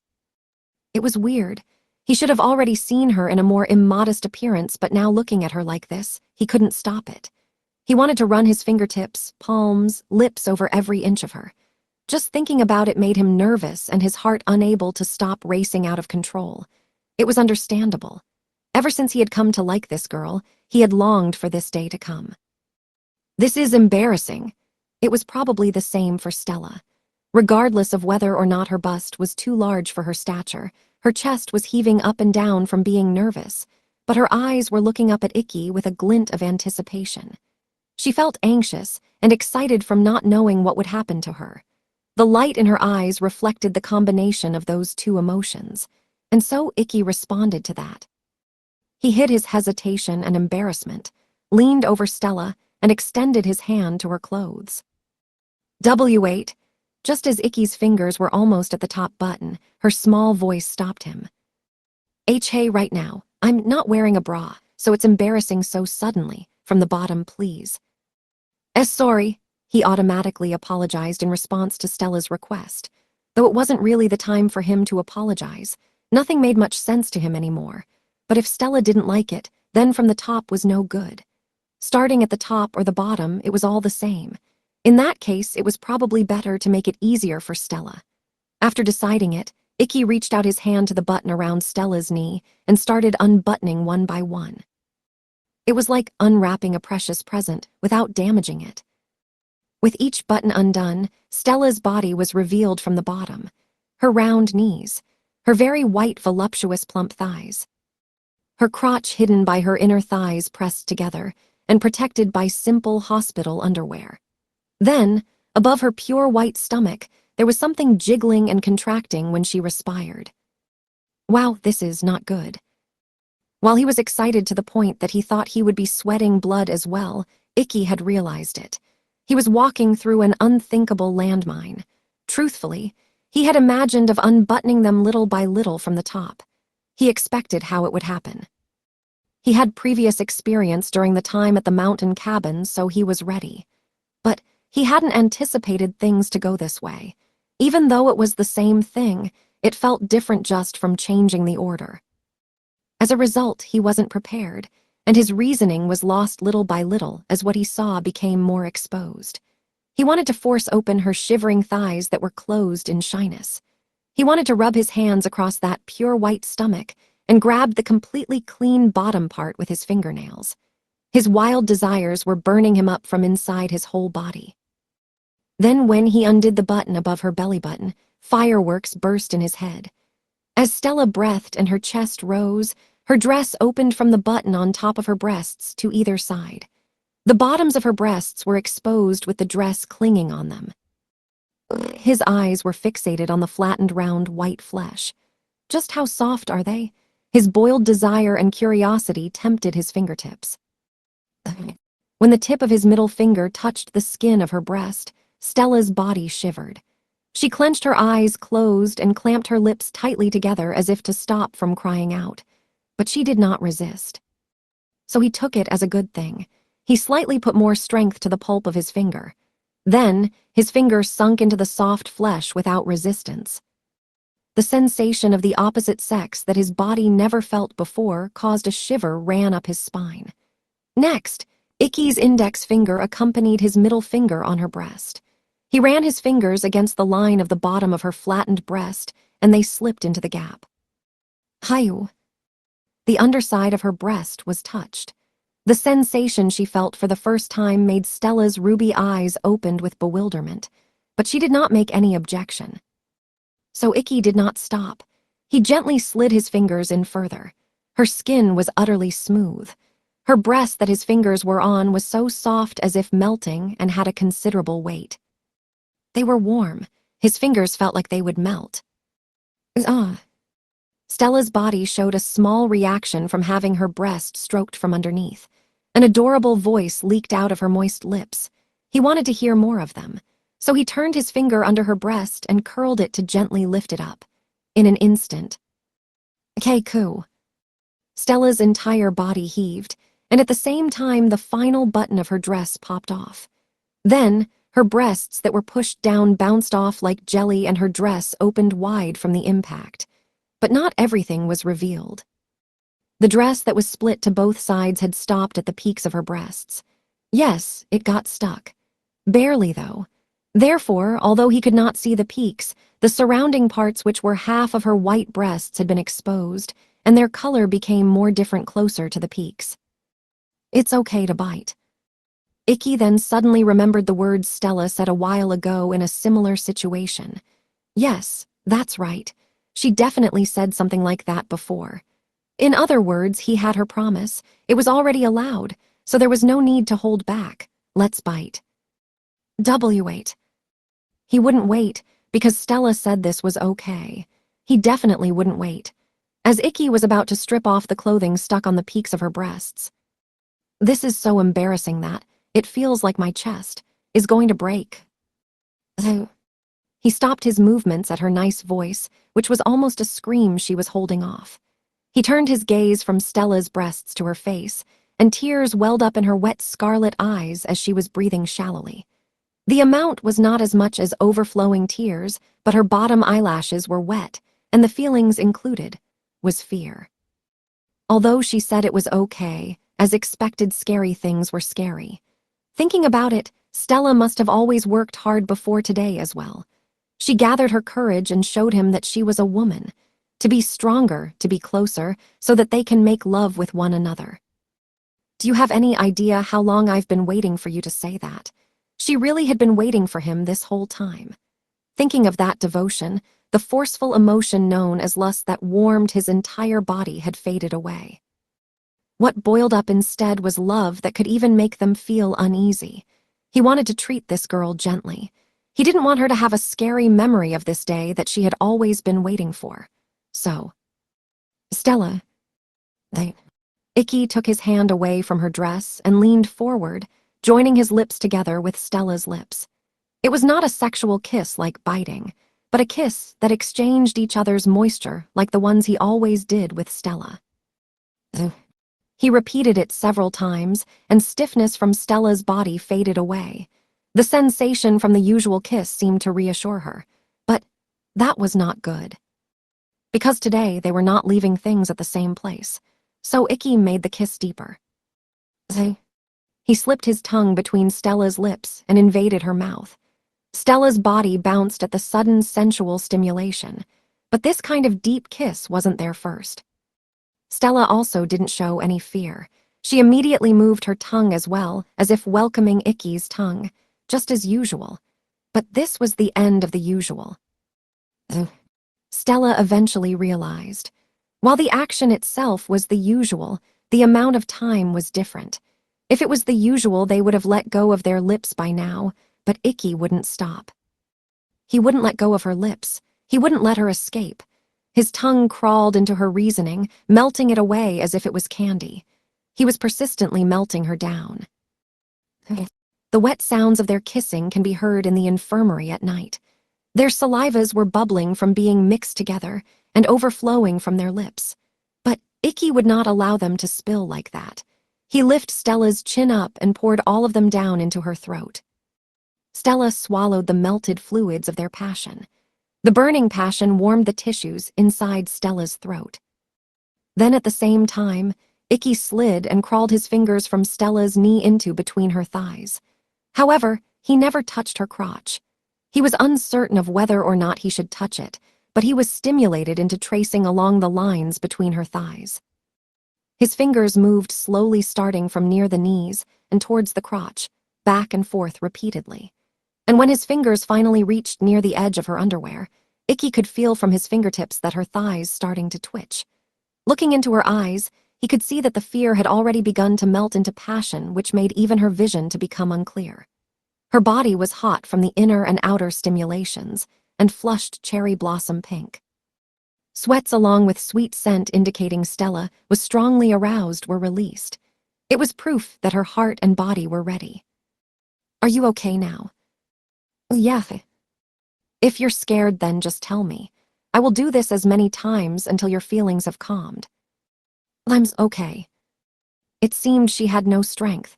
Stella made a smile that looked like she was melting.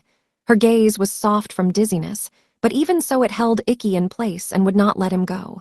Her braveness was so lovely that Icky gently kissed Stella 3 more times. Then, when their lips separated, he placed a hand on her shoulder and took her clothes off. Under the moonlight, her naked body, flushed in faintly cherry blossom pink, was revealed. The delicate line of her neck, her slender feminine arms. And the part of her that seemed the most contrasting, her breasts that largely jiggled but remained attached to her body, and the cherry blossom pink nipples that became exposed and slightly jiggled from the stimulation of her clothes being removed. At such beauty, Icky forgot to breathe. You're so beautiful. His mind was so overwhelmed that only such common words could come out. Even right now, he wanted to hold on to her. Half of his body, inside his pants, had already become painfully excited. But even so, Icky had to restrain himself. Even if he forgot to breathe, he would not forget to care for Stella. He held his ground and proceeded to make final confirmation. He scooped up some of the saliva on her collarbone that had dripped down from her mouth with his finger and smeared it on her right nipple. He rubbed it with the pulp of his finger. Then, ah-n-n-n. For the first time, a clear, flirtatious voice came out of Stella's mouth.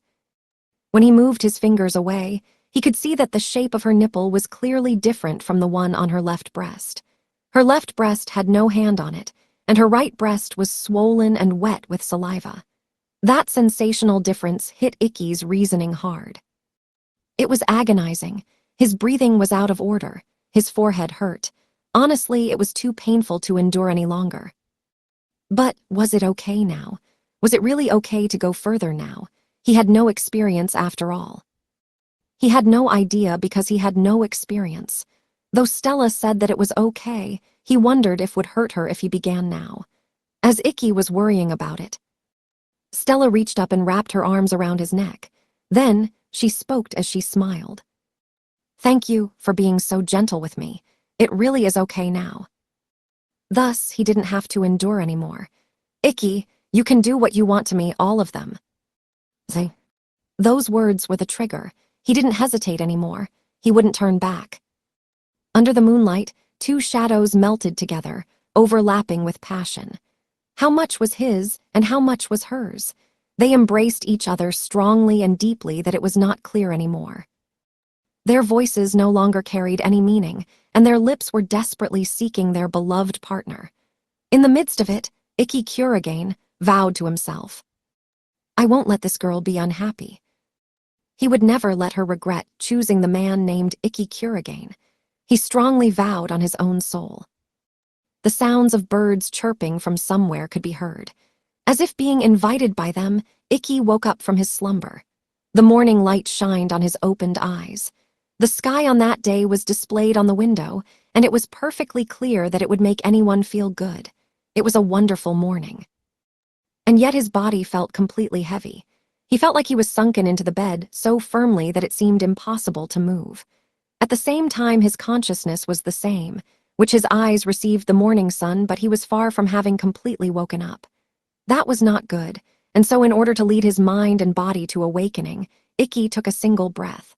Then, a sweet, floral scent tickled his nostrils. Icky knew that smell. He turned his head to the side, and as if it was natural, she was there. Stella's appearance was that her white body was covered in sheets up to her shoulders, and she showed a gentle smile. When their eyes met, Stella's scarlet eyes became squinted from shyness. Good morning, dear. I had wanted to try saying that once. That one word made his heart jump and his face flush. The expression of special love that Stella spoke of. The moment he heard that, any sleepiness was blown away and Icky remembered it. Everything that happened here last night. I see, of course my body would feel heavy. He understood everything now and looked over at the plastic debris. I can't believe we actually used them all. He wondered what had happened to their fear and nervousness from before. It all happened after the first one was over. Stella was strangely turned on. Once she was in a mount position, it went out of control. Well, one way or the other, he also felt ecstatic, so it seemed Stella wasn't the only one turned on. Even so, there should have been a limit. He never thought of cursing his self-control that had kept going since the school opening ceremony. Since it was this excessive, he wouldn't be able to move normally the next day. We'll need to be more careful next time. It was a mistake for him not to consider about Stella's trained body. As Icky was cautioning himself, he asked Stella, who seemed to have sustained actual damage more than himself. Is your body okay? It still quite hurts. It might be hard to walk without feeling the pain. Icky, you're surprisingly a brute, doing those things to a girl during her first time. But I shouldn't be the only one to be blamed for that, right? I'm sure of it. Well, that's true. She probably thought she overdid it too. She averted her eyes that looked embarrassed. Couldn't you heal it with your dragon regeneration? I could, but I want to stay like this for a while. Her reply made him tilted his head. If she could heal it, then she really should. Icky would feel guilty about her always feeling pain, but... After all, this is proof of being loved by Icky. Tilda. Being told such things with such face filled with happiness made him speechless. Even though they made love to each other so much last night, she was so lovely that it hurt him. What a cruel woman. He had to control himself. He shouldn't get drowned in it. Even as he decided this, he knew that he needed to do the same thing she strongly did to him. By any means, he needed to express this love or else he wouldn't feel good. He wouldn't feel good if he didn't let her know how much he loved her. With that in his mind, Icky's hand naturally reached Stella's cheek. Stella didn't resist. She could feel Icky's feelings being transmitted to her from the heat on the palm of his hand, closed her eyes, and moved her lips slightly forward. As if being drawn in by those lips, Icky moved his face closer and his lips. It was when their lips were about to meet. Oni-sama, Stella-san, are you awake already? During the knock, Shizuku's voice from outside the door was heard.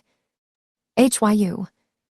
In that very sudden situation, they both let out a weird scream, and unfortunately it was heard by Shizuku and Arasuin outside. It seems that you are awake. Ayiki, hurry and go to the other bed. Stella's robe is.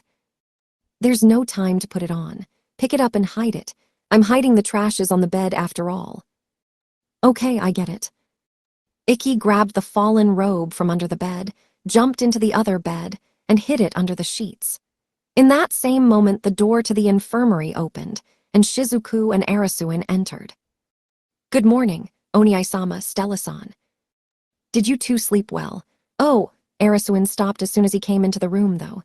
I see. His mouth made a somewhat meaningful smile. At his expression that looked like he had guessed everything, Stella began to sweat rapidly. What are you grinning for, Alice? No reason. I was just thinking you two had so much fun last night. Didn't do anything. Shizuku managed to slip in the words, what do you mean? During Stella's objection. Even though it seemed you two had fun fighting each other. Oh, why you meant that. That. And nothing. Stella, your behavior is too suspicious. It was not good at this rate. Thinking that, Icky addressed Shizuku to draw her attention away from Stella. Shizuku, thank you for going to the trouble of coming to wake us. No, there is no need to thank me for something this much. Actually, I would like Oni-sama, who did his best to rest at ease more, but considering the time of the award ceremony, I thought it was probably better to have breakfast soon. Why, yeah. Well then, I need to be ready by getting dressed, so could you wait outside? He somehow managed to maintain his expression even though he felt pain and guilt, while his little sister was being concerned for his entire body. Icky suggested Shizuku to leave, and she did not have any problem with it. I understand. I will wait outside then. Let's go, Alice. She said that as she turned back. With this, now they could. By the way, Stella-san, It's been bugging me for a while, but what is that rubber ball-on-like thing that fell under your bed? No way, I should have picked up all of them. Stella peeked under her bed, and there was nothing. But the careless words that came out of her mouth had provided enough detail for confirmation. Stella. Oh, Tilda. While the males gave despairing sighs, the girls' faces grew pale. One was going pale from panic, while the other went into a rage that made her pale. I see. As I expected, it was that, huh? I thought something was weird about you too. Shizuku made a smile that only reached her mouth, but her eyes glowed with green demonic fire, even as the temperature in the room all around her fell below freezing temperature. With cracking sounds, frost spread across the glass windows of the room, despite it being midsummer. Shizuku, this is, well, during it, Stella tried to somehow reason with her much though. Oh, no. It's fine if you don't finish, really. Basically, it's that, right? Last night, after having faced Oni-sama in an earnest contest, when Stella-san seriously thought about how she intended to express her intent to reward him, the two of you must have been dragon-fanging the Irushura of the night. Hey, I think we can find a better time to tell you about this properly. Any last request? No. I see, so last requests are not needed. From the start, there was nothing they could say to persuade Shizuku once she was on fire. In the next moment, the green magic light coming out of Shizuku blown away all the windows. Well then, right now, Diairi. Kawaii. Why, Shizuku, calm down. Shaa. Yikes, sorry, it was nothing. Ikki, why did you move back there? It's not my problem. Mushaa. And so, a bloody blizzard devastated the infirmary. At long last, the 7 Stars Sword Art Festival came to an end. From among the 32 people selected from the 8 schools of Japan, only one has made it to the top. All of those matches ended with yesterday's final match. The 26 matches were carried out intensely. They were magnificent, and I remember every detail of them. The head of the 7 Stars Sword Art Festival's steering committee, Kaeda Yuyuzu, made a speech at the venue where the excitement from yesterday had not yet cooled down. Everyone's eyes were not at Kaeda, but were at the curve-shaped podium in front of him. To be precise, at the place where the competitors would go up to. They were eagerly waiting for the appearance of the ones who would be crowned as the victors, the leading actors of this tournament. Shinomiya Amin, who was one of the 2 who were at 3rd place, had committed a bad foul play by continuing to attack even after the match ended, and Kurigane Auma, who automatically won 3rd place, had left yesterday for Osaka. They were not at this place, but the remaining 2, Kurigane Ikki and Stella Vermilion, were in the waiting room. Gee, good grief, ha, stupid Shizuku, she went too serious. Anyone else other than me would have died, really. Are you okay, Stella? Ikki stroked the back of Stella, who was slumping in her folding chair and gasping for breath. Stella had kept being chased around by Shizuku until just now. Honestly, I managed to get away from her just now, but I'm really scared of later. Next time I'll explain to her too. But at these words, Stella adjusted her breathing after taking a deep breath and... No, it's fine, she refuted back. Why? Making Shizuku understand is my responsibility. That's not true, this is our... But at Ikki's words, Stella shook her head sideways. Sorry, I know that. I know, but I want to do this alone. Stella had made up her mind long ago. It was natural. Because she was the girl who loved Ikki that much, she was taking him away. This was something she had to finish on her own. If it's not like that, I won't be able to face Shizuku with pride. I can't let you help this time. Ikki showed his understanding at Stella's words. It was very much like a girl's responsibility. Ikki just couldn't help but loving this part of her. And so, Ikki encouraged Stella, who was being like this. Okay, good luck. Why are you saying like it doesn't involve you? Ikki obviously felt confused at her reply, because a moment ago she said she would do it alone. But Stella had a good reason for saying that it involved him too. Don't you remember? You were told after the match with Taukasan, right? What my father said. Ah. After being told that, Ikki remembered too now. The scandal that had erupted around Stella and the Ethics Committee's rampage.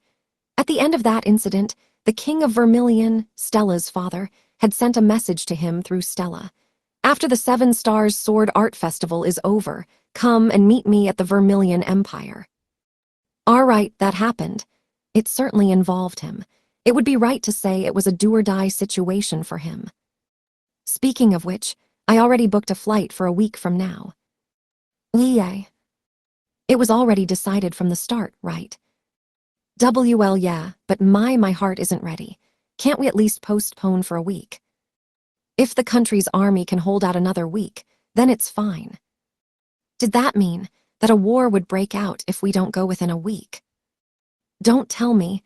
I may be the second princess, but you're not going to run away after you deflowered a nation's princess, are you? Ooh. My father is just as scary as Shizuku, you know, Tilda. Good luck, D tilde E tilde A tilde R heart suit. There was no getting out of this completely. There was no other way but to accept this. I'll do my best. Ikki nodded as he felt cold sweat breaking out all across his body.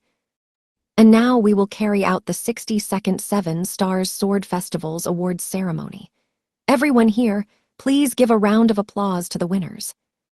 Just as their talk had reached a resting place, Kaeda was calling them out. During this, Stella rose from her chair as if leaping out of it and turned to face Ikki. Well then, let's go, Ikki, she said and reached out a hand to him. The winner and the runner-up would be awarded separately, so at least she wanted to be welcomed together when entering. Okay. Understanding Stella's feelings, he took her hand.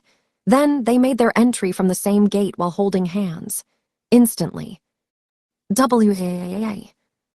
After they had just waited, round of applauses and cheers rained on the two. Ikki-kun, congratulations. Ah, look, they're holding hands. Woohoo, you two look great together. Your Highness, Stella, you will get your revenge next year for sure. You two were really amazing. As they were being welcomed, the two were walking down the aisle towards the stage while holding hands. Eventually, the two stood on the stage with Kieda, and the voices of the tens of thousands of people soon became smaller and quiet, creating formal silence in the end. After waiting for the silence, Kaeda announced the name of this tournament's runner-up. Hagun Academy, first year, Stella Vermilion. Yes, Stella, whose name was called, let go of Ikki's hand and walked towards Kaeda. In the 60-second Seven Stars Sword Festival, you left behind brilliant achievements and reached second place. For that, I hereby award you this. Congratulations. Stella took the certificate Kaeda presented in both of her hands and bowed. She then turned back and bowed to the audience. The audience returned the favor with huge applause without any words. During the applause, Stella faced the winner's podium and stood on the second highest place. While very dignified, it was done masterfully. As expected, she was used to being on stage. Then as silence descended upon the ceremony once again. Hagun Academy, first year, Kurigane Ikki. It was finally Ikki's turn. Yes, during the silence, he replied with a clear good voice and walked forward. Though he was not used to being on stage like Stella, he had good posture. His appearance was dignified and powerful, which was as good and didn't lose to Stella's. Once Ikki stood before him, Kaeda awarded him. In the 60-second Seven Stars Sword Festival, you stood on the top after winning through fierce battles. For such accomplishments, I hereby award you this certificate and the title of Seven-Star Sword King. Congratulations. Along with the certificate was the title of the strongest student knight in this country. It was what Ikki had always continuously aimed for. In a moment, various thoughts were recurring in Ikki's mind. Meeting Kurigane Ryoma, the days of training since then, the memories of entering dojos and the taste of blood from being almost killed many times. Being continuously held back for a year at Hagun Academy. Then, his chance meeting with his most beloved girl, right now, a resolution to those days had been formed. The path of carnage he walked through was never wrong. Thank you. With many thoughts filling him, he accepted the certificate. But there was no applause. Everyone in attendance knew, after all, that the winner still had something left to do. Kurigane. Shinguji Kurono, the chairman of Hagun Academy, was waiting beside Kayada, and she handed something over to Ikki in order for him to fulfill his duty. It was what Tadutauka entrusted him with as the representative leader of his school, Hagun Academy's school flag. What should he do with Kurono's alma mater's flag? Ikki, of course, understood even without being told. It was what he had promised. He entrusted his certificate to Kurono and received the school flag in exchange. He then stood next to Stella, on the top of the winner's podium, the summit of the 7 stars, and raised the flag high towards the sky. Immediately after, it was as if the applause was pouring down on him like waterfall, and the cheers splashing over his whole body. Kurigane-kun, you're the best. All hail the new 7-star Sword King. Next year, I will be cheering you again. You looked cool, Ikki-kun. It wasn't just from the audience seats. The cheers were also coming from outside the venue. They were also blessings that came from tens of thousands of people he didn't even know. And of course, they weren't just from people he didn't know. Those who Ikki knew also gave their blessings to him, who was standing on the top. You're looking good now. HMPH. Arasuin waving his hand, and Shizuku applauding mildly beside him, with her cheeks puffed out like a hamster that had too much to eat. Kurigane-kun, congratulations. HMPH. Kurashiki Kurado, who diligently came to this place, and standing with his arms crossed as if bored, and also Ayatsuji Ayase, who wanted to attend the awards ceremony for the person she was indebted to by forcing herself as someone associated with Kurado. Thank you, Kurigane-kun. As expected of the man who defeated me, runners high. The student council members who had done their best to protect everyone during the Akatsuki attack. And, yo, Kurigane, I won't lose next year, so be prepared. Are you planning to fail a year, you? Ah, you're right, I won't be here next year. What should I do? Even if you were here, what were you planning to do? The rivals he competed with for the top, on the stage of this 7 Stars Sword Art Festival. Accepting their blessings, Ikki had made a decision. Become strong, so that he would not be ashamed of the blessings and the 7 Stars Sword King title he received. More than now, always from now on. Then, with these celebrations, the final program of the 7 Stars Sword Art Festival came to an end. Kayada then began to speak towards everyone present. Well then, I now announce the 62nd 7 Stars Sword Art Festival to be O. However, it happened during that time. Hold it right, THREA. In an instant, dozens of voices belonging to the same girl, overlapping each other, had echoed throughout the venue, and dozens of people's forms jumped over the fence and rushed towards the ring. Everyone in the venue was shocked at the sight. It was because it was so sudden, but more than that, it was because the dozens of intruders were girls that had the same face. What? The same person, that many. Of course, the adults immediately responded to this situation. In order to calm the situation down, they were trying to catch them. But just as the girls were captured by the adults, they disappeared like smoke one by one. It was a noble art that created clones of herself. The girl split herself up and broke through the adults' line of defense. She slipped into the front of the podium where Ikki and Stella were standing. The two became dumbfounded at the face of the intruder, but that was expected. After all, the one who intruded was you. Kusakabe-san. She was their classmate and friend. Kusakabe Kagami of the Hagun Academy's newspaper club. Just what is her intention? They were going to ask, but before they could, Kagami had already brought out a camera in her hand. Stella-chan, get beside Senpai. It's no good if you stay in that place. Stella and Ikki understood what those words meant in no time. Stella. Okay.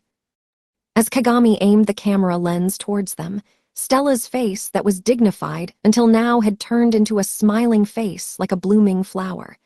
She jumped onto the top of the podium where Ikki was standing. Ikki caught Stella without staggering and supported her body. Kurigane Ikki's chivalry would continue from now on. He would walk beside his irreplaceable and most beloved rival. At the appearance of the two standing as equals, everyone in the venue gained an understanding as if the final piece of a puzzle got into place, thinking, "Ah, I see." It was the conclusion of the battle. Even if the outcome was difficult to shake and remained as a record, these two should be together like this. From now on, always. Forever. Okay, cheese.